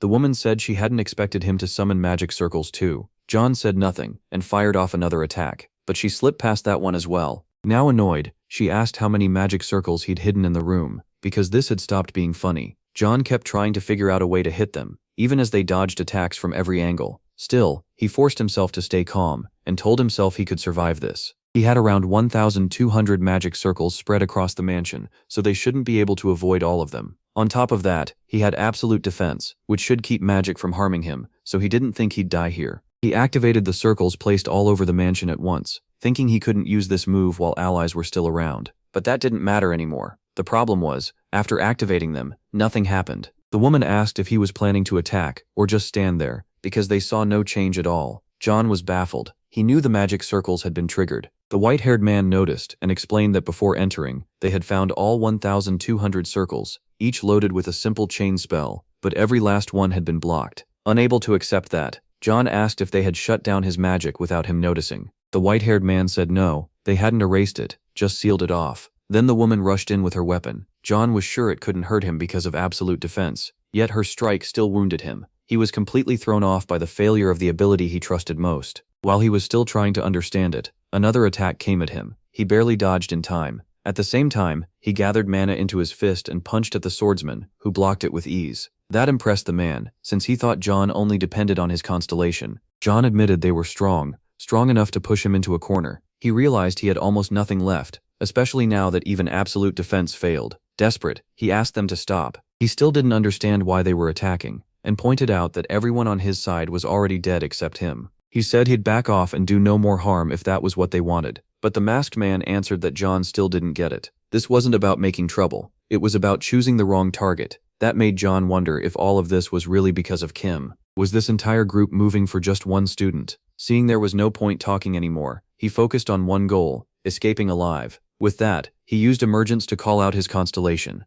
Normally, that took an enormous amount of mana and a sanctified space, but with no other option, he burned his life force and mana just to summon it. When the constellation appeared, one first cult member apologized to John, saying their Lord Togwai had a message for him. The constellation then said the one who summoned the unchangeable alchemist had tried to harm its guardian, the martial arts god. It immediately asked John if that was true. John said he only meant to kill a Valhalla student named Kim, and had no idea what it was talking about. But the constellation called him a fool, and instantly cancelled emergence, ending the contract. John felt like his whole world had collapsed. He was left totally lost, unable to understand what was happening. Then, one of the men congratulated him, saying their constellation had chosen to execute him personally. Back at the Ventric family office, Black Cat and Adelia brought Kim news that stunned him. Black Cat says there's no way to view both constellations at once. Confused, Joo-hyuk asks if seeing them doesn't require sanctification first. Black Cat says yes, but making a sanctification isn't easy. Every constellation needs a contractor,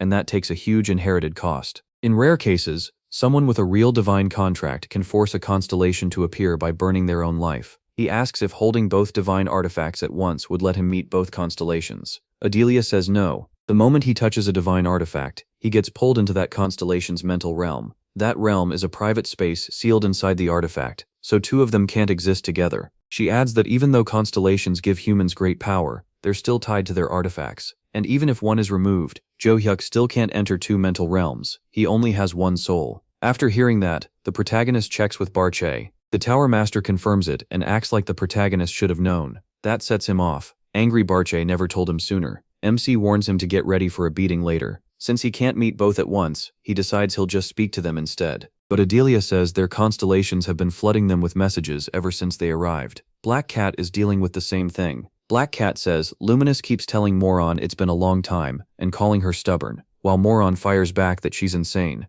Their bickering gives Joo-hyuk a headache. It reminds him they've never gotten along, and clearly nothing has changed. He quickly tells Adelia and Black Cat to make their constellations listen first. He has something important to say. Then the protagonist tells them the one behind everything has started moving again. He had mentioned it to Luminous before, and says the last disaster was caused by that same person. He believes an even bigger disaster may be coming, and the earlier ones were just preparation. Until he gets his old strength back, he asks to borrow their power. Both of them agree right away. Joo-hyuk realizes he needs to find his other disciples before the Labyrinth Master causes real chaos. He immediately tells Black Cat to link Adelia's location to Valhalla, since they go there often. Then MC heads back to Valhalla, telling them to talk while he's gone, since they're both his contractors. After he leaves, Adelia asks Black Cat if he owns the night market. He says yes, and adds that he's now also the president of Valhalla. She asks why he took that role. Black Cat says it's probably for the same reason she serves Joo-hyuk, and she understands at once. Meanwhile, the first cult members are holding a meeting.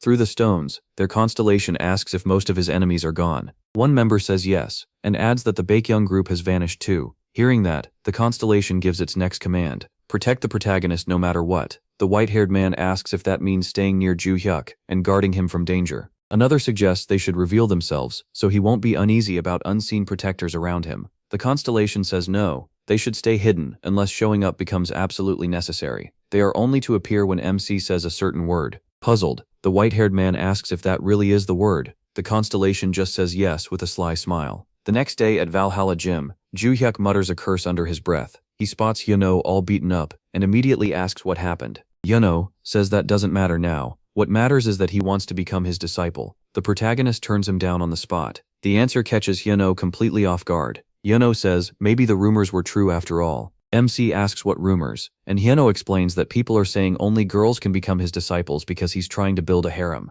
MC can't believe it and demands to know who started that nonsense. He points out that only Arin and So-yeon came to him asking for training, and Yan Lang is the only disciple he personally chose. He warns Yeonho that if he keeps talking about harems, he'll snap his neck. Yeonho quickly says he's just repeating what he heard. Joo-hyuk adds that he doesn't even have time to train anyone else. 3 girls already take up his schedule. Still, part of him feels uneasy. He knows refusing Yeonho could be a mistake. Another strong fighter could help against the monsters. While thinking it over, he suddenly remembers Yan Lang and calls out, startling her. The protagonist tells her to train Yeonho. She stares at him and asks why she has to do it. He says they both fight with their bodies, so sparring will help them both. Then he leaves to continue his own training and tells them to start by getting familiar. Yeonho, still bruised, looks at Yan Lang without saying anything. Annoyed, she asks if he has something to say. He says that after she punched him and came back later, he figured it was because he saw something embarrassing. Then he asks if she got flustered because he saw her wiping sweat. If so, he promises to be more careful next time. Yan Lang is quietly relieved he didn't see everything.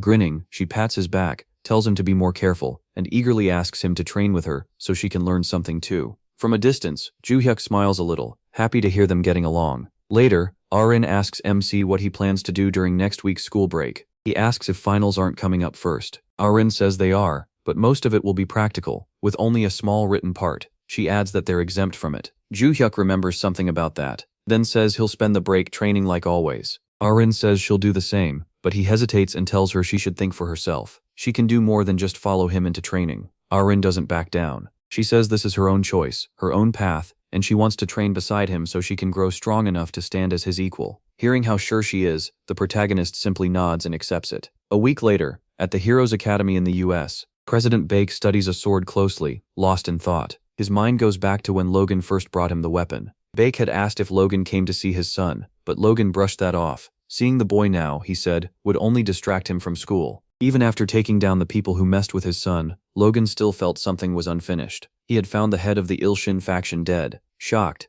Baek asked if the group had turned on itself. Logan had no answer. He was only frustrated that the leader was gone, along with any chance to learn more. He also admitted he was still chasing the truth about Bloodlion, the group behind his father's murder. Just hearing that name unsettled Baek. Baek then asked about the strange sword Logan carried. Logan said he found it in the Il-Shin hideout and took it with him. He called it the Radiant Sword. That name shocked Baek. He said the blade had once wiped out an entire clan, then disappeared without a trace. Logan said he still didn't know how it ended up with Il Shin. Even stranger, the sword seemed to be talking to him. Worried, Baek wondered if it was cursed, or something even worse. But Logan shook his head, making it clear that if it were truly cursed, he'd already be dead or out of his mind. Even so, he said the sword felt heavy, like a constant whisper pressing on his soul. That's why he came to the academy, to ask if it could be stored with the school's divine artifacts. Baek agreed, but on one condition. Logan had to figure out what the sword was trying to tell him. Logan then revealed that the sword kept urging him to find its master. Since then, whenever Baek tries to lock it in the academy vault, the other divine artifacts and constellations react violently, forcing him to take it back out.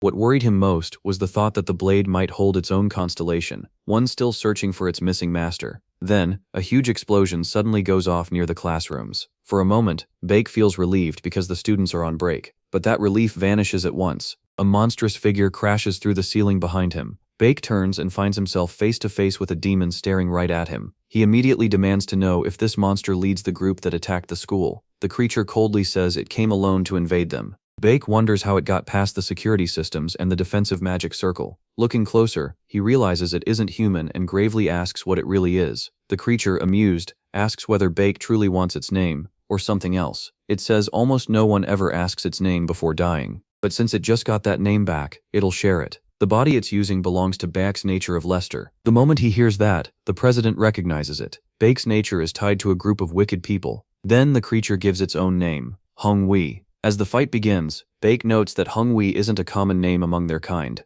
Baek answers with pride, introducing himself as the president of Heroes Academy. In his time, people called him Bomber Baek. Baek charges in at once. His fist slams hard into Hung Wee's body. To his shock, it does no damage at all. Hung Wee calmly says Baek must have a constellation with explosion powers. Too bad, because it does too. Their abilities are nearly the same. Baek can't believe he didn't even leave a scratch. And while he's still reeling, Hung Wee fires back with a brutal counter. The blast lands head-on. It sends Baek flying out of the building. The impact almost knocks him out, but Hung Wee doesn't stop there. In a flash, it drives a savage kick into Baek's stomach, sending him straight down until he crashes into the ground below. As the president slowly stands, he's full of confusion. Where did this monster come from? It's far beyond anything he's faced before. Hung Wee sounds impressed that Baek is still alive after all that. It says he's nothing like the trash around him. That makes Baek look around, and the truth hits him. No one else has come. They were probably all taken out already. Still determined, he gathers mana into his fist for another attack. Then he drives it into the ground, sending a shockwave racing toward Hung Wee. The instant it hits, a huge explosion goes off. Baek knows that won't actually hurt it. It's just a distraction. At the same time, he launches his real attack. Again, nothing. The monster isn't hurt at all. Baek is left completely stunned. Hung Wee closes in and says it doesn't mind the effort, but Baek will need a lot more explosions to make it feel anything. Then, in an instant, it smashes Baek in the stomach. More blows follow right after. Baek is driven back to the ground, but this time Hung Wee is surprised. Even after taking that full-force attack, Baek is still alive. Among all the contractors of the backer, it says, none were ever this tough, not even when it served as their constellation. Baek is stunned by that, and quickly asks if it's a constellation. Hung Wee answers right away. It is the Tyrant of Destruction. Hearing that, Baek's own constellation panics, and Baek doesn't understand why, until it hits him. He's fighting a constellation that has fully taken form. Seeing Baek is spent, Hung Wee moves in to finish him. It raises a hand for the final blow at his face, but before it lands, a firm voice cuts in. A young hero steps forward calmly. At once, Hung Wee's attention shifts to him. The president stares in confusion, feeling like he knows this boy somehow. Then he realizes, it's Kim from Valhalla. Annoyed by the interruption, Hung Wee asks if he wants to die too. Kim just smiles and says Hung Wee's got it wrong. He came to put an end to him. Still, something about the creature feels familiar. The horns, the sharp teeth, the red skin. And then he remembers. Hung Wee was once a fool from the second floor of the Tower of Destruction. Hearing that, Hung Wee asks who Kim really is. With a smirk, Kim says Hung Wee will remember, after getting beaten by him again. Sensing the mana around Kim, Hung Wee hesitates, like it almost recognizes him. Even so, it rushes in. But Kim catches the attack with his sword before it lands. Hung Wee is clearly shocked. Kim wastes no time, and swings back hard, forcing Hung Wee to retreat. After taking the hit, the monster realizes the terrifying truth. The hero has returned. It never thought it would face him again. Kim says with a little amusement that he never thought someone he used to beat so easily would become a constellation. Hung Wee explains that, like many others, it lost both its body and its name, living only as a constellation to its followers. Now though, it has both back. But after taking Kim's strike, it realizes Kim isn't the same hero as before, and mocks him, saying his attack feels weaker. Kim says that makes sense. Right now, he's still just a student. Hearing that, Hungwee says it won't waste the chance to kill him, and attacks fast. Kim blocks it, but while he's still guarding, Hungwee detonates the energy. Even with the blast, Kim slips away from the explosion. Hungwee expected that much, so it rushes in again and throws another heavy strike. Kim barely avoids that one too. Even though he keeps dodging, a bad thought creeps in. If this is all the strength he has now, then things are different from before. When he beat that other constellation, they fought in a mental world where he could use his old power freely. Now he's facing a fully materialized constellation in his current body, and that's much harder. If he's already struggling against a loser from the second floor, stronger enemies will be even worse. While Kim is lost in thought, Hungwee takes the chance. It unleashes a full power attack and triggers a massive explosion. Seeing that blast, the president realizes Hungwee hadn't been serious before. He fears Kim may have dodged the earlier attacks, but this one should be impossible to escape. Yet Kim comes out unharmed and calmly says he may need to borrow the power his disciple lent him. Then he flashes forward and counters, cutting off Hungwee's arm and horn in one strike. Hungwee is stunned. It can't understand how Kim survived that explosion. There should have been no way out. Kim reveals he didn't dodge it at all. He split the blast apart. That makes Hungwee remember the strange mana it felt earlier. Kim must have borrowed someone else's power for a moment. Now it fully understands it can't beat him. Hungwee panics. It just got its name back, and it can't die here, so it turns and runs. Kim only smiles and points out that after wrecking the school and killing innocent people, Hungwee is now trying to run just because it's scared to die. Without hesitating, Kim unleashes one final attack and cuts Hungwee in half, ending it. After the fight, Kim absorbs Hungwee into his ring. Then he quickly goes to the president. Bae weakly says he thinks he'll survive, even with his injuries. To make sure, Kim calls emergency medical help right away, admitting to himself that healing isn't his strong point. Baek thanks him and asks if he really is Kim Joo-hyuk from Valhalla.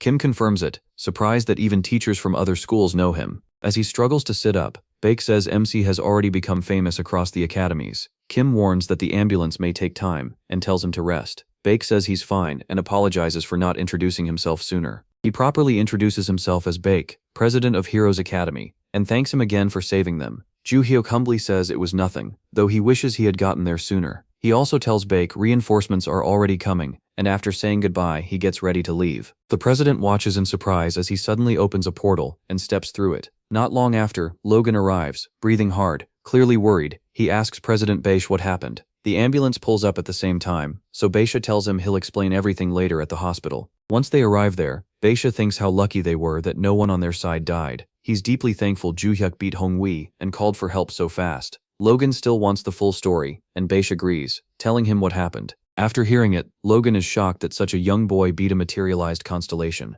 Beisha says he can't be completely sure it really was one, but its mind, awareness, and huge mana felt equal to a human's, maybe even beyond that. Even so, he still can't believe a teenager won. Curious, Beisha asks if Logan knows him. Logan says of course he does. Joo-hyuk is the one who defeated his son, and rumors already say he's beaten members of major criminal groups. By now, even big organizations should know his name. Still, beating criminals and beating a constellation are totally different, so Logan wants more details. Beisha says that during the fight, he felt a strange mana from the protagonist. Power so great it seemed like it had to come from a constellation. Logan can't believe it, thinking it's way too soon for the protagonist to have made such a contract. Beisha agrees it sounds hard to believe, but he saw that incredible mana with his own eyes. He even says it felt oddly similar to the mana he once sensed at the black market. Logan replies that the black market is said to be ruled by a powerful constellation called the Ruler of the Underworld, and asks if Beisha means Joo-hyuk made a contract with it. Beisha says he doesn't know for sure, only that the mana felt very similar. With all that in mind, Logan asks where MC went. Beisha says he may have already gone back to his school. Logan can't understand how he got back to Korea that fast. Beisha says he isn't sure, but from what he saw, the boy likely teleported. That makes Logan flinch, and he asks if Beisha really saw it himself. Beisha says yes. Right before leaving, Jae-hyuk opened a portal into subspace. To him, it looked like a power from the protagonist's contracted constellation. After saying that, Beisha notices Logan's face harden in shock. Sensing the mood shift, Beisha asks what's wrong. Logan answers that teleportation is extremely rare, since only a handful of constellations can give that kind of power. He adds, clearly upset, that even if Joo-hyuk isn't directly involved, he needs to find out right away whether the boy is tied to the group he's investigating at Valhalla Academy. Back at Valhalla Academy, MC steps out of the portal, where Black is already waiting for him. When asked why, Black says Luminous told him to help the boy however he could, so he's been staying ready in case anything went wrong. He asks how he knew what was happening. Black says he was watching through a tiny portal he made, and that answer sends a chill through him. Even so, Black says they're thankful for that power, since it let them catch Hongwee's attack in time. Joo-hyuk agrees on the outside, but he already knows he got the warning earlier from the VO. The head told him another name would come down next week. He asked if it was from the Tower of Destruction, and she said yes, though she stayed frustratingly vague. She explained that the Lord of the Labyrinth had been watching more closely, so she couldn't speak plainly. They also said a name would soon be sent from Heroes Academy. After their next contact, talking would become much harder, so they wouldn't draw the Labyrinth Master's attention. From then on, they would only step in when it was truly needed. Before Joo-hyuk left, they explained the two ways the ring could be used. One option was to turn a name into energy and absorb it. The other was to use that name's power directly, without changing it. Both had drawbacks. If he absorbed a name, he couldn't use its full original power. Unlike the Labyrinth Master, he'd only gain what was left over. The second option had a different limit. The power would stay exactly as it was and couldn't grow any further. When Joo-hyuk asked what that meant, they gave him an example. If he took the name of a water constellation, then no matter how much stronger he got, that water power would never go past the original constellation's level. So the choice of how to use the ring was entirely his. After defeating Hongwee, the protagonist chose to absorb the name because he wants his old peak strength back. Now he's staring at the ring, wondering if it actually worked, since he doesn't feel stronger at all. Then Black suddenly asks if he's okay. Joo-hyuk brushes it off, saying he's just checking something he carries, then asks if Black wanted anything else. Black says he's curious about the last move MC used on Hongwee. Is it called Space Slash? He confirms it is. The moment he does, Black asks if he can show the technique. Confused, the protagonist asks why, since Black is also one of Luminous's contractors. Black explains that he can use it, just not nearly as well. He politely asks for advice so he can improve, adding that he doesn't want to be a burden. With that, Joo-hyuk agrees. The two head somewhere quiet. There, MC says the first step is to gather mana into the sword, then turn the hips and let the power go. To him, that's all there is to it. Black remembers Luminous teaching it the same way, and it made no sense then either. He had hoped the true master of that constellation would explain it better, but instead he's let down. Joo-hyuk's explanation is basically the same. Seeing Black's lost look, he offers to show it again, but Black refuses. Watching more times won't help. Then, in the middle of their talk, the ground shakes under them. A nearby mountain has been sliced clean in half. Even he is shocked. He can't understand it, because he purposely held back to keep from damaging the mountain. That makes him wonder, did absorbing a name trigger this sudden jump in power? The idea excites him. If even the leftovers can do this much, the effect is huge. So he ends the lesson there and tells Black he'll show the right method next time. As Black says goodbye, Joo-hyuk realizes he was unsure about using this ability before, but now he sees how much stronger it can make him. That rush of power leaves him eager for the next names the Labyrinth Master will send. Elsewhere inside the tree trunk, a man called the Spear King watches a magic globe known as the Wheel of Reincarnation. Another man walks up and calls him the Spear. He asks if the names have all been placed. Spear King says yes, and the man seems pleased to hear they were spread evenly across the second tier. Then he asks why Spear King carries his weapon everywhere. Spear King clearly doesn't care to answer. Annoyed, the man asks if he's just going to ignore him. Spear King calmly says he has no reason to explain himself, then points out that the other man carries a weapon too. The man argues that it's not the same. His stays strapped on, while Spear King keeps his in hand all the time. Spear King just shrugs and says there's no real difference. Irritated, the man thinks to himself that Spear King only acts this way because the Labyrinth Master chose him 100 years ago. He even believes that if Spear King weren't the Master's favorite, he would have killed him already. Then the tension breaks when they notice one of the names sent to America has disappeared. The man angrily demands to know whether Spear King placed them properly. Spear King says he followed the Labyrinth Master's orders exactly. They expected some names to vanish eventually, but not this fast. Deciding the matter is too serious to ignore, the man says he'll report it to the Labyrinth Master at once. Spear King stays calm and tells him to do whatever he wants. Back at Valhalla Academy, the moment Logan arrives, Black asks what he needs. Logan, known as the One, says he only has a few questions for one student. Black instantly knows he means Joo-hyuk. Even after trying to keep things quiet, he's surprised Logan still traced it back to him. Keeping calm, Black invites him to sit, warning that this may take a while. As soon as Logan sits down, he goes straight in. He's heard the protagonist went to Heroes Academy and stopped a raging constellation. Logan says that raises plenty of questions, but two matter most. First, how did Joo-hyuk know a constellation attack was coming? Second, how did he get there and back so fast? Before Black can answer, Logan warns him not to dodge the issue. Bake told him the mana felt like the black markets, and Logan knows Black owns that place. Cornered, Black admits the power MC used did come from his constellation. Logan immediately presses on and asks if Joo-hyuk contracted with the ruler of the underworld, Luminous. Black confirms it, but says he can't share the details. What he can say is that Logan has every right to worry. That's why Logan came to Valhalla Academy, to learn whether he is tied to Bloodlion. Black then says he once looked into Bloodlion during another job. At first he thought it was just a normal crime group, but later found a personal link to Logan. Logan reveals the truth. Bloodlion killed his father. Ever since gaining his powers, he's hunted criminal groups hoping to find them, but every lead on Bloodlion vanished, like they were never there. The only firm clue he has is that every Bloodlion member is contracted with a constellation that grants teleportation. Black says that's what he knows too. Still, he assures Logan that Ju-hyuk has nothing to do with Bloodlion. Yes, he used teleportation, but that ability came from his own constellation. Even after hearing that, Logan doesn't buy it. He asks if Black really expects him to accept that so easily. Then Logan throws out an accusation. The black market itself could be part of Bloodlion. Black shuts that down at once, saying there's no proof for a claim like that. He admits the black market is still a black market, but insists they aren't murderers, or people who do outright evil. Logan still says his suspicion makes sense. Very few people can teleport, so to him, it's only natural to wonder if Black is helping a student like Jo-hyuk, because they're both part of Bloodlion. Black answers that if Logan doubts him that much, he should hire an investigator and check for himself. At the same time, his tone turns cold, as he warns Logan that he's pushing too far. Black Cat says he's answered Logan honestly, even revealing private details about his constellation's power. But if Logan keeps making wild accusations, that's where it ends. Black Cat tells him to leave and come back when he's ready to talk without suspicion. He also asks Logan to keep their talk secret, especially anything about his constellation's abilities. Logan doesn't back down. He snaps and asks what Black Cat plans to do if he stays. Black Cat answers right away, then he'll have to kill him. That makes Logan rise with a laugh. He dares Black Cat to try and mocks the idea that he could actually do it. Black Cat stays calm and admits he can't win. Logan is one of the strongest contractors alive. Still, if Logan keeps pushing with those reckless claims, Black Cat's constellation will step in personally. Right then, Luminous sends Black Cat a message. The message says if Logan got what he came for, he should leave now. If he keeps provoking them, Luminous and the others won't sit back and watch. Logan is about to fire back, but his own constellation cuts him off with a message. It orders him to stop making trouble and leave at once. That leaves Logan seriously confused. Even so, he follows the order right away. On his way out, Logan warns Black Cat that next time, he won't leave without the answers he wants. Once Logan is gone, Black Cat finally lets out a breath. He promises himself to guard information better from now on, so nothing leaks again. For the moment, he leaves it to Adelia Ventric. Back at Valhalla Dormitory, Kim is training his mana. He's thrilled because after compressing it, his magic power jumps up a lot, but his body isn't keeping up with that growth, so he realizes he has to start hard physical training again.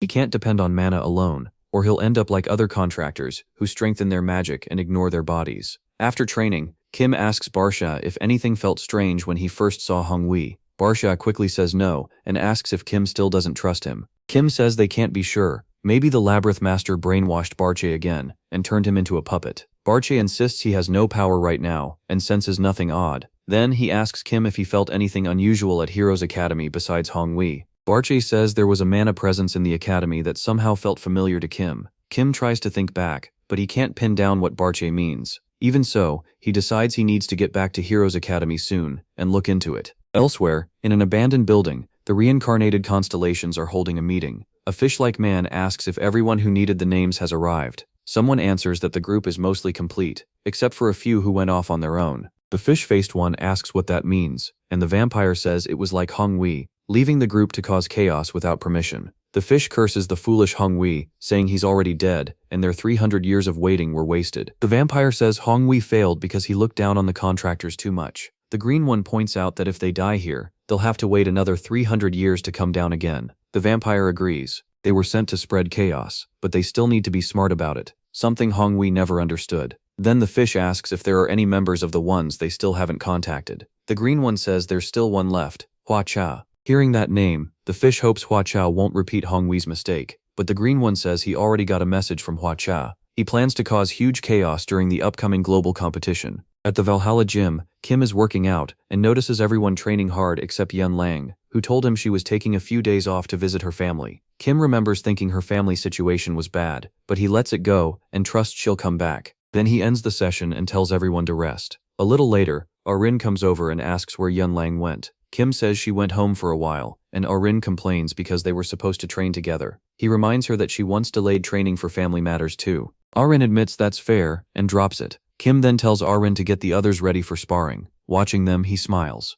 After coming back to life, he never thought he'd have disciples again. At the same time, he feels sad for his old students, because they'll never meet again. Then Barche speaks up. He says there was a time when the constellations gathered together after a long while, and out of boredom, he opened a door in the mental realm to see what was beyond it. When it opened, he found what looked like a meeting of constellations. Barch left at once, afraid someone would recognize him as the former Tower Master of the Tower of Destruction. He thinks the others entered through similar doors from their own mental realms. 2 days later, that door vanished. After hearing this, Kim realizes he has to learn how to open it again. Meanwhile, at the White Lotus Institute, Sol Yanlong's aunt is surprised when Yanlong shows up. Yanlong gets straight to it. She wants to see the Sol clan's divine artifact. Her aunt smiles, agrees, and says she'll take her there. On the way, Yanlong asks about her mother, Yun. Her aunt says her mother lost her place as clan head after the king and the deep snow ended their contract. She was kicked out of the clan too, after everyone learned she had taken power through lies, pressure, and force inside the constellation.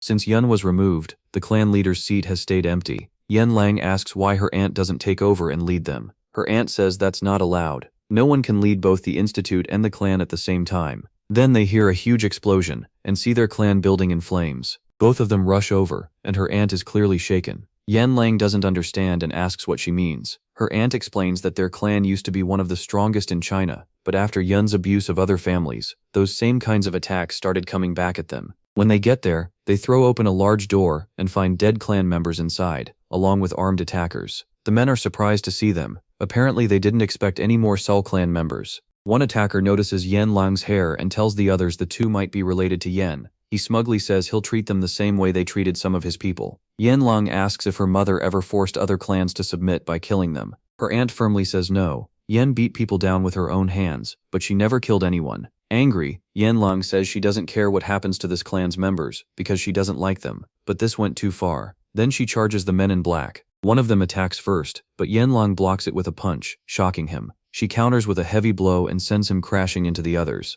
A bald man is stunned. One punch just dropped 2 people. But before he can react, Yanlang is already on them and knocks them out with a brutal kick. Even her aunt is shocked by how strong Yanlang has become, and wonders what kind of training Kim put her through. She still doesn't know why Yanlang wants the divine artifact, but once this is over, she decides she'll make her the next clan leader. Meanwhile, Yiren and Pei are surrounded by unfamiliar men. The attack came so suddenly that they weren't ready. Yiren thinks these men probably moved in because they heard the clan has no leader right now. They buy the elders time to escape, but Yiren can tell her sister is at her limit and starting to lose hope. She whispers that she doesn't want to die like this. Then, just when things look hopeless, Yanlang and her aunt arrive and beat down the men in black. Yanlang says they have a lot to talk about, but first they need to finish off these enemies. With them there, Yiren gets her fighting spirit back and attacks right away. Pei joins in too, swinging her weapon straight into the attackers, but while she's focused on another enemy, someone sneaks up behind her. Before the hit lands, Yanlang steps in with a strong kick and stops it. After seeing that, the attackers start losing their nerve and hesitate. Then a bald man walks up, grabbing one of his own men by the head, and demands to know if they're really going to stand there while their allies get beaten.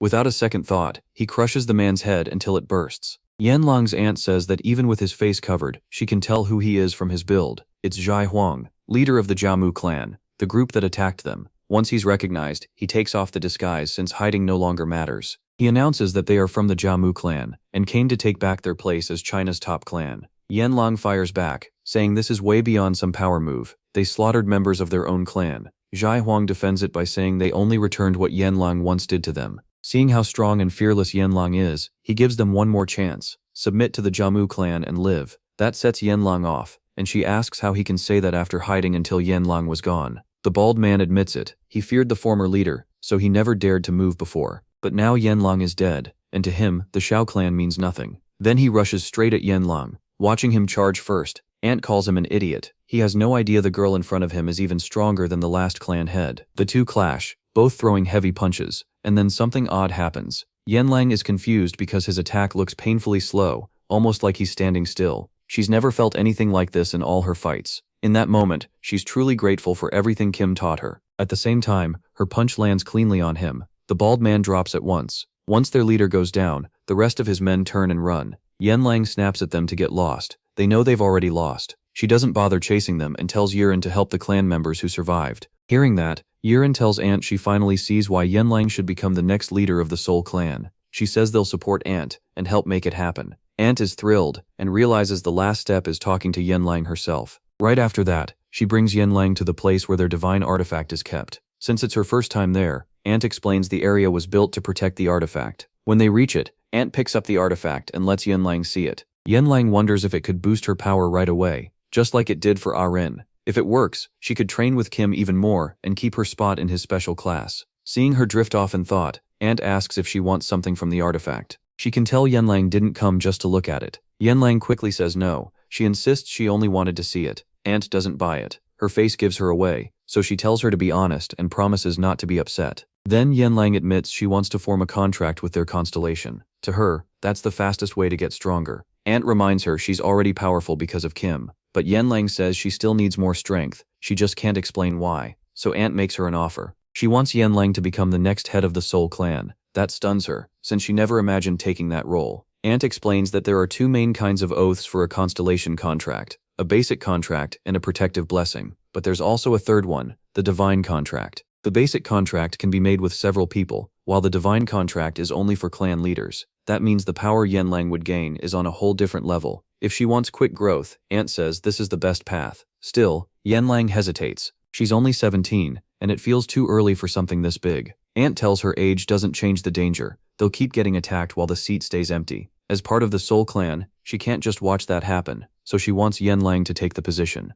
She also says her siblings agree with the choice, and if the burden scares her, Ant promises to help. She just wants Yanlang to accept and stand as their leader. After hearing that, Yanlang accepts without any more hesitation and becomes the new head of the Soul Clan. Ant then tells her to grab the divine artifact and enter the mental realm to make the contract with their constellation. Yanlang does exactly that, and soon stands before the king in the deep snow. Not long after, she comes back, smiling brightly at Ant. It looks like the contract worked. A few weeks later, Kim arrives in America with Arin. He's annoyed because he didn't expect a world championship before classes even started. A few days before the event, the Black Cat called him into the office to ask a favor. Black explained that classes would return the next week, and the world championship would start with them. It was like a school tournament, except this time schools from all over the world were joining. Each school also had to pick a first-year representative. Kim didn't get it, and asked why only first-years could join when older students were available. Black said that after becoming president, he learned there was an agreement. Second and third years were left out because they spent most of their time training with guilds to become hunters. Being a school representative too often could get in the way. For first years, though, these events helped them get noticed by guilds and companies. After laying that out, Black asked Kim to represent Valhalla in the World Championship.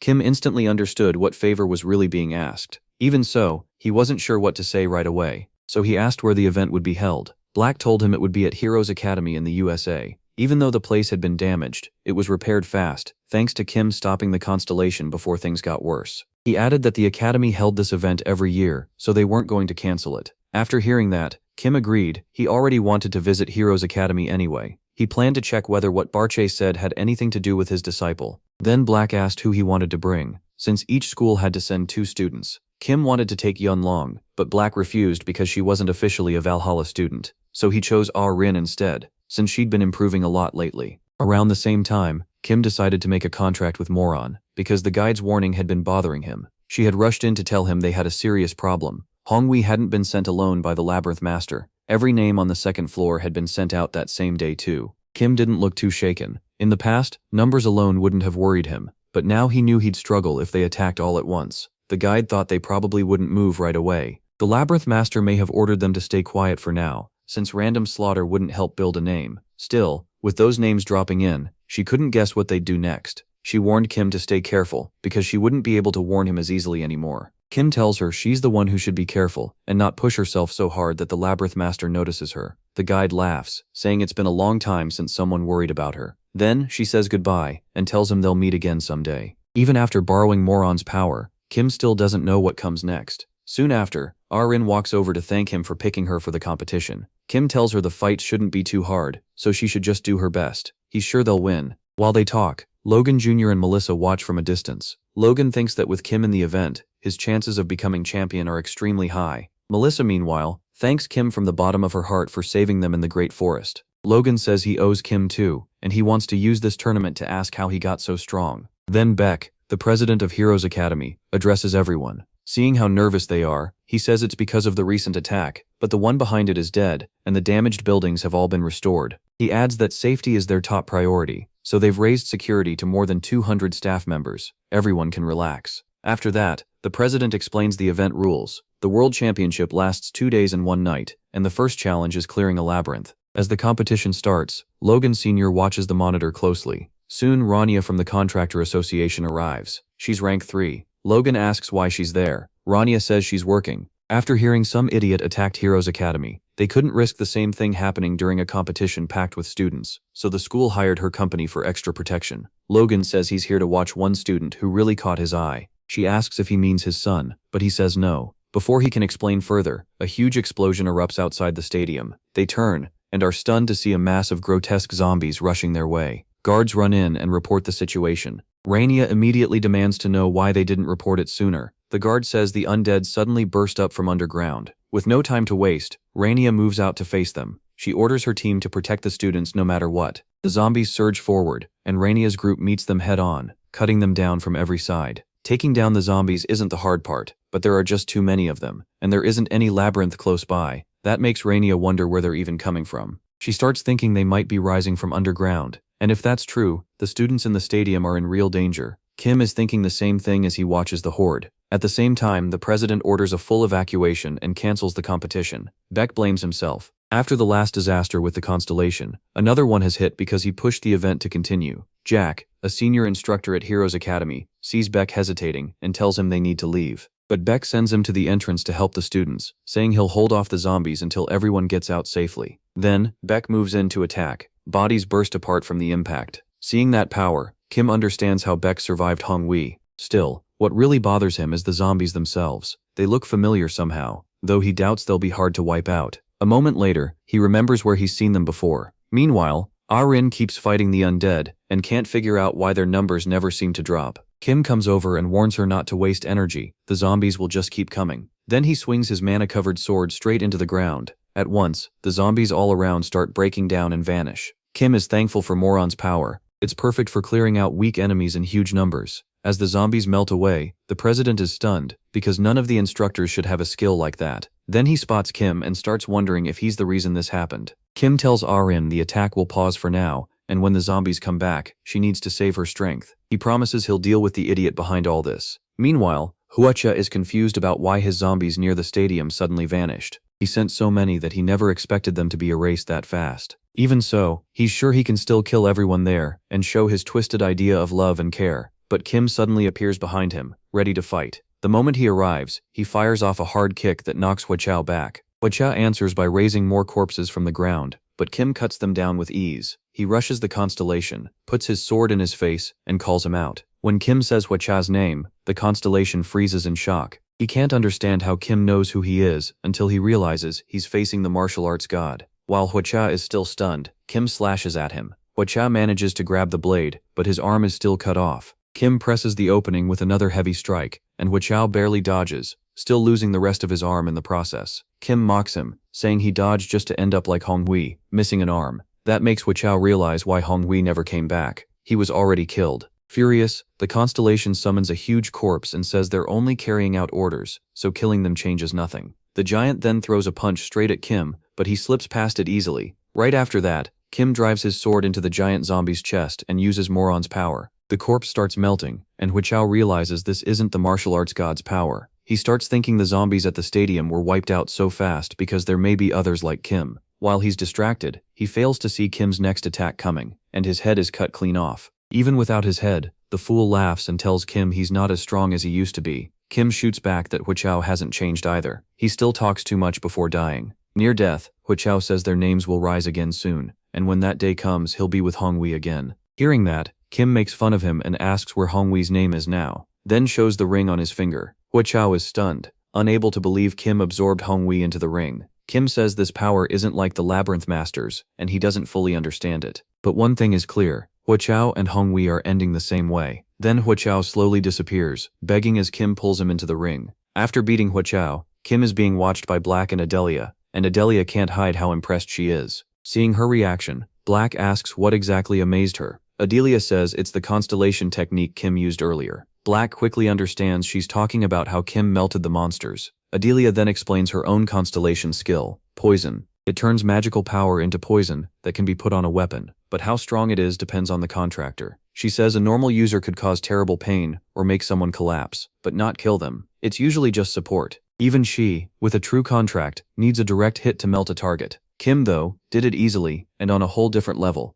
and that's with only a temporary contract, yet everything he touches still melts. That's why Adelia is so impressed, and Black agrees. While they talk, a notice suddenly comes from Moron Ventrix's constellation. It says the power may be hers, but her master helped her train it. Hearing that, Adelia gets nervous and apologizes for judging too quickly. Then she tells Black she's decided to ask Kim to teach her the next time they meet. Back at Heroes Academy, the arena and the area outside look wrecked, like a battlefield. Rainia stands there quietly, staring at the damage and trying to process it. Once she spots her team, she orders them to help the injured and make a quick damage report. Inside, she's still shaken, wondering what just happened. There was no labyrinth nearby, yet a huge wave of monsters appeared, and then everything stopped as soon as Kim showed up. She keeps replaying it in her head. No matter how many zombies she beat down, more kept coming. Even her constellation skill, fist faster than light, wasn't built for fighting a whole crowd. It used too much magic, making it hard to keep up in a swarm. As panic started creeping in and she wondered where the monsters were coming from, she saw a student standing calmly in the middle of them.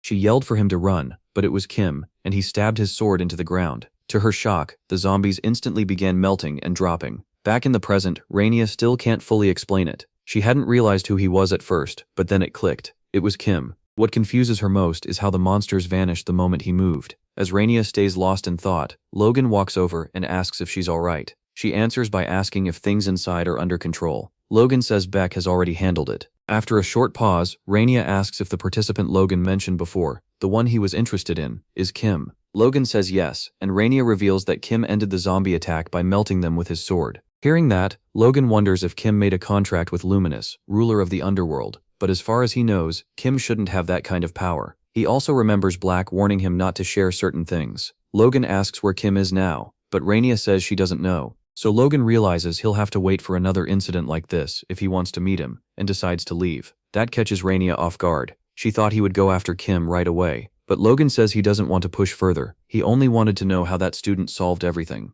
Rainia sighs and says they still need to look into Kim's link to the undead. Logan bluntly warns her that if she digs too deep, she'll die. Rainia is left stunned by that. Then Logan walks away without explaining any more. Meanwhile, on a remote island, a green constellation member tells the others that Huacha is dead. The fish constellation is shocked, especially since it happened so fast. Just like Hongwei, the vampire tries to guess why they were beaten so quickly, but the fishman is furious. To him, all these sudden losses are making their whole reason for coming to this world feel pointless. Then two devil-like constellations arrive, grinning as they suggest joining forces, and promise to rot those precious names away. Later, on the streets of the USA, Aaron and Kim head back with their bags packed. She says it sucks that they're leaving with nothing to show for it, after the tournament got cancelled so suddenly. Kim actually feels relieved, since there was nothing there that could help them anyway. He asks if anything strange happened in the stadium while he was gone, and Aaron says the monsters stopped showing up after a while. Then, she looks at him and asks if he was the one who stopped them. Kim says yes, explaining that the monsters seemed familiar, so he guessed someone he knew was behind it. When Aaron tries to ask why they looked familiar, Kim brushes the question aside. As they keep walking, she notices they aren't heading for the bus stop to catch their flight. Because the event was cancelled so suddenly, getting a direct flight back is almost impossible, so the trip to Korea will take much longer. Surprisingly, Aaron doesn't mind much. In fact, the delay feels strangely nice to her. Kim then says he knows a faster way out, and points to a narrow alley. Kim says Black Cat gave him permission to tell Aaron this. Then he looks around and finds a door to an old warehouse. He says the door itself doesn't matter. That makes him recall what Black Cat told him. When Kim asked before, Black Cat said the black market could be entered from any country. Those entrances can work like portals too, but jumping straight to another country is hard, because the gates are so far apart. So Black Cat told him to go to Central Area 7 first, then move to the country he wanted from there. He also said that if Kim brought a special class student, he should use a hidden route, so people in the market wouldn't freak out at a school uniform. Last, Black Cat mentioned Kim could return straight to the school through the tower in District 7. Back in the present, Kim leads Aaron through the door and into the black market. After moving through it for a while, they come out in Valhalla dormitory. Kim walks Aaron to her room and tells her she did great and should get some rest while he reports everything to the director. Just before he leaves, Aaron smiles and tells him he worked hard too before saying goodbye. Once outside, Kim eagerly pulls out the ring. Now it holds a third name, counting the first labyrinth boss, and these constellations feel much stronger than the earlier ones. That makes him even more excited to collect more. Pushing that thought aside, he heads to Black Cat's office to give his report. When he enters, he's shocked to find Adelia already waiting there. She bows right away, and Black Cat thanks Kim for what he did. Still puzzled, Kim asks why Adelia is there. She says she wants to ask him for a favor. When he asks what kind, Adelia gets nervous, then carefully asks if he would guide her. The request catches Kim off guard, so she explains they've been watching him lately. That creeps him out, and he calls them stalkers while blaming Black Cat. Black Cat quickly says he only did it because the constellation told him to keep an eye on Kim before. As soon as Black Cat lets that slip, Adelia hurriedly tries to shut him up, which only leaves Kim more confused. Trying to move on, Adelia says she saw Kim use their constellation's poison skill and wants to learn that from him. Kim, still confused, asks why they can't learn it from their own constellations, since it shouldn't be much different if he teaches it. He says the base technique is basically the same. The real difference is that he doesn't lean too much on borrowed mana. He mixes in his own to trigger the skill. Kim adds that kids these days build up mana before learning to control it. So even if he teaches them, they'd burn out fast because their mana pools are still small. Adelia and Black Cat keep pressing him, but Kim says he's already too busy and hasn't even spent enough time teaching his other student. Still, since they're both disciples tied to his constellations, he finally agrees and tells them to meet him in the training room for physical training. Before he goes, Kim tells Black Cat to remind him later. They still need to talk about how he can reach the constellations again. Then Barche suddenly cuts in, asking if this is about the familiar mana he sensed from the building. Kim says yes. The fire trucks kept him from entering the school, but he's sure he'll find a way. Far away in America, at the Contractors Association, Logan studies Kim's profile in his office and wonders who he really is. He even hired a private investigator, but they couldn't dig up anything either. The only thing Logan learned is that Kim grew up in an orphanage. That makes even less sense to him. Why would Black Cat and his constellations protect a random high school student with no known background? On top of that, Black Cat's constellation talked like he personally knew Logan's own constellation. Logan can't stop thinking about what he asked after that. He had questioned his constellation about it, asking if she knew Luminous, because it really seemed like she did. She said yes, but warned him to watch out for the Mushin Moon fanatics. Logan searched for them too. Yet just like Kim, they left behind no trace at all. It's like Kim is one big mystery. No link to the Blood Hunters, no records, nothing. While Logan is lost in thought, he suddenly hears the voice of a devil constellation, asking if this is the Contractors Association. Logan coldly demands to know who the bald devil is, and why someone that ugly is spying on him. The devil is thrown off for a second, then grips his weapon and rushes Logan. Logan instinctively throws up his arms to block, but the hit still blasts him backward. From that one clash, Logan realizes this thing isn't just powerful, it's smart too. A bad thought hits him. Could this be the same monster that attacked Heroes Academy? Knowing he can't take it lightly, Logan draws power into his fist. Across from him, the devil laughs and gathers even more mana. Logan charges first, and the devil swings to meet him. But when Logan's powered fist slams into the weapon, the impact knocks the devil back. The devil grins, impressed, but Logan doesn't care. Power surges through him as he jumps up and drives his fist down, hammering the devil into the floor hard enough to shake the whole Contractors Association building. Even Rania feels the shock in her office. For a second she wonders if it's an earthquake, then realizes the shaking is coming from above, from Logan's room. Back in Logan's office, he stares at the crater, shocked that the devil has vanished. The moment he lets his guard drop, the devil attacks from behind. Logan blocks it, but gets launched away again, slamming hard into the ground. As he rises, Logan knows this devil isn't normal. If it were, the fight would already be over. The devil mocks him for being this weak even as a level 1 contractor. Logan snaps back that he knows the monster isn't even using its full strength. If Logan used his destruction skill here, the whole building could come down. So he knows he needs one perfect hit. The problem is, he can't land one at all. Then Rania arrives with her men, saying she heard an explosion, and freezes when she sees the devil. Dark energy pours off it through the whole room. The devil notices her and sneers, calling them bugs, before deciding to kill them fast. Wrapped in mana, it rushes forward, and Rania quickly tells her men to stay back. She moves in to stop it, and fires off a counterattack, but the devil slips past every blow with ease. Annoyed, Rania changes tactics and throws a heavy punch, but the devil disappears right in front of her. A second later, it shows up at her side and swings its huge weapon at her. Logan steps in just in time and blocks it, then tells Rania the monster isn't simply dodging, it's making an illusion of itself and only showing its real body when it attacks. The devil realizes his illusory eye spell has been figured out. He tries to fade away again so he can attack from hiding, but suddenly something crushes his foot. He looks down and sees Logan pinning it to the floor. With the devil trapped, Logan charges up a punch and swings, but right before it lands, his body locks up. Another devil appears behind the first. He calls the attacker Purple Ghost and scolds him for being sloppy. Purple Ghost stares in shock and calls him Black Ghost.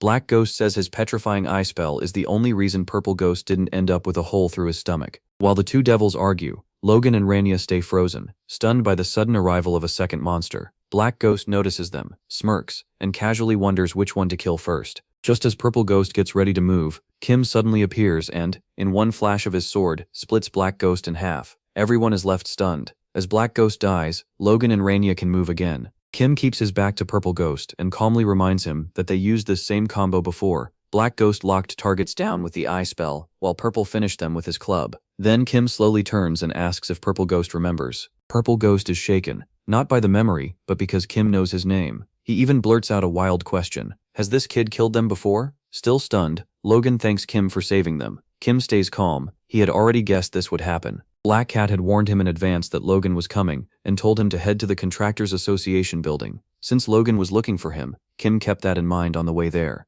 As he drifts for a second into thought, the furious Purple Ghost suddenly jumps up and swings his huge weapon down at both of them. Kim and Logan dodge it easily. Even while moving, Logan asks if Kim knows how to beat this ghost, since he's clearly faced them before. Kim is briefly rattled, realizing he may have shown too much. Still, one thing is clear in his mind. They have to kill Purple Ghost the instant he attacks, before he can hide inside an illusion. But he also remembers that last time, the moment Black Ghost died, Purple Ghost tried to run. And that's exactly what happens now. The devil turns and bolts. Logan stares, confused, and asks if they should chase him. Kim quickly says no. The one running is just an illusion. The real Purple Ghost is hiding close by inside it. Kim considers using a light attack to wipe out both the fake and the real one at once, but there's a catch. Kim can't use his disciple power right now, because he never made a temporary contract. He skipped that on purpose, so he could use the power inside his ring instead. But if he lets that loose, it could cut through the whole building. Just as Kim gets ready to strike, Logan's constellation suddenly declares that he is the martial god. Logan is completely confused by that, but Kim hears it too, and speaks to the constellation.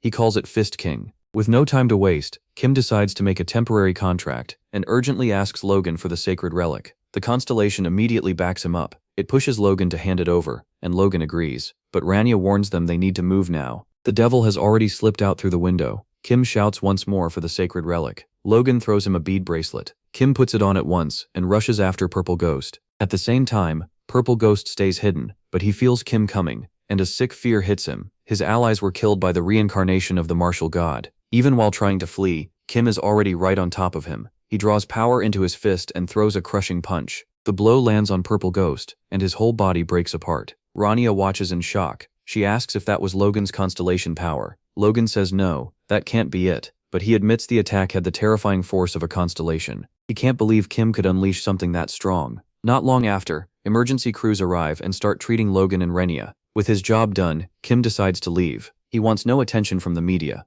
Logan asks why he's leaving so suddenly, and it gets under Kim's skin. Still, Kim asked it that way on purpose, hoping Logan won't go back to Valhalla and dig any deeper. Then another idea comes to him. Logan is the top contractor in the world, so maybe he can bring him over to his side. With that in mind, Kim tells Logan they'll talk another day, and Logan agrees. Kim adds that they'll meet at Heroes Academy, especially since Logan is Fist King's contractor. As Kim starts to leave, Logan tries to stop him, but his constellation's voice rings in his head, telling him to speak to Kim with respect. Logan immediately obeys. Rania then comes over and asks for the monster's body for the police case, but Logan says it turned into smoke and disappeared. That frustrates Rania. Without a body, proving what happened to the committee will be much harder. She then asks who Kim really is, pointing out that no normal contractor could beat monsters that strong. Logan tells her they'll learn the truth soon enough. After leaving, Kim arrives at a forest, where Barch appears. Seeing him, Kim asks if the power he felt from Fist King is the same one the Tower Master sensed at Heroes. Barch says no, which is a relief.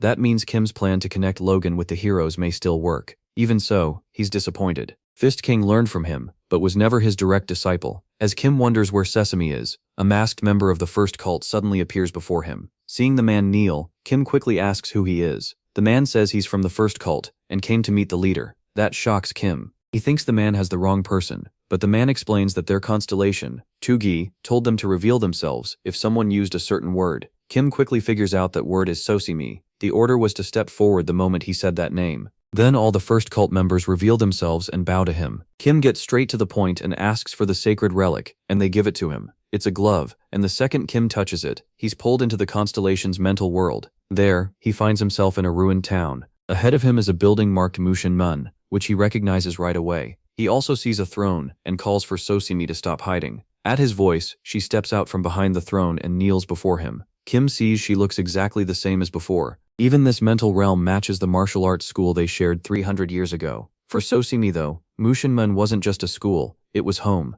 Kim knows why she honors that place so much. Because 300 years ago, the world was in chaos. One day, Kim and his group found what looked like a weak caravan being attacked by a pack of trolls. The people there were losing badly, so Kim's group stepped in and wiped out the trolls, saving the caravan. The caravan leader paid them for it. Back then, Kim survived by guarding caravans and hunting monsters for money. It was a harsh world, and Kim lived through it, but there was something even worse. Slavery was spreading fast. Human trafficking still happened, and parents crushed by poverty would sometimes sell their own children for money. Kim made it his mission to buy those slaves, so he could train them instead. He hated slave traders deeply, and often killed them whenever he came across them. Some of the children he saved became his disciples, but during that time, his life plan ran into a problem. At first, Kim just wanted to earn enough as a young hunter to retire, while raising disciples who could keep fighting slave traders after him. But saving money was almost impossible while taking care of them. So once he had enough disciples, he chose a new path. After talking it over with them, Kim decided to create a martial arts school called Mushin Mun, a place to train and raise them properly. Even though Kim was strong, he had started to feel his body reaching its limits. His disciples were different, they had talent and learned the right skills fast, so he trained them hard, hoping they would grow up and pass their skills to the next generation.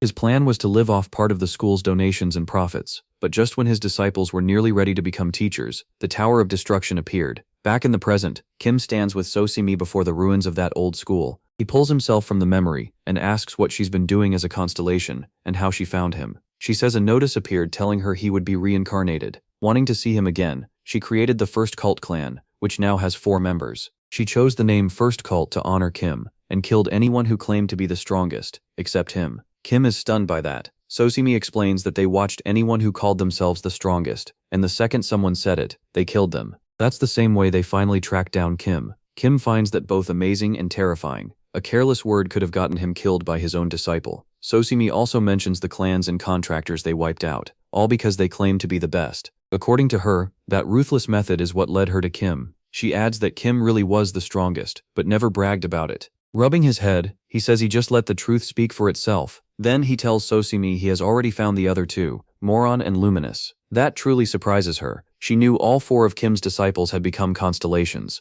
but they could only watch each other through their contractors. So she knew Kim had met Ventric in the black market side, but she doesn't realize those people are actually the contractors of her fellow disciples. Kim then changes the subject and says he may need her help soon. That makes Sosimi visibly tense, but Kim just says goodbye and tells her he'll invite her contractor to meet with the others, so they can talk together. A few days later at Heroes Academy, Kim stands in front of Logan and all his contractors. Seeing so many major contractors gathered around Kim makes Logan deeply uneasy. Once everyone settles down, Kim opens by asking if they know what he is. The question throws everyone off. Adelia answers that he is the master of their constellations. Kim confirms it, then says he has figured out much of what happened after his death. To help them understand, he explains about his disciples and the Tower of Destruction. Everyone is stunned. Black asks first if Kim was really the one who brought down the Tower of Destruction 300 years ago, and Kim says yes. Adelia then asks if it's true that the Age of Destruction brought the tower and caused the world's fall, because from what they know, the tower collapsed only after releasing endless monsters. That catches Kim off guard, and he asks whether their constellations ever told them more.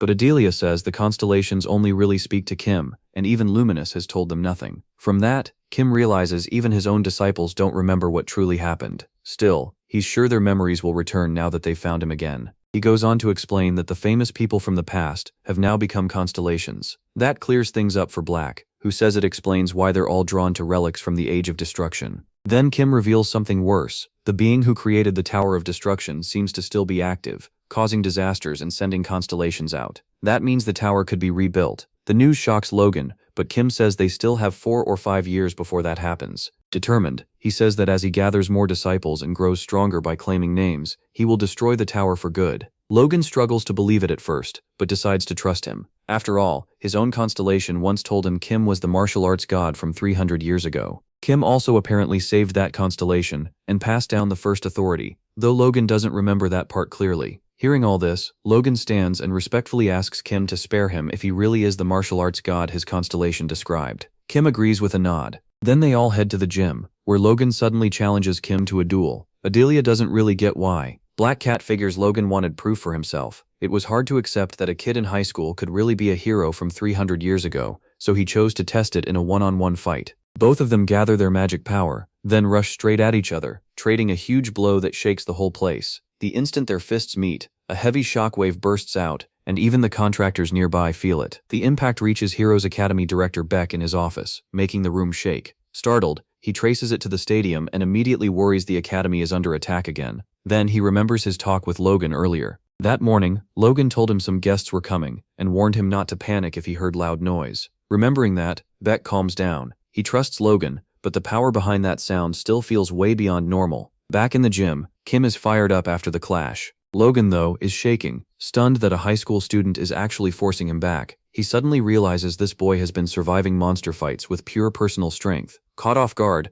Logan starts losing ground and quickly pours mana into his elbow for a counter. Kim reads it easily and stops it with an arm block. He takes the hit, though even Kim feels how strong it is. Kim knows why he has the edge. The constellations let him use huge amounts of magic power, but raw physical strength still depends on his body, and that part hasn't fully caught up yet. Even so, he's more excited than ever. Fighting a contractor on Logan's level is rare, and Kim loves the challenge. Logan charges in with all his mana packed into one last strike, but Kim decides to finish it. Right as Logan attacks, he slips aside at the perfect moment and answers with a fast blow from behind, sending Logan flying across the gym. It looks light, but the force tears through his whole body, and he crashes down unconscious. Later, Logan wakes up in a panic on a couch. Looking around, he sees Kim and the contractors nearby, and Kim tells him he passed out, so he moved him there. Logan thanks him. After sitting in silence for a while, he finally asks if Kim is someone who reincarnated. A little surprised, Kim reminds him he already explained that before, though he gets why it's hard to believe. He also says Logan's constellation has a lot in common with him. Now that he's felt that power for himself, Logan accepts it and decides to join Kim as a disciple to stop the Tower of Destruction. That makes Kim light up with excitement. At the same time, the first cult member watches them and finds this group of strong, high-rank contractors both surprising and interesting. Kim then asks Logan if he's seen anything at Heroes Academy connected to one of his disciples, maybe a relic or artifact. That was the real reason Kim wanted to meet at the academy. He had sensed a familiar magic presence there, but after their fight filled the area with mana, tracking the source became much harder. And with so many relics stored there, finding the right one would be almost impossible unless it revealed itself first. Then Logan remembers a relic that once spoke and asked for its master. That thought leads him to Beck's office. Beck is already tense and quickly asks who Logan's guest was. Logan says it was Kim, but when Beck pushes for more, Logan cuts him off and says he can't explain yet. Instead, he asks about the radiant sword Beck gave him before. Beck admits the thing has been giving him terrible headaches. To show him, Beck presses a hidden switch and opens a secret compartment. Inside is the radiant sword, pouring out thick dark mana. The pressure is so strong that cracks have started spreading nearby, as if the room itself can't handle the energy. Beck is already regretting keeping it there. The walls are starting to split, and it's obvious the sword can't stay in his office anymore. Logan stares in disbelief, unable to understand how the sword alone could do this. He asks why Beck didn't move it to the relic storage, where suppression fields should keep dangerous items under control. Beck says he tried, but something went wrong. When he brought the sword to the sacred relic chamber, the relic guardians released their power and blocked him. At the same time, the radiant sword started flaring with magic like it was reacting to them. With no better choice, Beck took it back to his office. Even his hidden compartment, covered in sealing spells, couldn't hold back that dark aura. Despite all the magic meant to suppress it, the sword kept cracking everything around it. That was why Beck had wanted to talk to Logan in the first place, but Logan came asking for the sword instead. When Logan asks if Beck ever heard it calling for its master, Beck says no. But then, to his shock, Logan reaches out and easily picks up the radiant sword. The second he touches it, the aura disappears. The dark mana stops leaking out completely. Beck is stunned and asks how he did it, but Logan doesn't seem to know either. He sheathes the sword and says he'll take it to the meeting place, leaving Beck confused about what meeting he means. Logan only tells him to wait, he'll understand soon enough. And since Logan always keeps his word, Beck decides to trust him again. Logan returns to Kim and hands over the radiant sword, but the moment Kim takes it, he notices something odd. There's no magic power coming from it at all. Logan explains that the energy vanished as soon as he picked it up, and stayed that way even after he brought it back. He also says the sword sometimes calls out for its master. As soon as Kim hears that, he knows what Logan means, but when he tries to enter the artifact's mental space, he can't. Thrown off by the rejection, he asks Adelia about it. She confirms that's possible. If the constellation tied to a relic refuses entry, no one, not even a contractor, can enter its mental realm. That catches Kim off guard, so he asks Barche whether the sword feels familiar. Barche says the aura is faint, but the sense of familiarity is real. Kim starts looking for another way in, and Barche remembers something he mentioned before, the strange door in the realm of imagination. Kim remembers it too, a huge door where the constellations once gathered. Barche adds that there wasn't just one, there were several, and each constellation may have had its own door leading to a realm tied to itself. In his view, those doors might let someone enter other constellations' realms. Kim thinks that fits, but when he asked his other contractors before, none of them knew anything about those doors. Barche guesses the event was so brief that some constellations may not have even realized it happened. Then, Kim remembers someone who might know more. Keeping that in mind, he ends the talk for the day and says they should head back. Before leaving, he asks the first cult member for his name. The man says he doesn't have one and lets Kim choose. After thinking it over, Kim names him Former Protector. Then he tells Former Protector to start meeting the other contractors, since their constellations may want to get to know each other too. With that, the group leaves the academy. A few days later, Kim meets the guide at a hidden house deep in the forest. She starts to greet him, but he skips the small talk and says he plans to absorb every second-tier constellation he can find. He thanks her for the ring too, since it helped make him stronger. Then he gets to the real reason he came and asks if she knows about a door where constellations gather. The guide says it sounds like an old place called the Arena. She explains that not long after the Labyrinth Master created the constellations, he made the arena too. It could be entered through constellation doors, and it was built as a battlefield where constellations fought each other. As time passed and their original names were forgotten, they earned new nicknames through combat. Those titles mattered. Each one held part of a constellation's identity, and gave extra power, which the arena made even stronger. But things didn't go the way the Labyrinth Master wanted, so the arena was eventually sealed. Kim asks if there's any way to open it again. The guide says only a constellation acting under the Labyrinth Master's command could do that. That shocks him, but she has more to say. With a knowing look, she reveals why she called him. She found the constellation he's after, along with all the second-tier constellations. Kim's eyes light up, and he wants every detail. Elsewhere, in a hidden meeting place for constellations, the one called the Key Keeper explodes in anger at the others for failing again and again. He says they're just waiting to die while clinging to the useless dream of getting their old names back. Furious, he reminds them of the suffering they went through for 300 years, their identities stripped away until they were barely more than fragments. They had no bodies, only wandering minds circling one tree forever. Then, for reasons no one understands, those drifting spirits were turned into the tree's fruit, trapped in a cycle with no escape. The Keykeeper barely avoided ending up like that. He had wandered for centuries without a body too, but finally got one back. After all that pain, he can't understand why the others are ready to disappear without fighting. His anger grows sharper when he brings up the twin ghosts, the two constellations who died for nothing. Just a few days earlier, the Greenhorn constellation brought news of their deaths. The others were shaken, especially the fish, who had always thought the twin ghosts were among the stronger constellations. The Horned Green constellation confirmed the twin ghosts were dead. Then he shared worse news. Everyone gathered here had once gotten their names back and been sent to Earth. As long as they stayed apart and didn't cause trouble, they could live by slowly taking in magic from around them. But meeting in a big group like this was risky. Being so close together made their magic drain much faster. They used to have power and names, but now they were fragile. Sticking together could actually wipe them out. So the Labyrinth Lord told them to gather on an island where a huge floating magic stone was buried underground.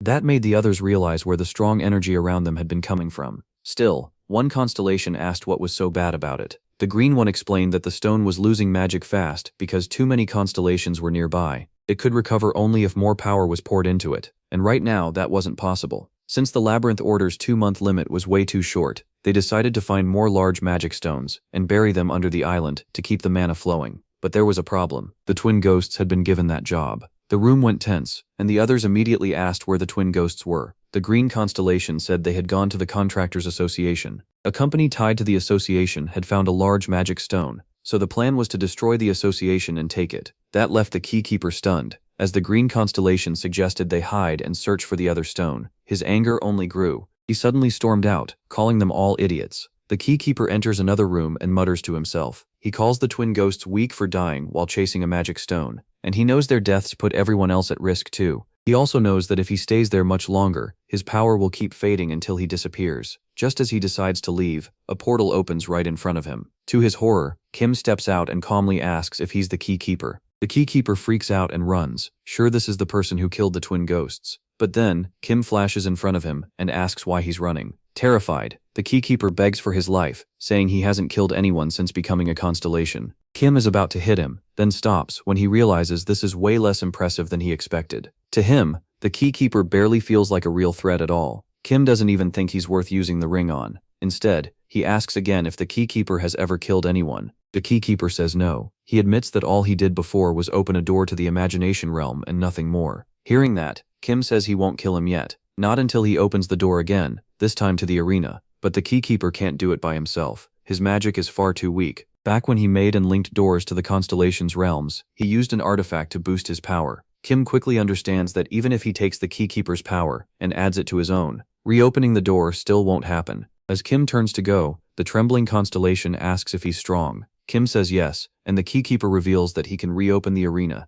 but only if Kim helps him recover the artifact that came down with him. Meanwhile, at a temple in China, Yanlang stretches, excited for what's coming. A pack of skeletons rushes her, but before they can get close, she charges first and blasts through them with huge force. The rush of battle fires her up. She's amazed by how much the Soul Constellation boosts her magic. She can hardly believe she's landing heavy blows and dropping monsters so easily, just like Kim said she would. That makes her wish he were here to see it. A little earlier, she had shown up at Valhalla Gym and announced herself. To her surprise, nobody seemed that happy to see her. She also spotted a few new faces and wondered if she had come at a bad time. Kim picked up on that right away and told her the timing was actually perfect. Then he asked why she came. Yunlong gave a vague answer about family matters, but Kim had already seen the news and knew she'd become the head of the Soul Clan. That caught her off guard and made her a little embarrassed, so she explained it was her aunt's idea. Kim was still surprised. He always thought she had no interest in leading the family. She brushed that aside and tried to move on. Then she noticed Irene in the back. When Yanlong kept looking,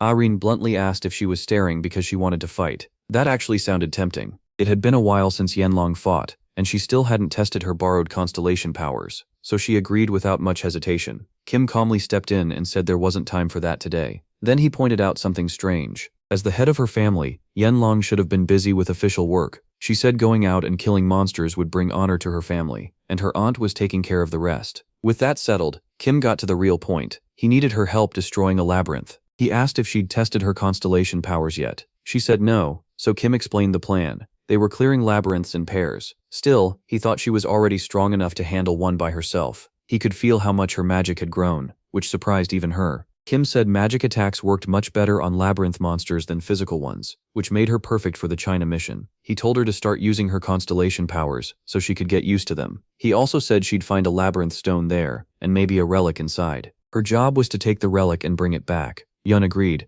though she still looked a little jealous. She didn't like the idea of Kim teaming up with another girl while she was gone. Back in the present, Yunlong tears through the monsters with her new constellation power. One punch rips straight through their line. Fueled by anger, she decides to crush every last one. Meanwhile, in the USA, Kim arrives in a barren area with Juhyuk and Logan. Logan guides the way, but even then, they struggle to find the place they're after. Kim figures that if there had been clear records, he wouldn't have needed Logan's light-based skill to track it down. Logan explains that only a few people in the Institute even know this site exists, so there isn't much information on it. As far as the public knows, only one large magic stone was ever found here, which is why the place is so secret. Kim feels a little bad knowing the Institute is giving up the stone after all the work they put into finding it. Logan tells him not to worry. Artificial storage devices can replace it now anyway. Kim quietly appreciates that. Then he remembers what the keykeeper said about the artifact that fell with him. When Kim asked about it, the keykeeper explained that the relic had been scattered across the labyrinths. He also said the artifacts gave off powerful magic, and he could follow that trace to find them. Right before Kim left, the keykeeper stopped him with one last request. He needed Kim to bring back the large magic stone too. Kim already knew about the stone, but he didn't get why the keykeeper wanted it, so he asked. The keykeeper solemnly explained that opening the ancient door needed a huge amount of mana, and the magic stone could provide it. Even with all his knowledge, the keykeeper admitted he was scared. Seeing that fear, Kim gave him a steady nod and promised to bring back 2 magic stones, not just one. Now, in the present, he regrets saying that, getting even one looks hard enough. His thoughts cut off when Logan says they've finally found the place. Kim looks up and freezes at the sight of a giant golem standing right in front of them. The thing is enormous, and Logan and Johyuk can barely believe it. They can't understand why something like this exists here. Before they can think more, the golem slams a fist at them. Logan and the protagonist both leap back to dodge, and Logan is left staring at the huge crater from that single hit. The power behind it is insane. the golem swings again with another heavy punch. Logan braces himself to meet it head-on. Yelling at the monster, he drives his own fist into it.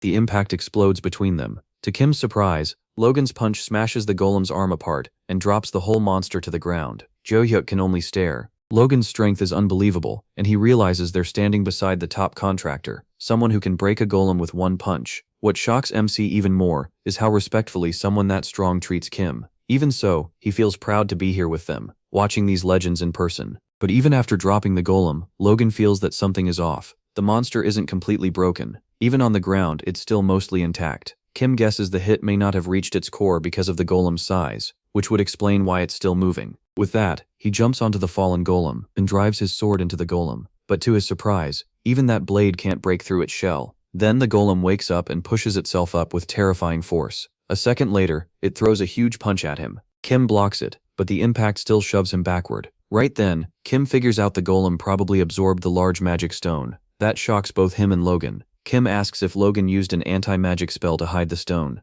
Logan says yes, but Kim quickly points out that no magic should be able to hide a stone like that. Even though Logan can't sense magic himself, he listens as Kim explains the spell only hides the stone from human senses. Magic-born creatures are different. Since the golem was made from magic, it could still feel even a tiny trace. Kim thinks it followed that leftover energy to the stone, and the missing monsters likely got killed so it could absorb their power too. Even Kim didn't expect leftover energy alone to make it this strong. That means the stone itself must be incredibly powerful, and he realizes he should have brought his disciples. After thinking it over, Kim tells Logan to hand over the artifact because he's about to show what one real punch can do. Meanwhile, in a labyrinth in England, Black Cat and Adelia are clearing monsters together. Adelia is worn out since her family usually handled this kind of work, so she's not used to the strain. Black Cat admits he's tired too. It's been a long time since he fought monsters himself. Feeling overheated, he takes off his mask and Adelia freezes, shocked by how handsome he is. At least it's nothing like that awful dream face reveal. Black Cat notices her reaction and gets confused by how stunned she looks. Thinking he crossed a line, he quickly apologizes, but Adelia tells him it's okay. Then she carefully asks if showing his face like that is allowed. He says it is. Outside the black market there's no problem. And besides, they're kind of alumni, so he thinks it's fine between them. That only makes Adelia blush more. When Kim asked her to team up with Black Cat, she wasn't very excited, but now she's clearly changed her mind. With a shy tone, she asks if he'll keep showing his face from now on. He says he will. Then more on. Adelia's Constellation and Luminous Black Cat both call them out for flirting and tell them to focus on the mission. Embarrassed, they get back to clearing the labyrinth. Back in the USA, Kim and the others are still fighting the giant golem. While avoiding its heavy attacks, Kim pours his Constellation's power into his fist and tells Logan to watch closely. The golem throws another punch at him, but Kim answers with a blow so insane it destroys the golem and wipes out the mountain behind it too. Even Kim is impressed. It's been a while since he threw a punch like that, and he quietly admits how powerful Logan's Constellation really is. Watching this, Logan finally starts to understand how terrifying the destruction skill can be. Kim hands the bracelet back, and Logan keeps thinking about that single punch. After a short pause, he asks him to teach him that move once this mission is over. Kim agrees with a grin, but only if they get one more large magic stone. Logan says a company tied to the association has one, and they might be able to use it. That instantly excites Kim, and he says he'll come back if everything works out. Logan then admits they'd have to replace that stone with an artificial storage system to take it. Kim doesn't hesitate. He tells the team to dig into the pit the golem was working on, thinking the real stone may still be buried there. A few days later, at a hidden location, Kim shows up with a huge artificial floating magic stone, leaving the keykeeper stunned. And he didn't stop at 2, he brought 3, just to be safe. 2 came from Logan, and the third came from the constellation Sosimi, which the first cult's contractors used to get orders. On top of that, Kim also gives him several strong artifacts, and the keykeeper can hardly believe it. He says the items are more than enough to activate the arena. In reality, that arena is just a giant cave. Then he says he'll start summoning the entrance door soon, and adds that even 1 stone would have been enough for that part. Kim already knows the extra stones were never really needed. The keykeeper wanted them to win favor with the other constellations on the island, and that realization rattles him. Kim calmly says he plans to use those same stones against the constellations instead. Then he pressures the keykeeper to start the summoning right away. Next, Kim orders the former protector to watch the keykeeper and get ready for his coming contract with Sosimi. He also tells the former contractor to kill the keykeeper if he tries anything suspicious. Elsewhere, chaos starts building in the constellation assembly hall. The fish constellation snaps in frustration, angry that nothing is getting done. He warns that if they keep sitting around, they'll all die here for nothing. With no word from the Maze Lord, the others start fearing the dead constellations were sacrificed for no reason. Soon the whole room breaks into shouting. The constellations demand action. They want to charge out and kill anyone in their way. But then everything goes quiet. Kim's voice cuts through the room, and he says he's been standing there for 10 minutes listening to them run their mouths. With a wild smile, he says he'll be the one to make them disappear instead of waiting for them to die on their own. The fish constellation doesn't recognize him, while the vampire says he didn't sense any magic earlier, which is why none of them noticed Kim. Still, the vampire is furious at Kim's bold entrance and warns him. Kim doesn't back down at all. He tells them they were too busy talking nonsense to notice he was right there the whole time. As he swings his sword, he coldly says they'll understand soon enough when he beats them senseless. His confidence alone leaves the constellation stunned. Then Kim spins in a full circle with his blade. Green shouts for everyone to duck, but he's too late. Most of the constellations are beheaded in one swing. Only a few survive: the vampire, Green, and the fish constellation. At that moment, Green finally understands that Kim is the martial arts god. But right after the attack, Kim disappears. There's nowhere to find him. The survivors panic, guessing he's using some high-level hiding skill and is still somewhere in the building. Then, another slash flies out and takes off more heads. Now they realize Kim has been playing with them from the very start. In a panic, Green activates his power and seals the building with a barrier, so Kim can't escape. The vampire warns that they may have just trapped themselves in there with the martial arts god. Green knows that, but says their allies died too easily. He accepts they may die too and respawn later, but if they fall now, the Labyrinth Lord's plan dies with them. While Green is talking, Kim suddenly appears and swings at him. Green catches the strike with his bare hand and realizes something important. Kim isn't using concealment magic at all. He's actually invisible, and now the barrier will keep him inside. Green warns the others and says Kim seems weaker in this body. The fish constellation notices it too, and guesses Kim may have reincarnated. The vampire agrees. Since they haven't lost their heads yet, he figures the martial arts god isn't as strong as before. But while they're talking, Kim appears behind the vampire and cuts his face, only for the hit to land on a blood clone. The real vampire used it to draw Kim out. Now that Kim's position is exposed, all the constellations attack together, blasting the area under him to wipe him out. But after all that power, the dust clears and Kim is gone again. Without warning, he appears behind Green and grabs one of his antlers. Kim mocks him, saying that with all their brains, they should know by now they're doomed. He promises Green a quick death, then drives his sword straight through him. The stab releases a blinding beam that tears through the hall and shakes the whole building. The surviving constellations can only stare. Just moments ago, Kim seemed weaker, yet now he casually killed one of their strongest. Sensing their confusion, Kim confirms what they're thinking. He says that if he still had his original body, this fight would have ended in one swing. Ready to finish it, Kim pulls out 2 floating magic stones, stunning everyone there. He explains that these stones were used long ago, but people forgot how dangerous they are. If they're fully charged and their core is hit directly, they explode with massive force. The fish constellation finally understands. Kim plans to kill them all at once. After a cold farewell, Kim slams the stones into the ground. They explode instantly, sending out a huge beam of destruction that swallows everything. Deep inside the ancient tree trunk, the guide sneaks toward the Wheel of Reincarnation, and seeing it brings back her last talk with Kim. In a hidden house, the guide told Kim about the constellations, especially the keykeeper gathered on the island. She wasn't fully sure, but she believed the place was right. As soon as he heard that, Kim got ready to leave at once. The guide stopped him and asked to borrow the absorbed names. He handed over the ring without hesitation. Kim said he'd already spent most of those names right after absorbing them, though a few might still remain. Then asked why she needed them. She pulled the leftover names from the ring and showed what she was planning. She would use them to hide from the Labyrinth Lord's sight, so Kim could slaughter the constellations without being noticed. Back in the present, the guide walks up to the Wheel of Reincarnation and breathes black smoke over it. With that, she's sure the names are hidden from the Lord's watch for now. While she thinks about what to do next, the Spear King suddenly appears, startling her and aiming his spear at her. She tries to settle him down, saying nothing has really changed, but he calls her out for entering a forbidden place and says he'll bring her to the Labyrinth Lord to explain herself. That puts her in trouble, since meeting the Lord now would likely get her tied down. Trying to slip free, she asks him to ignore this visit and claims she's just a nameless constellation who wandered in by mistake. He doesn't buy it and orders her to come along, saying it's his job to guard this place. The guide praises his loyalty, but that only hits a sore spot. Then he drives his spear into the ground and warns her not to act like she knows him. He says this duty has only been a burden ever since he received that title 300 years ago, with no memory of who he really was. He keeps doing it because he isn't strong enough to refuse.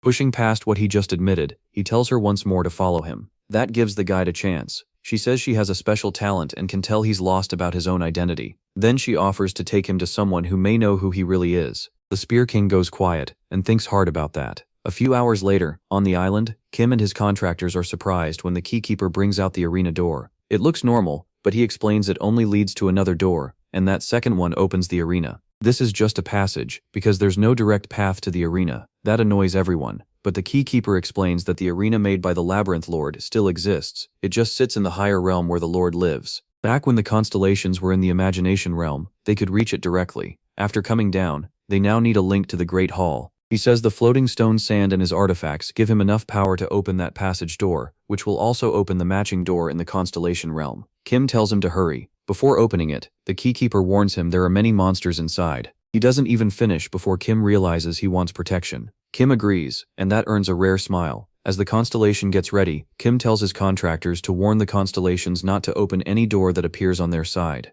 Then the keykeeper places his key in and unlocks the passage. Kim sees only darkness beyond it. He tells the keykeeper to stay close if he wants to live. Then the two rush in. The moment they enter, monsters attack, but Kim cuts through them with ease. The keykeeper, meanwhile, is clearly shaken. Kim tells him to keep up if he doesn't want to die, then keeps pushing ahead, slicing down monsters one after another, with the constellation right behind him. At last, they reach the Great Hall door. Right when they're about to go in, a huge wolf-like monster jumps in front of it. It's massive and furious, unlike anything Kim has seen before. The keykeeper guesses it may have mutated, warped by the twisted time and space inside the passage. Since Kim didn't prepare any of his disciples' abilities for this trip, thinking that would be overkill, he fights with just his sword. When the monster swings at him, he hops back and answers with a fast slash. The blade cuts through the beast's arm, but then it heals almost at once. Kim reacts fast, pours dark energy into his sword, and attacks again. This time he chops the arm into several clean pieces. The creature howls in pain, and he uses that opening to leap up and bring down a heavy slash, splitting the monster in two. The keykeeper is stunned.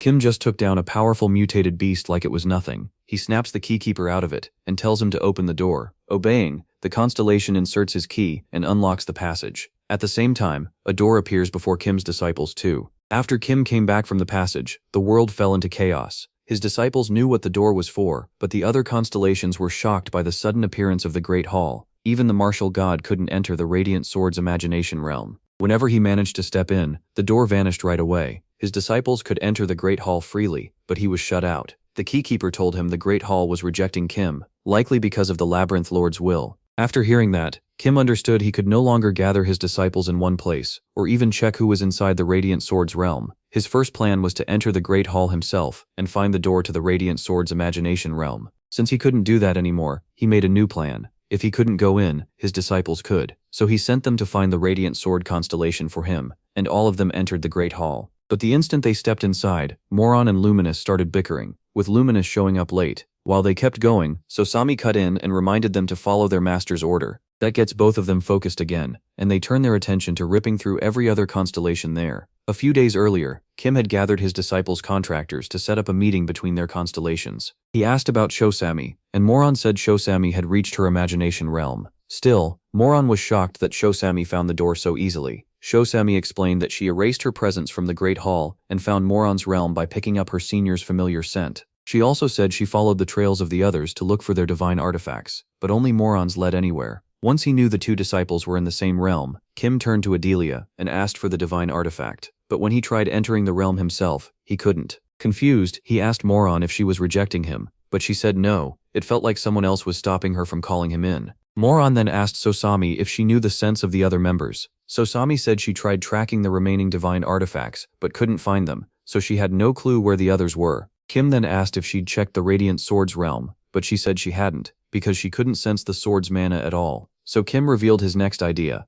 enter the sword's imaginary realm through the Great Hall. Sosami didn't get it. There were so many doors there, so how would he know which one was right? With a wild grin, Kim told them to kill every constellation in the hall, then use the only door left. Back in the present, Kim's disciples get ready to face the other constellations. Before the fighting starts, Sosami says they should remind everyone of their master first. To do that, she summons the school he once ran. The Mushinmun school appears, bringing a rush of old memories. The disciples who recognize it fall silent and emotional, and Sosami says she already has a list of who they should attack first. Ever since becoming a constellation, she had kept track of everyone who talked badly about Kim. The others agree and decide to start with those names. Meanwhile, some constellations notice the school and laugh as they say the martial god has been dead for 300 years. One of them wonders who would build something like this now. Before he can say more, Moron appears and smashes his face into the ground, killing him on the spot. The others freeze in shock, realizing these women came from the Mushin Mun's school. Luminous quickly corrects them. They're the master's disciples. Then she fires a beam straight through several constellations' heads.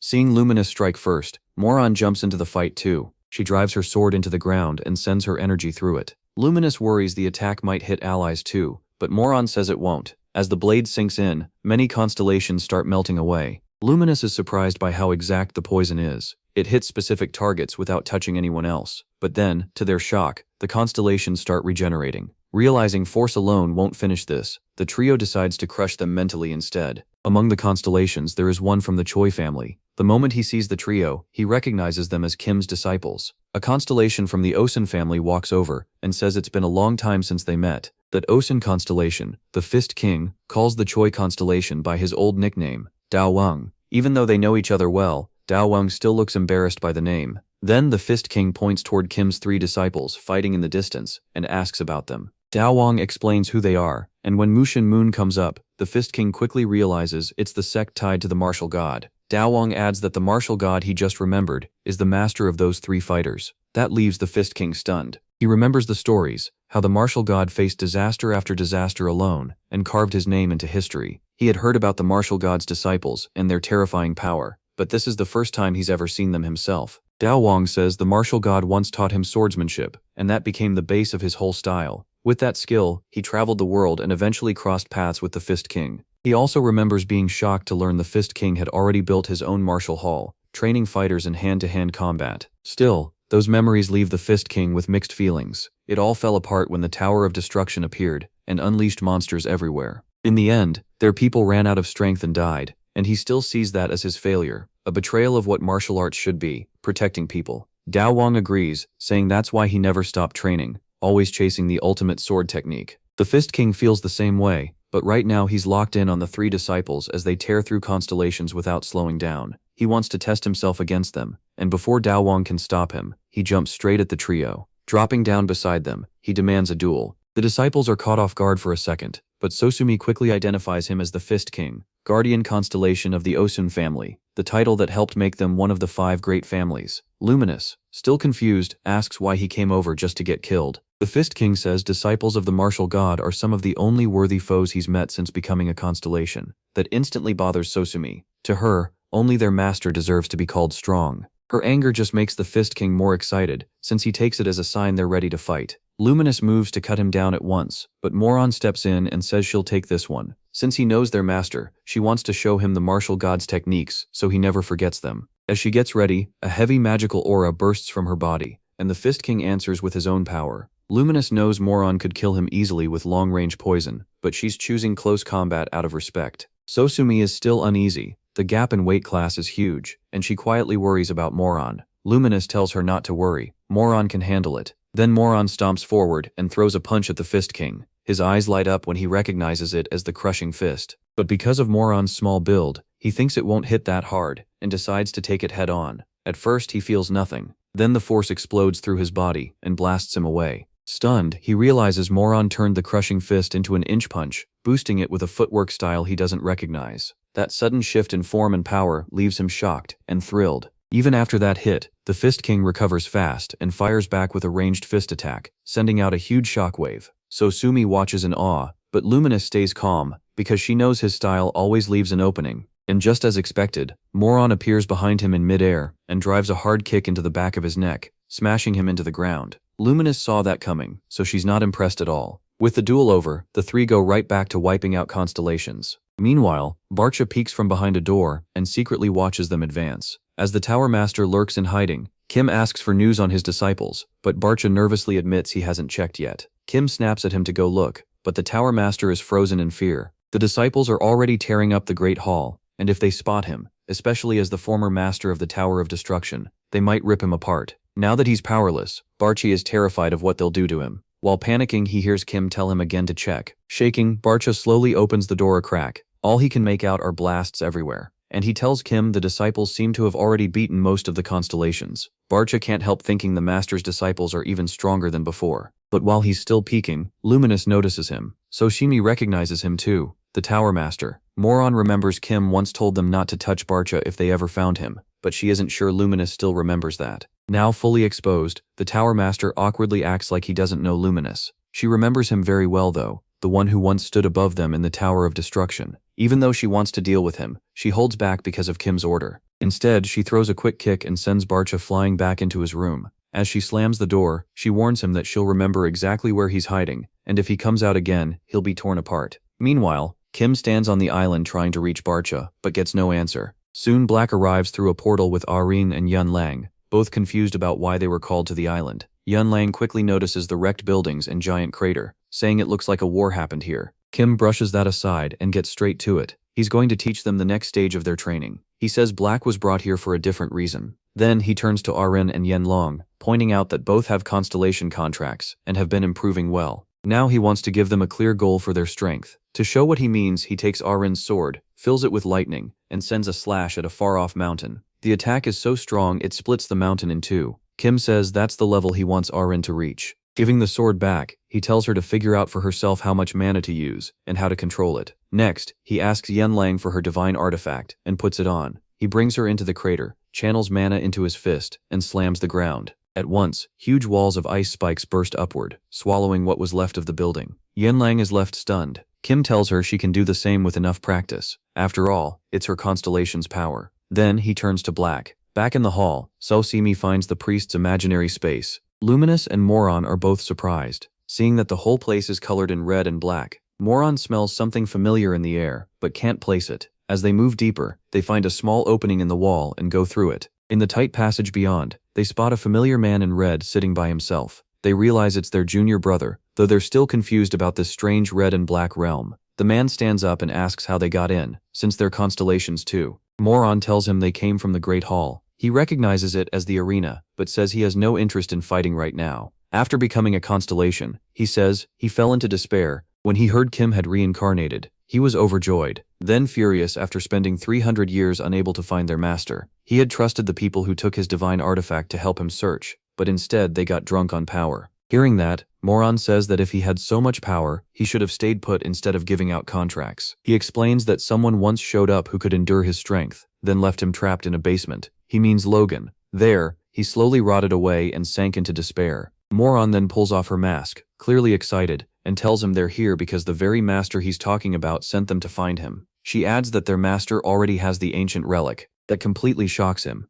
and he drops to his knees and starts slamming his head into the ground over and over. The trio can only stare, weirded out by his behavior. Moron says this is exactly why their master calls him Freak. After a few more head slams, Freak finally gets up and says he feels refreshed. He promises to prepare himself before meeting the master. With that, they say their goodbyes. At the Contractors Association, Logan is stunned when Kim shows him a floating magic stone. It's twice the size of the one he got before, and Kim tells him this one is his. Then he explains where it came from. Back on the island, when Kim traced the mana flow, he called Black over after realizing a huge floating magic stone might be buried underground. The constellations living on the island gave off huge amounts of mana, and the fact that they survived without any outside source meant a powerful energy supply had to be hidden inside the island. Kim guessed a mana stone was feeding them all. They eventually found it and had Black remove the material covering it. That's how Kim found the stone and brought it safely to Logan. Back in the present, after handing it over, Black reads a message from a constellation and tells the martial god that one of his disciples, the Radiant Sword constellation, has been found.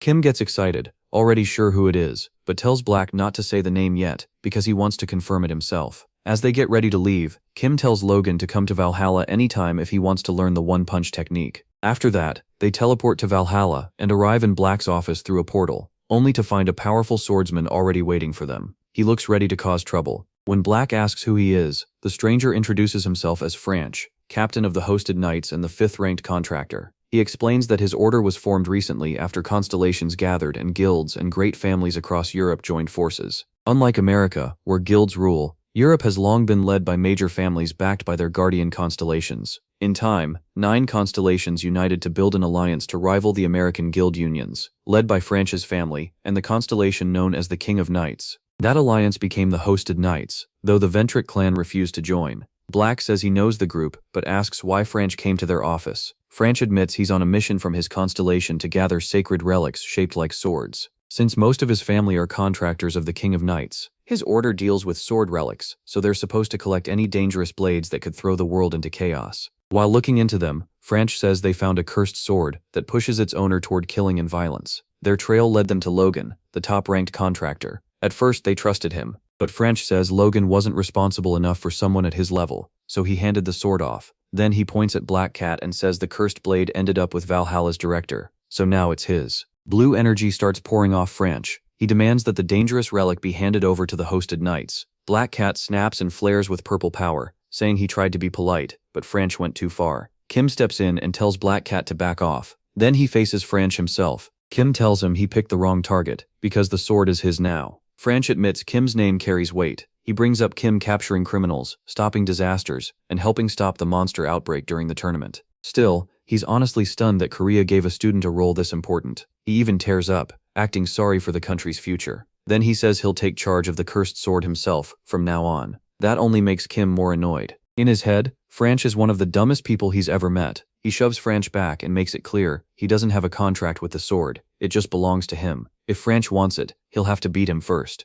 Franch hesitates, saying a knight can't fight a kid who's still a student. The fight moves to a training area. There, the two get ready to duel. Franch boldly says he'll give Kim a handicap and fight without unsheathing his sword. Kim just grins. Through telepathy, he tells Black Cat to gather all the disciples so they can jump this so-called Night King later. When the match starts, Franch plans to hold back and let Kim lose with some dignity. But, the moment Kim attacks, Franch is stunned by how heavy the hit is, even though he blocked it with his sheathed sword. Kim smirks and gives him credit for stopping that one. Franch immediately gets serious and wraps himself in yellow energy. He doubles down as leader of the European Family Alliance and shows he has no plan to retreat. Then he draws his sword and swings. The slash carries huge magical force. Kim answers with one overpowering blow, wiping out the attack and everything behind Franch. He calls Franch the most disgusting man he's ever seen. Kim rushes in at insane speed, tearing apart Franch's whole fake knight act. He says Franch talks non-stop about honor and justice, but the second things got rough, he fired deadly magic toward a school full of students.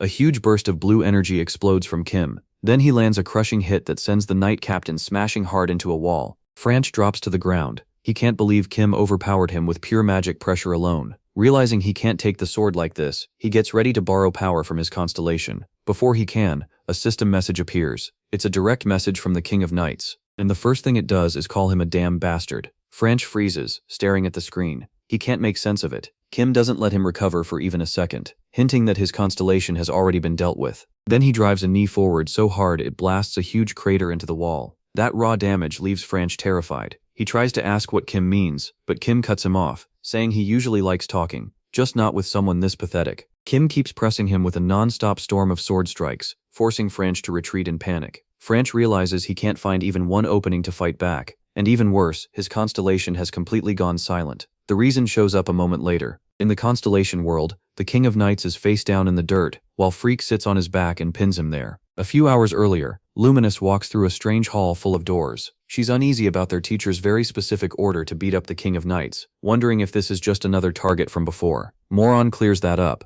She explains this constellation protects a major German family, known for hoarding holy sword relics. Luminous is impressed, and Moron casually admits she keeps up with famous Europeans for fun. Then she remembers Franch recently tried to recruit them into an alliance. When she asks about it, Luminous reminds her that their teacher plainly said to gather everyone and beat down the King of Knights. That gets the masked girl fired up right away. As soon as Barch gets the message, her eyes light up a little too much, and she's instantly in. Freak is brought into the plan too, and even he seems surprised by how direct the order is. At the Great Hall, the Alliance's human side is already a disaster. Its leaders are bickering like kids in the middle of an important meeting. One purple-haired guy and a man with an eye patch keep insulting each other over past betrayals and a failed weapon delivery that badly hurt one family's interests. In the middle of it, the armored King Knight tries to calm them down and reminds them this place is sacred. They fire back that they came to form an alliance, not act like obedient servants. Then the King of Knights finally appears. Golden power spills out as he tries to silence everyone. His dramatic entrance lasts about 2 seconds before Freak crashes through the ceiling like a meteor. Dark red energy pours off him. He's furious, demanding to know which piece of trash dared disrespect his master. A female knight moves to respond, but her partner recognizes that red aura and realizes in horror that this is the infamous fanatic Butcher. Freak doesn't bother talking. He grabs the female knight by the head and slams her into the floor hard enough to shake the whole room, then throws her aside like she's nothing. After that, he turns to the Night King. In an instant, he appears behind him, pins the constellation's body to the ground, and starts smashing his head into the floor again and again. All the while, Freak yells that a so-called king can't even control his own contractors. Outside, the other three wait calmly for him to finish. Luminous comments on how huge the building is, and Moron says it's probably new, likely built by the Alliance working together. Barcha compares it to how she built the martial god Sex building, and says she's a little worried Freak is in there by himself. Luminous says they should wait until he burns off some of that first wave of crazy. She also can't help wondering why teacher nicknamed her Kooky when Freak is obviously the wildest one there. Once Freak finally seems calmer, the three head inside. Freak tells them he was only just starting the interrogation. He wants to know why the King of Knights ordered the sword stolen. The remaining knights pull their weapons and demand to know since when these martial god fanatics got so organized. But Moron and Barche are already right in front of them. Barche slips behind the knights, furious, and warns the fake knights to stay out of the way if they don't want to get hurt. Pinned under Freak, the King of Knights sounds honestly confused and asks why they're accusing him of trying to wreck the Alliance. Luminous keeps her blade on another knight and says they know about his vow to hunt the sword down. The king admits he wants it, but he's shocked when Freak names the blade Red Molar and accuses him of trying to steal it. The king insists he never ordered anyone to take it. Freak doesn't buy the clueless act, especially after his contractor went as far as challenging the god of martial arts for it. Back in the real world, Kim is still destroying Franch. He rushes in again and drives a knee into him, sending the knight captain face first into the ground. As Franch tries to stand, he's less focused on the pain and more on why his constellation stopped answering, aside from cursing at him right before the connection cut off. Another system alert pops up. Franch thinks his god is finally helping, but instead it's a furious wall of text. The King of Knights demands to know who told him to steal anything, orders him to stop chasing the sword, bow his head and apologize right now. Franch wants to argue about his knightly pride, but he can't disobey. In the spirit realm, Freak is still grinding the king's face into the floor until he forces him to make his contractor shut up and beg. Seeing Franch go from proud hero to kneeling servant, Kim thinks it's absurd. He quickly realizes the constellation directly ordered Franch to apologize, and Franch followed like a puppet. Kim says that sudden switch completely killed the mood. He had planned to beat Franch half to death, but now that the guy is groveling, he just tells him to stand up. Franch actually looks thankful for a second, but Kim still isn't finished. He decides one last hit is needed, so pests like Franch stop bothering him. Blue power gathers around Kim's fist. Franch desperately tries to explain that he was only passing along the message, but Kim ignores him. One final punch crashes into Franch and knocks the air out of him. Then he collapses completely. After the beating, Kim calls for Black Cat. Black Cat appears right away to haul the trash away. Then Kim heads to where the sword is being kept, and dark energy is leaking from it. As he gets close, he feels the mana spilling out of the blade, and realizes exactly who's attached to it. He grabs the hilt and casually greets the spirit inside, saying it's been a while. Then Freak suddenly appears and immediately drops into a deep bow, slamming down hard. All smiles, he greets Kim with full master worship mode. Kim points out that Freak still hasn't stopped smashing his head into the floor, especially since he's bleeding again. Freak looks a little nervous, but Kim is dealing with a small crisis of his own. His memories feel fuzzy, maybe because of his constellation status, and he's honestly embarrassed that he ever started calling him Freak. Right then, Freak tells him not to worry. Kim can keep calling him that, or use Butcher like everyone else. Kim is a little thrown off, but he goes with the old nickname, and tells Freak to stand up. He then wonders why a man built for fighting would choose that sword as his sacred relic. Freak says it made sense because in Kim's past life, he used a blade more than anything else, so the red molar fit best. Kim pauses for a moment to take that in. Then he admits he already found a really good heavenly sword, but he's willing to try this one too. The second Kim says he'll use it, Freak gets overwhelmed. He bursts into tears and drops into another deep bow before his master. Then the story goes back about 300 years, to the day young Freak first met Kim. The kid looked rough, his face was bruised, but he still had plenty of spirit. He begged Kim to teach him martial arts so he could get revenge on the people who beat him up. At that moment, Luminous comes out to say dinner is on the table, but she stops when she notices some random kid asking Kim to be his master. Then her sister Moron walks over to see what the delay is about,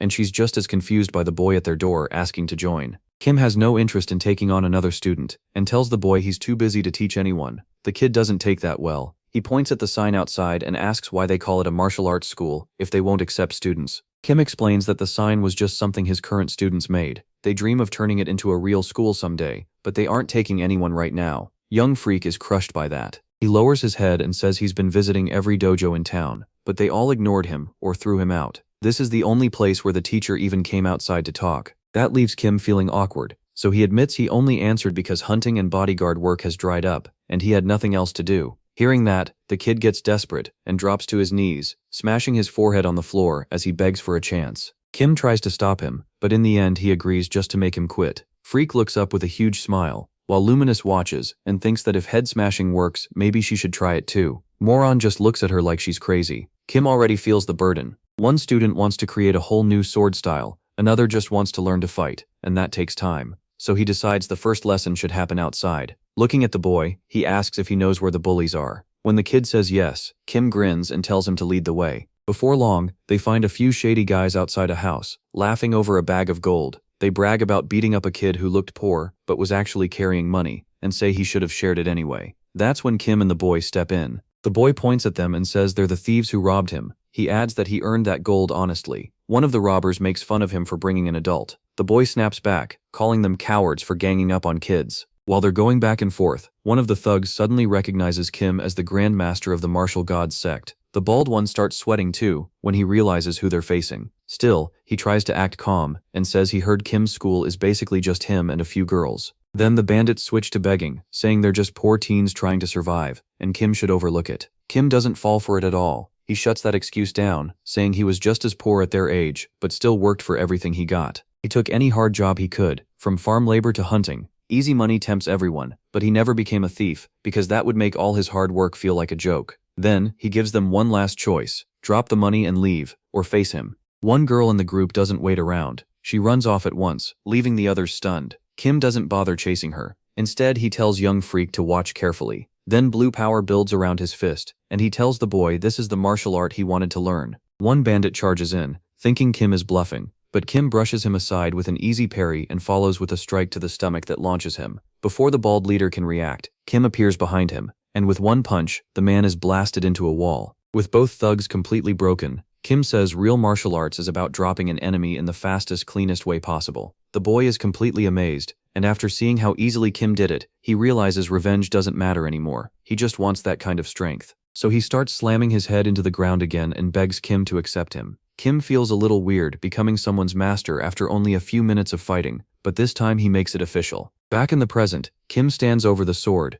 thinking about how his idiot student chose a blade as a relic just because Kim used one in the past. Even though he already has an amazing sword, Kim decides he'll use this dark weapon too. Then Black Cat steps out of a portal to report that he dropped a badly shaken Franch off in Germany. Kim asks if the trip was a pain, but Black Cat says it was easy since Franch lost his powers the moment they arrived. His constellation had already stripped them away. He isn't concerned about the other knights either. Kim's disciples already humbled the King of Knights, so the rest won't be a problem. Kim gets a little emotional, realizing only one disciple is still missing before they're all together again. The scene then shifts to a strange camp, where Spear King and Sword King speak with the Maze Lord. They're checking the names sent out on a mission, and notice something odd. Their numbers keep falling, but their strength keeps rising. Spear King says nothing, while Sword King worries about the ones who still haven't returned. That pulls him back to when the guide quickly explained the situation to him. She said she blocked the Maze Lord's view of the domain, most likely because he had been prying too far with the magic globe. Spear King could only stare at the globe in confusion. He was also uneasy because the constellation that once handled the labyrinth's information network had vanished. On top of that, the guide reveals the same constellation had been used as a disaster trigger, which shocks him.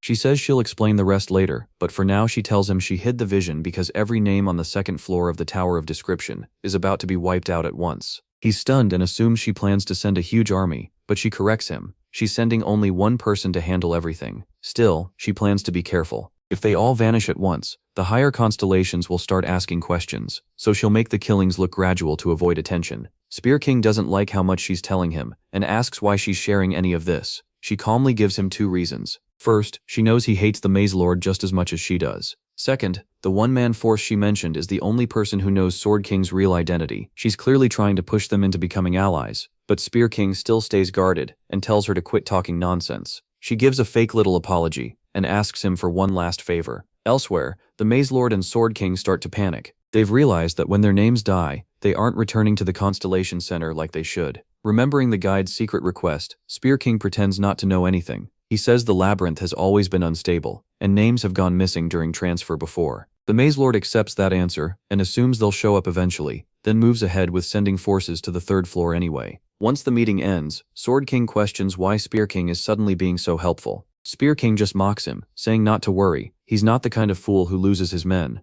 That sends Sword King into a rage, but Spear King walks off, saying he's going to check the reincarnation records. Once he's alone with the magic globe, he drops the act and gets to work. He places a hand on the magic plate, and the room's energy changes from dark red to calm blue. Then a huge mystical tree rises from the altar, covered in glowing blue fruit. He stares at it, holding his spear like he's still not sure he's ready for what's coming. A few days later, the story returns to Valhalla's training hall. Kim looks a little lost. He only meant to help a few people train, but he didn't expect everyone to show up at once. Now the place feels packed with heavy hitters. Logan arrives first and reminds Kim he was promised training in that one-punch move. Black Cat comes too, saying he wants tips on Kim's ridiculous spatial strike. Then, Adelia Ventric shyly admits she's been fixated on the poison skill Kim used in the tournament, and wants to learn it. Kim just smirks. His schedule is open anyway, and leads the three of them farther into the hall. Off to the side, Yu So-yun watches with clear annoyance, wondering why people this important are treating a student with that much respect. Oh just stops trying to figure Kim out. At this point, seeing him boss around the strongest people on Earth like a bunch of puppies is proof he's on a whole other level. When they reach the training room, Kim says they only have time to cover the basics today. He tells Black to take off the mask, since training is about to get intense. Black listens, and Kim is instantly annoyed by how ridiculously good-looking he is. Jingun asks if showing the director's face is a problem, but Black brushes it off. They're not out in public, and Adelia has seen him before anyway. Adelia quietly feels even better about coming. Kim starts by praising Black's endurance. He says he didn't watch him fight those monster hordes himself, but the pile of bodies told him enough. Then he says that with proper training, Black could reach his level. Hearing that hits Black hard. He remembers how much Leah put in before reincarnating, and now it feels like all that effort finally meant something. Kim says Black's fighting style is too sloppy for top-tier battles. He blames an evil constellation from the past for teaching him bad habits, and admits he also helped make that mess worse. Trying to learn martial arts and swordsmanship at once is holding him back, so Kim tells him to choose one. Black picks the sword, since that's usually what his relic becomes. Kim agrees, saying that's the best path for spatial strikes, then hands out wooden swords to check their form in sparring. Next, Kim looks at Adelia and flat out says her level is low, and her stamina is worse.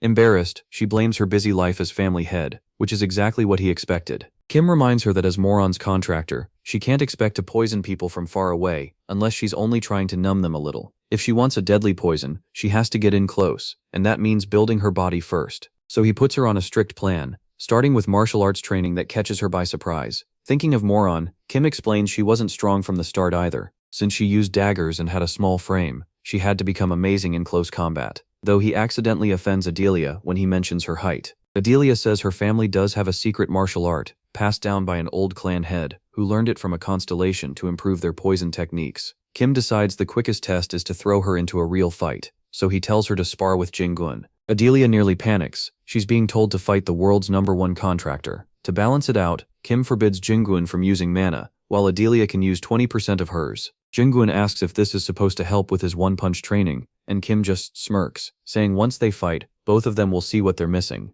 Black watches from the side, clearly worried Adelia might not make it through even one round with Jingun. Kim teases him about having feelings for her, then tells him to be quiet and watch. The match starts with Jingun charging straight in. To everyone's shock, Adelia neatly parries him, and even lands a counter that pushes the top contractor back. Jingun realizes he judged her skills way too lightly, but the surprise doesn't last. He speeds up, closes the gap so fast Adelia can't react, and traps her against the wall. She barely raises her arms before he's already in her face, ready to finish it. Right before Jingun can land the final hit, Adelia snaps her leg up and kicks him away at the last second. She follows with a sharp palm strike to his stomach that actually makes the #1 contractor grunt and step back, holding his gut. Kim ends the match there, leaving Jingun confused. He immediately tells him he's relied on brute force and constellation power for far too long. The rules were a setup. Kim wanted to show that without his huge mana edge, Jingun's basics fall apart. Pointing to the exhausted Adelia, Kim says it's embarrassing that Jingun still couldn't beat a drained girl, because his technique is that flawed.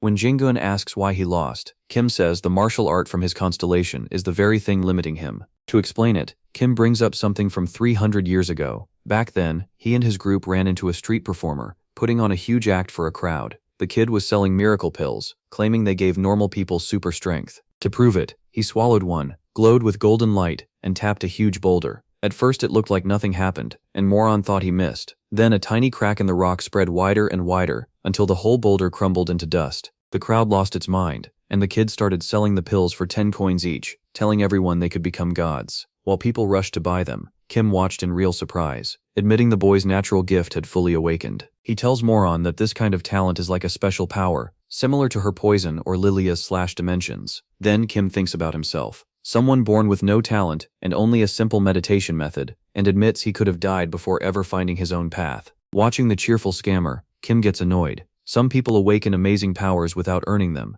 the total opposite of Kim's brutal climb from nothing. What really bothers him is seeing that talent used to fool regular people. While the kid happily counts his bag of coins and wonders why today's crowd was so easy, Kim decides he's had enough. When the little scammer tries to brush him off by saying the pills are sold out, Kim flicks his forehead so fast it sends him flying. The boy is stunned, but Kim only grins and calls him out for using sutra chants to scam people. The kid tries to defend himself, saying he needs the money to rebuild his temple, but the guilt shows. By sunset, the two head up the mountain together. The boy guesses the strange kids with Kim are his students, showing he's heard rumors about the Mushin Man leader and his weird little group. Kim is caught off guard by that title, but he stays on task. When the boy starts to introduce himself, Kim cuts him off. Since he's already proven he's a liar, Kim says his name is Monk now. The kid prods and brings up the temple fund again, but Kim holds out a hand and says he came alone today to find out if the temple is real or just another scam. As they go deeper into the mountains, Monk finally opens up and says he never chose to become a monk. His parents were so poor they sold him as a slave. He only escaped that life because the head monk begged a slave trader for him and gave up everything to buy his freedom.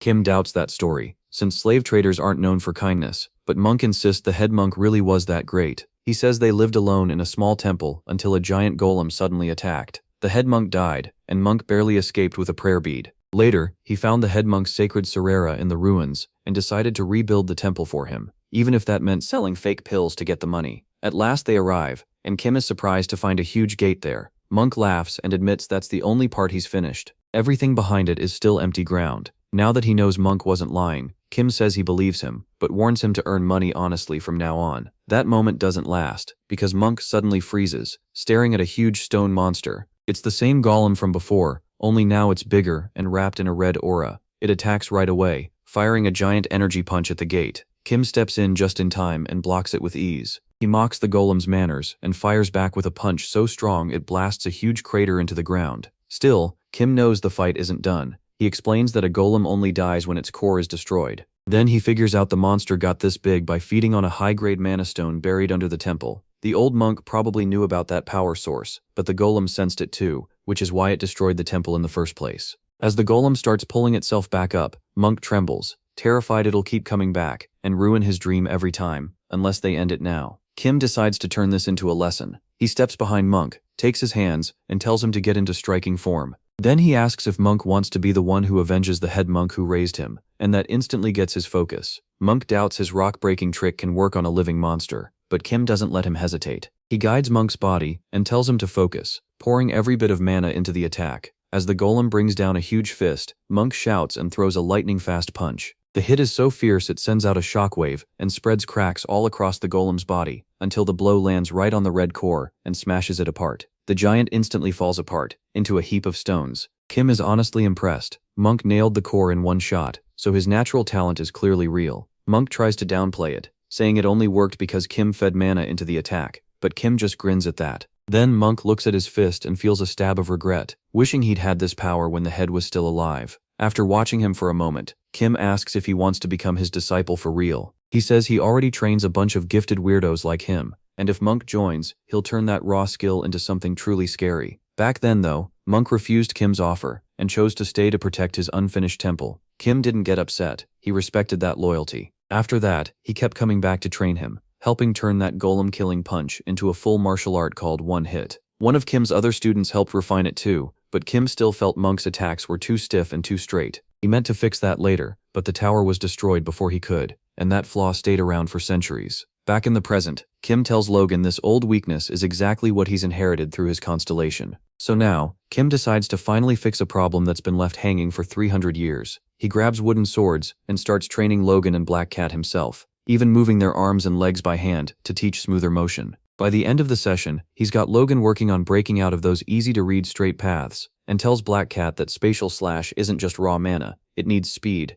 timing, and control. He also calls out Adelia, warning that great technique means nothing if her stamina still sucks. Later that night, Kim heads back feeling better now that his students are finally getting strong enough for the disasters ahead. He takes out the ring, thinking about the troublemakers on the 3rd floor who should appear soon. He's even stored energy from enemies on the lower floors, just in case the guide needs a new name for an empty slot. That calm walk ends when Barche calls, clearly rattled. He begs Kim to warn the others not to attack if they see him in the main hall. Kim keeps walking and coolly says Barche isn't in a spot to make requests. If something happened, he'd better explain first, then maybe Kim will help. At that, Barche finally caves and admits that the ones from the Tower of Destruction are in the Great Space. Stunned, Kim tells him to start from the beginning. Barche says he went to scout the hall, the door-filled space, to check on the constellations after Kim's group forced them into line. But the place was almost empty. He guessed they had either gone back to their own realms or gathered somewhere else to plan. Then the real problem started when a fourth-floor guy named Skemmer got right behind him without a sound. The man greeted Barche like he was still the tower's leader. Kim says he's never heard of him, so Barche explains that Skemmer keeps a low profile and never acts without a plan. Apparently one of Kim's students secretly dealt with him before. Skemmer also claimed he's now the one leading all the constellations from the Tower of Destruction. As Kim steps into the building and hits the elevator, he asks how some fourth-floor middleman pulled that off. Barche reminds him how the tower works. The higher the floor, the more dangerous the ones living there. It starts with normal monsters, then named ones, then great names on the 4th floor, and the 4 heavenly kings on the 5th. The tower master is on the 6th. Schemer says the owner and the kings are gone for now, so he just took over the empty seat. Kim realizes that's a huge problem. If all those tower creatures are gathered in the main hall, then they're still active, and Barche is panicking because Schemer asked him to lead again right away. He's terrified they still think he's powerful, and once they learn he's lost his strength, he has no idea what they'll do. Shaking, Barche admits that when Skemmer cornered him, he bluffed and ran. He wants some pity from Kim, but gets a terrifying scream instead.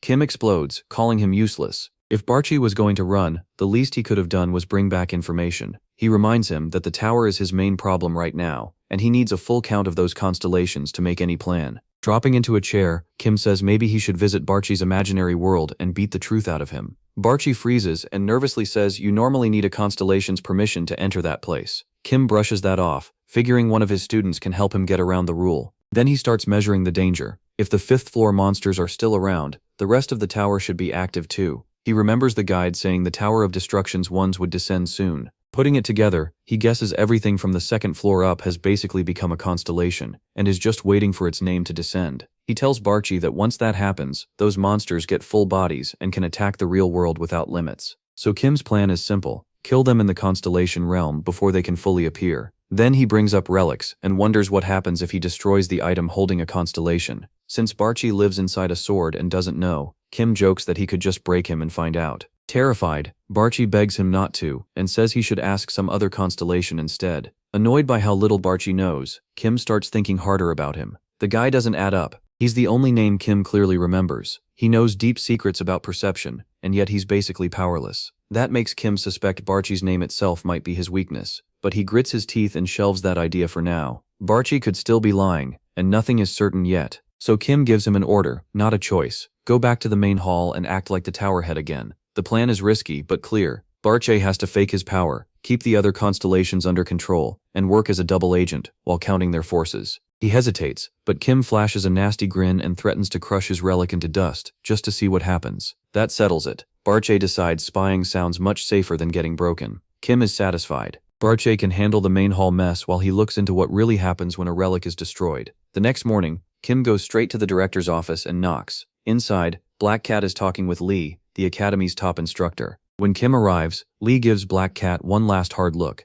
like he still hopes she'll change her mind, then heads out. He passes Kim at the door, comments that Kim's been causing quite a stir lately, and walks off with a smirk. Confused, Kim steps in and asks what that was about. Black Cat tries to dodge the question, but finally admits Lee is planning to quit. Kim is stunned that someone that strong would just leave. Black Cat explains she's the only one who knows right now, and that Lee will stay until the end of the year before officially retiring. She then asks why Kim came, and he says he just wants to ask Luminous something. Once he's in her mental realm, he gets right to it. What really happens to a constellation if its sacred relic is destroyed? Luminous says it's not the instant end Kim thought. Seeing he's lost, she sighs and explains that when a relic breaks, the mental realm inside it disappears too. The item becomes an ordinary object, and the constellation is left drifting around like a ghost. She adds that these ghost-like constellations are drawn to familiar magic or objects they once used. If they find a good match, they move in and make that item a new relic. She says she and the other disciples had it easy because their old gear was still around for them to take over.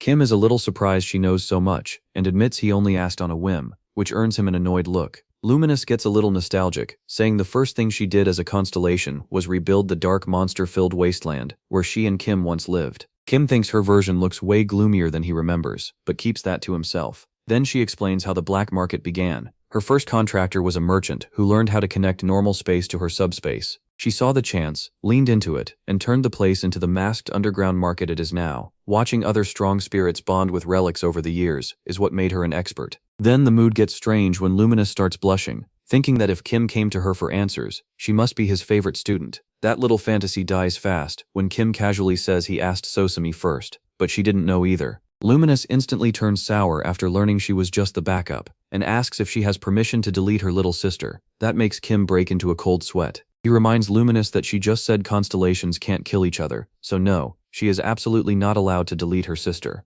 A moment later, frustration hits him. If destroying relics only turns the Tower of Destruction's enemies into wandering spirits, then getting rid of them for good is going to be a huge problem. Shaking off the thought, Kim turns back to Black Cat and brings up Lee again, still confused about why the Academy's top instructor wants to quit. Then he decides to go talk to him himself. That instantly puts Black Cat on edge. He clearly has a bad feeling about those two strongest hotheads meeting face to face. By evening, Instructor Lilia is out in the halls when she runs into Kim. She goes full fangirl, blushing hard and taking it as fate. She's been stuck on her monster thesis, but the second she sees Kim cornering Lee in the hallway, all of that flies out the window. When the two decide to continue somewhere private, Lilia secretly follows them to a cafe. Inside, Kim and Lee sit down to talk, while Lilia hides nearby and tries to listen in. Kim gets straight to it and asks why someone as strong as Lee would suddenly want to quit. The answer shocks Lilia so badly that she spills her drink, and both men turn to stare at her. Lee is annoyed that the new director couldn't keep this quiet for even a few minutes. Then he admits the truth. He's never felt this useless before, and he blames Kim for it. Lee explains that he used to be Korea's strongest hunter, the man who pushed the White Silver Guild to the top.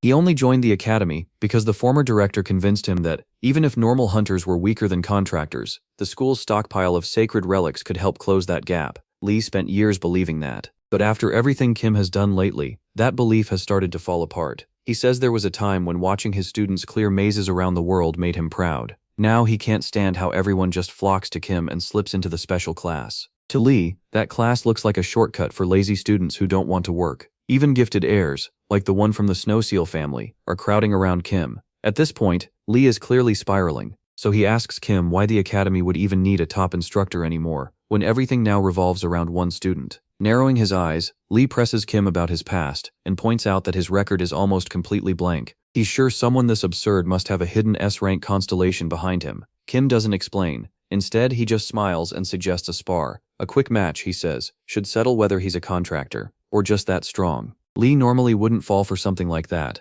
but he's too frustrated to walk away, so he agrees right then and there. Still hiding under her cap, Lilia starts freaking out when she realizes she's about to see the strongest teacher at school face its most mysterious student. At that point, the story flashes back to an earlier talk between Kim and Black Cat. Kim admits he only got involved with the academy because a system message led him there, while he was searching for his sword. It also pointed him toward the Eye of the Great Forest, a labyrinth controlled by the school. But after staying a while, Kim found that he liked the comfort of being director, and the chance to train students. He also says he hasn't been sitting around doing nothing. While Black Cat handed over the official staff records, Kim went further, and used an underground group to dig up what those files left out. Most instructors checked out fine, but a few had messy and very shady pasts they were hiding. As for Lee, Kim says he seemed clean. Then Black Cat explains why Lee matters so much in the hunter world. Lee is a real legend, the man who dragged the weak White Silver Guild to the top almost by himself. What makes it even crazier is that he did it with only a basic A-rank constellation contract, relying more on his own effort than borrowed power. That actually impresses Kim. In his eyes, Lee's dislike for contractors who depend too much on constellations makes him one of the few decent people left. Kim then reveals he did more than read personnel files. He also hacked the academy's private emails. By going through the former chairman's inbox, he found proof of Lee's growing frustration. Valhalla, it turns out, is basically pay to win. Rich families can buy better dorms and guaranteed spots for their kids. Lee tried to put up with it for the school's sake, but Rockdill Ventric was the last straw. Kim found out that Rockdill's exchange student story was fake. He had really been expelled in the UK, then bought his way back in with a huge donation. Kim realizes that for someone like Lee, watching the whole academy start revolving around one-star student, himself, felt like the same rotten mess all over again. Even if Kim isn't the real issue, it still looks bad enough to make Lee want out. Kim usually doesn't care much for this kind of drama, but he admits losing Lee would hurt his long-term plans. Thinking back on his old life, Kim gets unusually serious. He remembers all the failures from his first run. He wasn't strong enough, not just because he lacked talent, but because hunters around the world were too weak overall. He remembers founding the martial arts sect, but spending so much time on his inner circle that he never built a large enough force. When the Tower of Destruction arrived, his group survived, but there still weren't enough high-level hunters to stop the damage everywhere. That's why Kim sees Lee as someone vital to keeping that future from happening again. He explains to Black Cat that even though hunters are everywhere now, their upper limit hasn't really improved. In the past, people trained their own mana and strength. Now most just lean on their constellations. Kim knows an army of average hunters has some use, but to survive the next Tower of Destruction, he needs real elites, and instructors like Lee are the ones who can create them. That's when Black Cat realizes Kim is completely serious about saving the world, even if he has to get a little forceful to stop key staff from leaving. Back in the present, the spar finally begins in the gym. News spreads fast, and students crowd around to watch. The girls are already freaking out over the sword-wielding stranger, while Si-hyuk and Ah-rin confirm that Kim is facing Valhalla's strongest instructor. Lee says it's been a while since he fought another person, but he hasn't gotten rusty. The match starts, and he explodes forward so fast he turns into a blur. Kim's eyes sharpen as he barely catches the attack. Even so, the impact is strong enough to snap his sword blade. Now armed with only a broken weapon, Kim smirks and figures Lee is an agility-type contractor. Lee vanishes in an instant and appears behind Kim, aiming to end it there, but Kim already saw it coming. He strikes backward with perfect timing and drops the legendary instructor to the floor. Lee grabs his side as he goes down. The students watching are stunned. They just saw Lee ricochet to change direction in mid-move, yet Kim still tracked him and put him down before he could finish the attack. Lilia also notices Lee is holding back. He pulled his strike so he wouldn't crush Kim. Some of the students start wondering who the girl in the cap is, but Lilia keeps her head down, even though Yoo So-yeon still recognizes her. Down on the floor, Lee is shocked by Kim's reaction speed. Kim only gives him a sly grin and points out what happened. Lee stops short because a hit to the head would have killed him. He tells Lee to stop acting like a careful instructor and start treating him like a real opponent. No mercy, no holding back. If Lee really wants to know who Kim is, then he needs to fight like his life is on the line. That gets through to him. Lee raises his sword and unleashes a storm of blows so fast Kim knows he can't counter them one by one. All he can do is defend. Hit after hit slams into Kim's wooden blade, and he realizes that what looked like one thrust was actually a chain of attacks. The weapon can't take that much. It finally shatters into pieces. The moment Lee sees Kim disarmed, he moves in to finish the match, but a sharp pain in his side stops him. Kim's earlier strike hurt more than he thought. When both of them pause, Kim is still standing there without a scratch, even though he has no weapon left. Lee can't understand how Kim blocked a Kai-boosted strike with his bare hands. He figures it has to be some defensive power from a constellation, but Kim says no, there's no constellation helping him. He simply packed a huge amount of mana into his palms and sent the sword's force back at Lee. Then Kim asks if that isn't the kind of thing Lee usually teaches. Lee, now sweating, admits he's never heard of a technique like that. It isn't in any book he knows. Kim shrugs and says those anti-human martial arts faded away because everyone today only cares about fighting monsters. Lee argues that monster-focused training has been the standard for centuries. Once labyrinths started appearing all over the world, people stopped fighting each other and focused on surviving monsters instead. Because of that, students now learn how to boost mana and physical power, but not how to break down another human fighter in real combat. Lee says only criminals, special enforcers, and top soldiers still bother learning those deadly anti-person techniques. Still stuck on the mystery, he demands to know who Kim really is. Kim gives him a pleased look and makes it simple. If Lee wants answers, he has to earn them first. That lights a fire under Lee. He drops the restraint and wraps himself in a thick blue aura, readying his strongest attack. Then he splits his form into two images to throw Kim off. Kim just smirks and asks if that's supposed to scare him, then throws a punch. Lee is caught off guard when the hit comes from right in front of him, but he feels nothing. A beat later, he realizes he was striking empty space. Kim is already behind him. Our boy gives him some credit for figuring it out fast, then says now it's his turn to attack. Lee tries to move, but the wound from earlier flares up and locks him in place. Kim steps in with a cold grin and drives a punch into his chest, dropping the famed instructor to the ground. When Lee wakes up, he's on a break room couch, holding his stomach and still dazed. Kim is sitting across from him, calmly asking how he feels. He adds that if Lee were really in danger, he'd already be in the infirmary. Since he blocked most of it with mana, it's mainly a bad bruise. Lee looks away, embarrassed. He admits this is pathetic. He went all out against a student and still got knocked flat. He's still thinking about quitting, but Kim shuts that down. Dropping the joke, he directly asks Lee to stay, which catches the instructor off guard. Kim says he never meant to mess up the school, and that the special class only looks like an easy path. Lee says he's seen them training in the gym, and their workouts are far tougher than anything the regular students do. Kim confirms he designed those programs himself, matching each one to the student's body and fighting style. Lee is honestly impressed. He even admits Kim may be a better teacher than he is, then asks why it matters so much if he stays. Kim answers plainly. He knows a lot, but he's still just a student. He can't and doesn't want to teach the whole school. If Lee leaves, Valhalla's level will take a huge hit. Then Kim gets serious and says if Lee quits, he'll shut down the special class and leave the academy too. Lee hates that idea. Whatever Kim changed, it's clear nobody actually wants him gone. That makes him ask what the special class is really for, and Kim decides to tell him the truth. The group isn't just a study club, it's basically a strike team. He brings up the huge monster incident from a few months ago that was barely reported. People think it ended on its own, but Kim reveals his class was the one fighting it first, arriving before everyone else and taking care of it before the public even knew what was happening. He says he's only sharing this because he needs Lee to remain as an instructor. Lee is stunned, realizing Kim has built a hidden combat unit inside the academy, and the thought clearly rattles him. He argues that students shouldn't be risking their lives in dungeons. That's the job of the government and official guilds. Kim answers with the facts. During the last disaster, the professionals took 30 minutes just to arrive, while his team was already there, evacuating people and killing monsters. He says these students are already stronger than many adult contractors, so protecting them isn't the main issue. Then, Kim turns to the bigger problem. He warns that things are about to get much worse, and when real chaos starts, his special team alone won't be enough. The world will need a huge number of top hunters just to survive, and Kim believes Lee is the one person in Korea who can train that many people. Kim also says Lilia asked him to beg Lee to stay, which surprises him since he didn't know she was involved.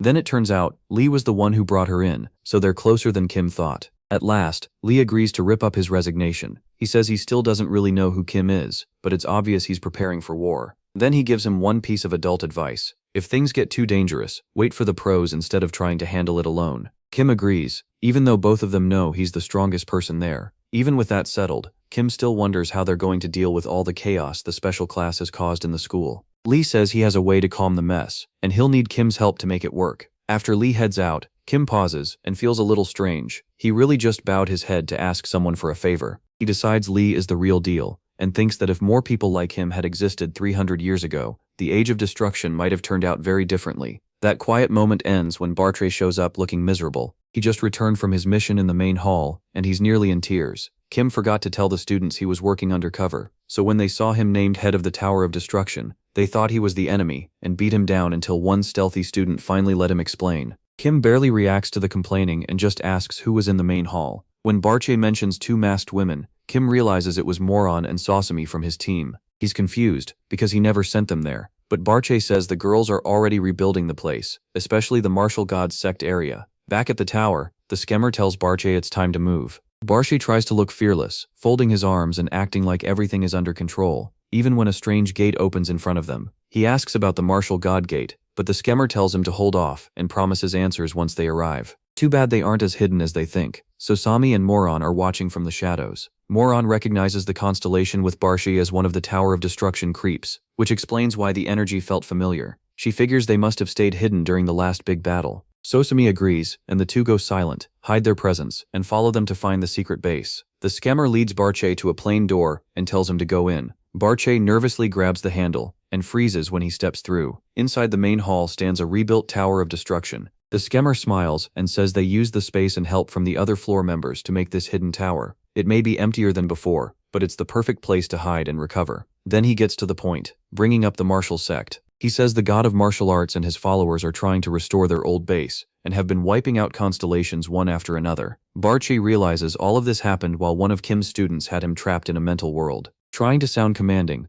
Barche folds his arms and orders the scammer to make a full list of every constellation still in the tower. The scammer is actually impressed and says he'll prepare it right away before leaving. Now alone before the huge tower, Barche tries to focus. His mana is mostly drained, but he can still sense a few familiar dark auras inside. Before he can check, Moron suddenly appears. Furious, she accuses him of trying to revive the Tower of Destruction, and greets him with a hard punch to the face. Later, a battered Barche reports to Kim. Kim stays calm while Barche complains that the students were too busy beating him up to talk about the martial god sect. Kim ignores that, and asks about the familiar magical auras he sensed in the rebuilt tower. Barche confirms the energy felt familiar, specifically to Sarah Ventric and Aaron's brother, two troublemakers tied to shady constellation contracts. Kim's expression darkens when he hears that aura is coming from the third floor. he realizes those two could easily return as major threats in the next disaster. Barche gets annoyed when Kim dismisses everything else and tells him to keep spying, especially after he got punched around for doing it. Then, changing topics, Kim questions Sosami about the whole Motion Moon mess. Flustered, she admits it. When he asks why, she explains that while clearing out constellations in the main hall, they got carried away and rebuilt the place themselves. She adds that the other sisters liked the idea too, then quickly tries blaming Barche for telling, and asks if Kim wants her to take him out.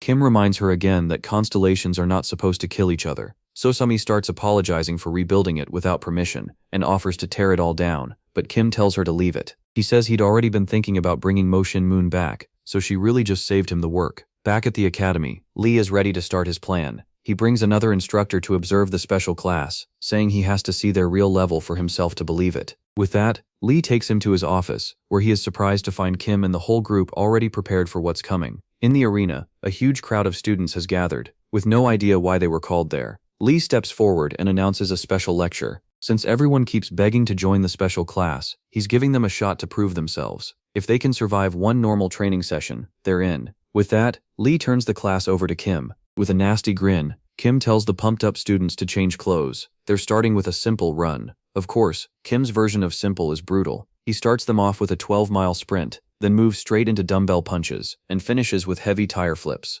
He's about to start sparring when Lee cuts in and tells him that's enough. After checking the room, Lee points out there's nobody left. The regular students all ran off, and any dream of joining the special class is gone. So he thanks Kim, realizing this was the fastest way to scare them off. Kim just shrugs it off. He says that was the easy version, because they were short on time, and Lee is stunned. Once again, he sees Kim's standards are on a whole different level. He says he can't wait to see what the squad accomplishes, and promises to support them if they ever need help before leaving. Back in the main hall, the sisters start clashing again as Moron confronts Sosimi. She accuses her of chasing attention and assumes she came to kill Barche or wreck the rebuilt place. Sosimi quickly corrects her, revealing that Kim really does want to bring the sect back. That makes Moron instantly bitter. She demands to know why Kim told Sosimi first and what she's plotting. Sosimi calms her by saying Kim has an important job meant for Moron. He's not just reviving a martial arts group, he's building a huge constellation alliance under the god of martial arts, and Moron is meant to be one of the core members. The main purpose is to watch the Tower of Destruction inside the hall at all times. She adds that Barche is trying, but he's not good enough to catch everything. Before the next disaster starts, Kim wants to know exactly who's friend and who's foe. After what happened with the King of Knights, Kim isn't taking chances. He's setting everything up now so the alliance can move the moment the tower acts. He also knows beating constellations up may get their attention, but fear alone won't keep them loyal. That's why he chose Sosimi and the oldest sister to lead the alliance. Moron thinks of Luminous and Freak, and admits they fit, especially since the second and fourth sisters are way too into torture to handle diplomacy. When Sosimi asks how they should sell this alliance, Moron first thinks of threatening everyone, but even she's not sure that will work. Elsewhere, inside the big tree, the Maze Lord sits behind a red screen, clearly irritated. He wonders why things are taking so long. The second floor names were sent down a while ago, but nothing has come back from the place the Sword King mentioned. Since the second floor is dragging its feet, he decides to move ahead. Red spheres gather in his hand as he chooses to send down the third floor's heavy hitters, even if it's earlier than planned. Back in the main hall, Sosimi and Moron notice crimson lightning tearing across the sky as two red bolts of energy shoot toward the rebuilt Tower of Destruction. Moron immediately senses trouble, realizing that familiar third-floor mana is finally coming into the real world. She orders Sosami to warn Kim while she tracks the descent herself. At the academy, Kim watches Yanlong train like a proud teacher. She lands a good punch, but feels let down because it seems to do no damage. Kim tells her to check the ground. She actually pushed him back 3 centimeters. Even if she thinks that's small, Kim is thrilled because all of them are getting stronger, especially after the special mana training he gave her and Aaron. While he's enjoying the moment, a hooded messenger appears from the shadows. He delivers a report from Sosami. The third floor names have arrived. That immediately puts Kim on edge, since the guide never said a third floor descent would happen this soon. He knows he can fight them, but the squad still isn't ready for a battle on that level. Sosimi reports that a huge hole opened in the main hall, and 2 names are hovering near the fake Tower of Destruction. Since they haven't fully crossed into reality yet, Kim realizes there's still a short chance to act. Still, the lack of info about where they'll appear makes setting a trap difficult. Barch confirms the aura matches what he sensed on the third floor. Kim's expression hardens as he realizes these are the powerful constellations behind Desera and Aaron's brother, members of the greatest race and the One Believer. When Kim asks Sosimi if she knows those groups, she casually says she and Moron already crushed them for trying to target him. So Simi is caught off guard when Kim explains that the ones descending now seem tied to those same groups. She apologizes, saying she should have killed everyone except the leader, because descending constellations usually take over that leader's body. Since some blessed followers are still alive, host bodies are still available. Kim stops the discussion and orders the students to get ready. Training is over, the real war starts now. Yanlang looks excited, but the rest know this fight is on a whole different level. Meanwhile, Moron is already at the tower, feeling the ground shake from the third-floor power pouring in. She knows there's almost no time left, so she attacks at once, driving her dagger into the ground and sending a jagged green wave of magic right at the gate. Green flames burst up as she tries to disrupt the descent, but the effort drains her so badly she can barely breathe. As two dark shapes begin forming, a mocking voice tells Moron she's wasting her time. It ridicules her as a nameless being daring to challenge true legends. A dragon-like figure says their names are already fixed, and they exist on a level far above hers. He sneers at her poison power, says it can't touch them, and mocks her for following the god of martial arts. Moron acts like she has no idea what he means, but inside, she's relieved. She only needed to buy time for Kim. With her part finished, she leaves the rest to her teacher. At the old building, a man is being filled with purple energy, and he looks thrilled. He cackles, happy that he's finally manifested. This bearded stranger, the dragon of death, is grinning wildly, even without his full dragon body. Then Kim interrupts, smirking as he tells him to quit and go back home. A split second later, he backhands the man so hard he smashes into a wall. As Kim beats him down, he notices a girl nearby and gets annoyed. He wanted to kill the man right away, so he tells her to leave before it gets worse. Once she's gone, the possessed man says the body's original owner was a pathetic thug who brought girls there to rob them. He used divine blessings to charm and steal from women. The dragon constellation calls that weak and shameful, saying he only came for battle. Kim smiles when he sees the man's teeth have already healed, proof he's no longer human, but a true constellation vessel. The dragon is surprised though. He didn't expect the god of martial arts to be reborn in such a frail human body. He slashes at Kim with a huge claw of dark energy, but Kim doesn't even move. Instead, he fires back with a punch that rips through the man's shoulder. Standing over him, Kim asks if this is the same fear he felt when he took Aaron Brother's body and ran away the last time they met. The dragon man grabs his ruined shoulder, stunned that a human body can release that much power. He realizes Kim actually has less mana now than he did 300 years ago, and that makes him think he still has a chance. Kim only smiles, then drives out a kick so heavy the ground collapses, sending the dragon rolling away. After crashing to the ground, he starts panicking, unable to understand how Kim's red aura feels even stronger than it did in the old tower. Kim rolls his shoulder and says that back then, his mana was being held down, so he never got to see his own limits, or his students. He puts on the ring, ready to finish this, and tells him today will be his last day alive. The dragon man attacks again, yelling that a named constellation can't simply die, but Kim ignores him. He slips past the strike, summons a blade, and remarks that he's lasting pretty well for a weak third-floor fighter. Then Kim swings, and a huge blast rips through the area. Even after taking the hit,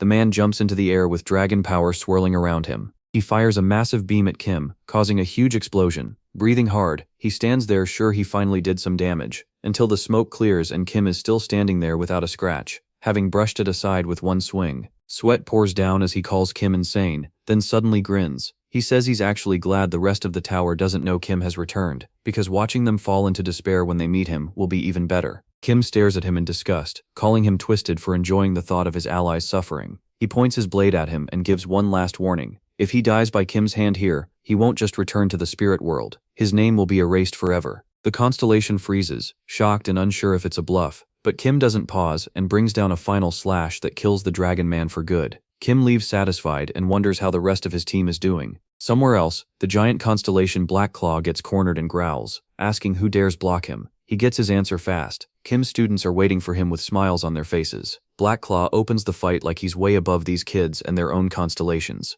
He drives a mana-filled fist into the ground, and for a moment Yanlang is confused until she sees it's a trap. Blades burst up from below, making the students scatter. That's when they learn his title. The blade from the back is no joke. Before anyone can hesitate, Yanlang steps in and smashes the ground hard enough to break the blades apart. Black Claw is surprised, realizing she's much stronger than he expected. He switches tactics, stomping out another stream of blades, then bends their tips so they point right at the students' heads. Ren reacts at once, yelling for everyone to get down, then wipes out the attack with one huge swing. The same strike even slams into Black Claw's chest. The team keeps the pressure on. Zhuhaik and Yanlang rush in with a combo of heavy punches that send him flying into the dirt. As Black Claw tries to recover, So Yun drives her sword into his chest, setting off a huge blast. She thinks that did it, but when the dust clears, Black Claw is still standing without a mark. So-yeon is stunned. Her full power attack did nothing. While she's still processing that, Black Claw lunges in and cuts her cheek. The others panic, but she shakes it off, even as she realizes he's far more dangerous than Kim warned. Meanwhile, Black watches from above, seeing the whole fight through a portal.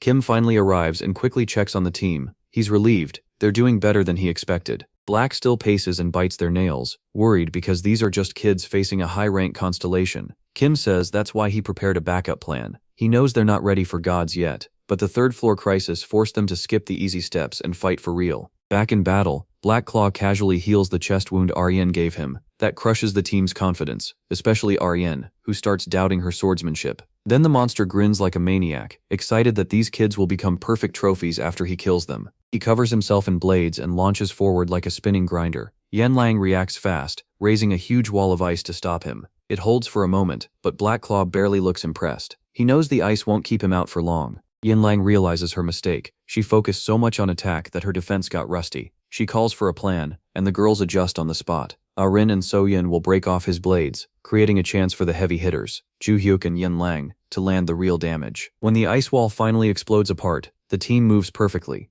Arin and So-yeon slip behind him and hack at his blade armor with everything they have. Black Claw doesn't worry at first, thinking he can just grow it back, but the follow-up catches him off guard. Ju-hyuk loads his fist with overwhelming power and drives it straight into Black Claw's stomach, folding him over. Before he can drop, Yanlang flies in with a brutal ice-powered kick that unleashes a huge burst of frozen shards and pins the constellation down. He ends up frozen solid inside a jagged wall of ice. Yanlang and the others finally pause to breathe, thinking they somehow pulled off the win, but that relief lasts only a second. Black Claw's hand twitches, and a blade shoots from his palm toward Yanlang's open back. It looks like she's done for, but Kim appears just in time and catches the strike. He mocks Black Claw for pretending to be beaten just to land a cheap shot. Black Claw stares in shock as he realizes the real god of martial arts is in front of him. Kim doesn't waste time talking. Before the monster can react, he makes one easy sword swing and slices the frozen constellation clean in half. Yanlang can't even tell how Kim got there, and he casually says he already finished his own target.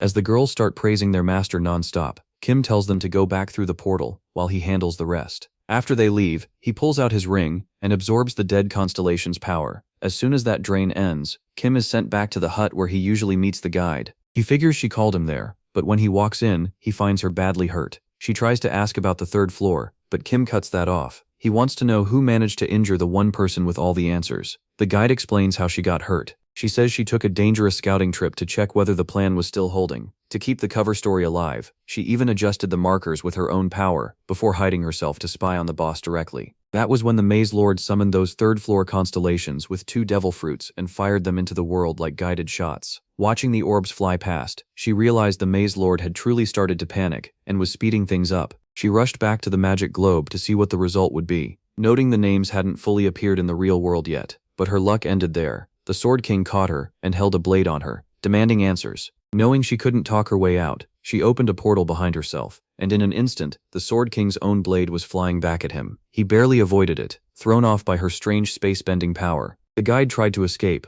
knowing she couldn't keep using that trick for long, but the Sword King got serious. He poured a huge amount of power into his blade. Before she could disappear, he used a flash step slash that tore through her. The attack left cuts all over her body. He moved in at once to finish her off, but right before the killing blow, a spear shot in and pierced his chest. The one who saved her was the Spear King. He had betrayed the Sword King with a strike he never saw coming. When the Sword King tried one last attack, the Spear King simply twisted the weapon, killing him on the spot. Even so, the Spear King looked troubled, knowing he had just killed one of his own. The guide was shocked, but mostly grateful to be alive. She thanked him and asked who he was. The Spear King said both of them earned their king titles after losing to the Maze Lord and being forced to serve him. He also warned her that the Sword King might seem dead now, but he would probably wake up later, and when that happened, he'd be furious enough to threaten the world. The guide had no interest in waiting for that. She knelt beside the fallen Sword King and blew a strange dust over him. When the Spear King asked what she did, she said she had rewritten his mind. When he wakes up, he won't remember the fight or the betrayal. The Spear King is impressed that she can use magic like that.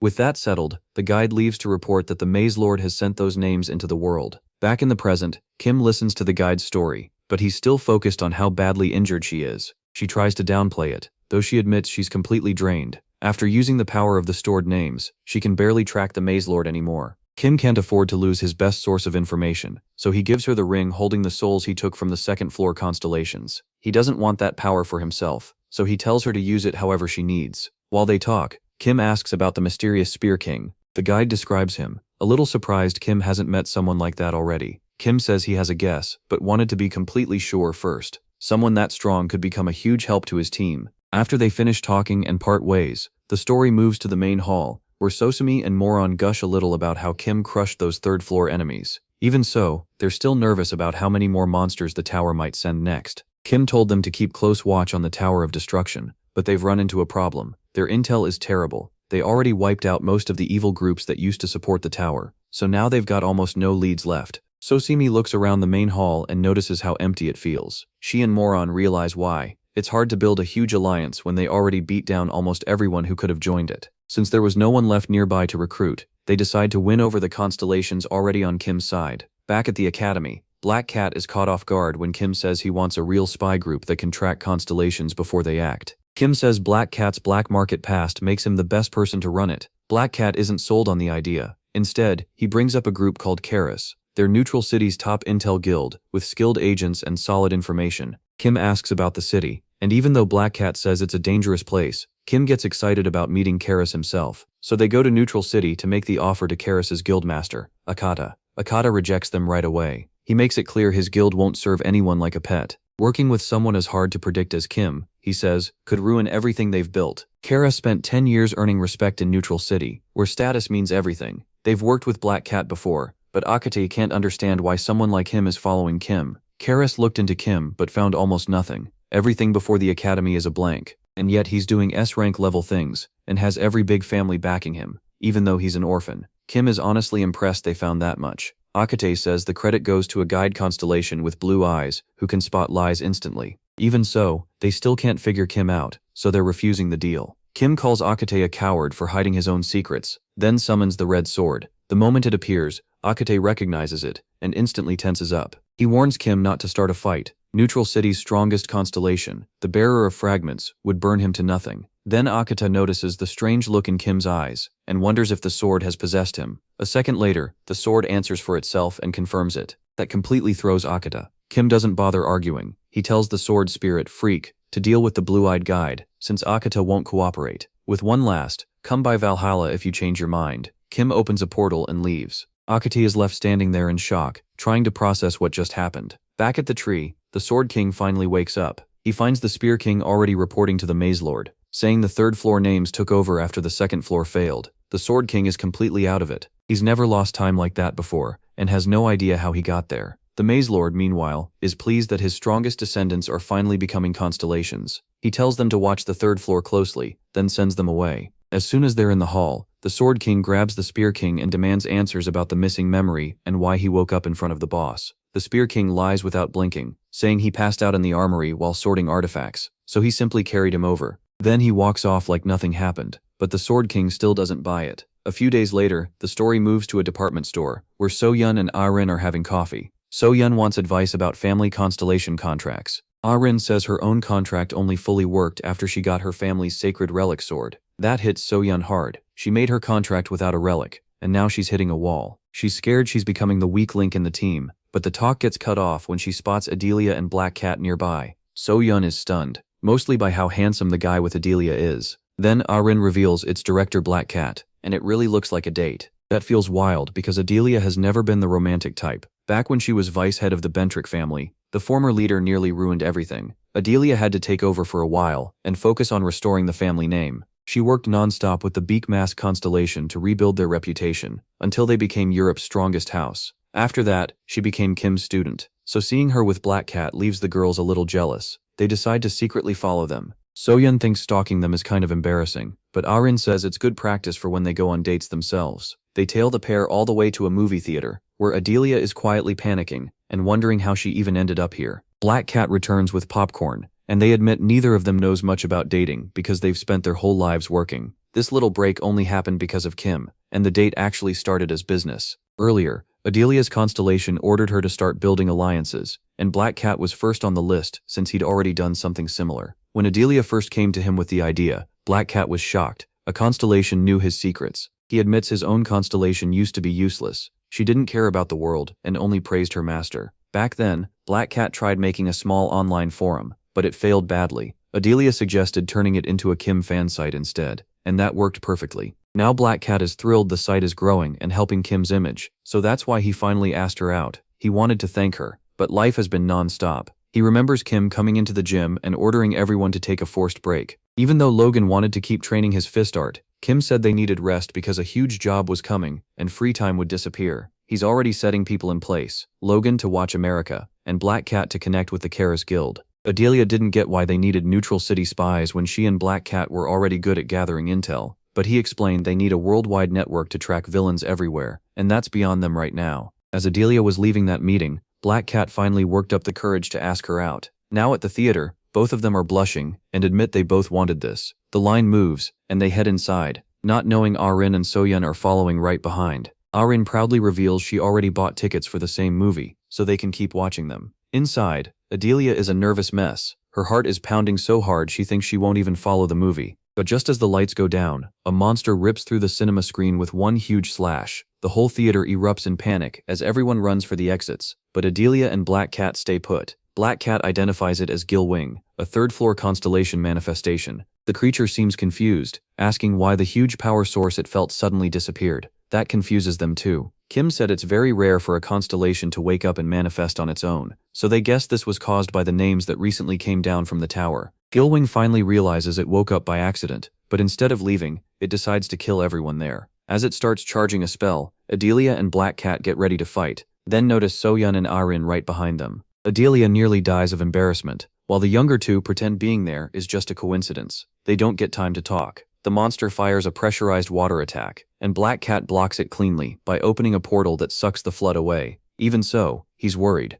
Water is a bad matchup for him, and he isn't sure the four of them can actually kill this thing. So he quickly orders the girls to run and find Kim, while he and Adelia hold it off. As they rush out, Gilwing increases the pressure and fires giant water beams. Black Cat realizes too late the blasts are too large for his portals to handle. He reacts fast, opening a portal under himself and Adelia just before the beams erase the spot they were standing on. Before Gilwing can react, another portal opens above its head. Black Cat drops through with sword in hand and slams down hard, causing a huge blast. But when the smoke clears, the monster has dodged the killing strike far too easily. Before Black Cat can recover, the beast lands a brutal kick and sends him flying. He crashes into a wall, and seeing her date take that hit, pushes Adelia over the edge. She snaps into full rage, rushing the monster with her dagger at incredible speed. The beast isn't worried. It catches her attack and slams her into the wall like she's nothing. Black Cat rushes to check on her, but then the monster realizes Adelia did cut it and injected a strong poison. Its hand starts rotting and turning black at once, but the monster is insane. It cuts off its own ruined arm without even flinching. Now it's truly enraged, gathering a huge glowing ball of water and screaming that they'll pay for ruining its descent.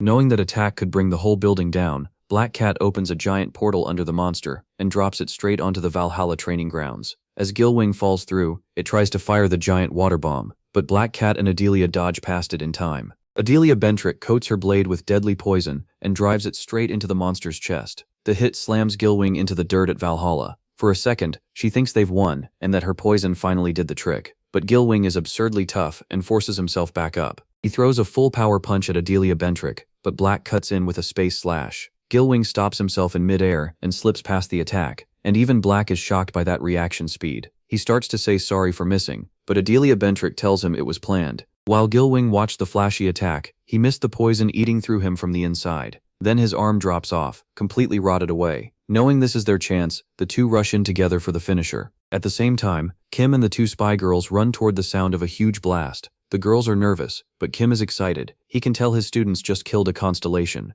Soon he finds Black and Adelia Bentrick breathing hard over the corpse. Kim jokes that he did try calling to warn them, but they were too busy on their date to answer. Black gives him an awkward apology, and Kim pulls out his ring to absorb the dead constellation's soul. Black instantly realizes what that means. The Karis Guild accepted the deal. Right then, Akata appears to confirm the alliance. He admits Kim's sword spirit, Freak, completely overwhelmed their blue-eyed guide constellation. A few days earlier, in the main hall, Sosimi and Moron do the hard work of going door to door to gather constellations. It isn't easy. Most of them are still shaken from earlier, but they finally stop one long enough to talk. They explain they're building an alliance under the martial god sect to bring order back to the hall. He doesn't buy it at first, and blames them for the chaos, especially with that Tower of Destruction gate that appeared in the hall. The sisters say that's exactly why they're recruiting. They have to stop the tower before it opens again. He admits he's only a weak B rank with barely any contractors, so he'd be no help, and points them to the neutral gate instead. That's where the strongest constellations gather.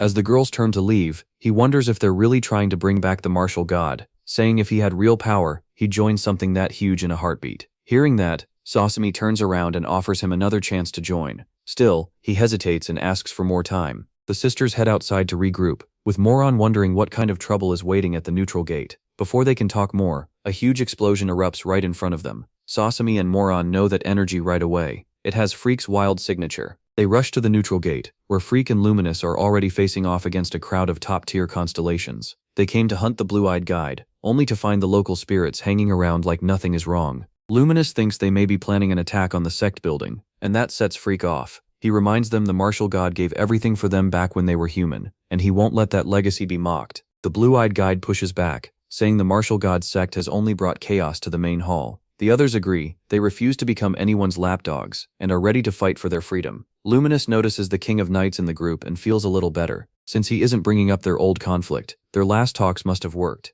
Even so, she and Freak decide these constellations need a hard reminder of the gap between them. Just as they move to attack, Sasami and Moron jump between both sides and stop it. Freak gets irritated, but Sasami ignores him and asks the spirits if this is the neutral gate. Then Moron steps up and formally offers an alliance on behalf of the martial god sect. One powerhouse, the fist fighter, laughs at the idea. His group was just about to attack them, and he says they aren't interested no matter who's stronger. Luminous is surprised, knowing Kim is already trying to make alliances outside, while Freak says he'd rather just beat them until they agree. Moron cuts in and says there's no time to fight because the Tower of Destruction is returning. That news chills every constellation there, since they all died in their past lives fighting its monsters to protect their homes. When Moron says the tower is reviving, the whole place erupts in panic. The blue-eyed guide backs her up, saying he's felt suspicious movement from the Great Void. Moron explains the tower is sending constellations out one at a time to test things, and in a few years it'll be fully active again. Even then, the spirits doubt they can do much while stuck in the hall without enough contractors to appear in the real world. Luminous realizes the King of Knights kept Kim a secret from the others. Then Moron finally reveals it. Their master has been reborn in the human world. That completely stuns the blue-eyed guide. Even with his truth-seeing power, he never heard a rumor that big. Then, it clicks. The master they're talking about is the same strange student who visited his contractor in the real world. Freak cuts in and reminds the guide that Kim personally ordered them to beat him down. Since it's an official mission, Moron tells them to go ahead. Once they learn the martial god is back in the flesh, every constellation there changes sides and joins the sect on the spot. Back at Valhalla, the Key Guardian is happily stuffing himself with donuts. Kim walks in and notices the little guy has gotten a bit chubbier, but he gets right to the point. He isn't here to talk about food. He needs the Guardian to open a direct path from his house to the Maze Lord's territory.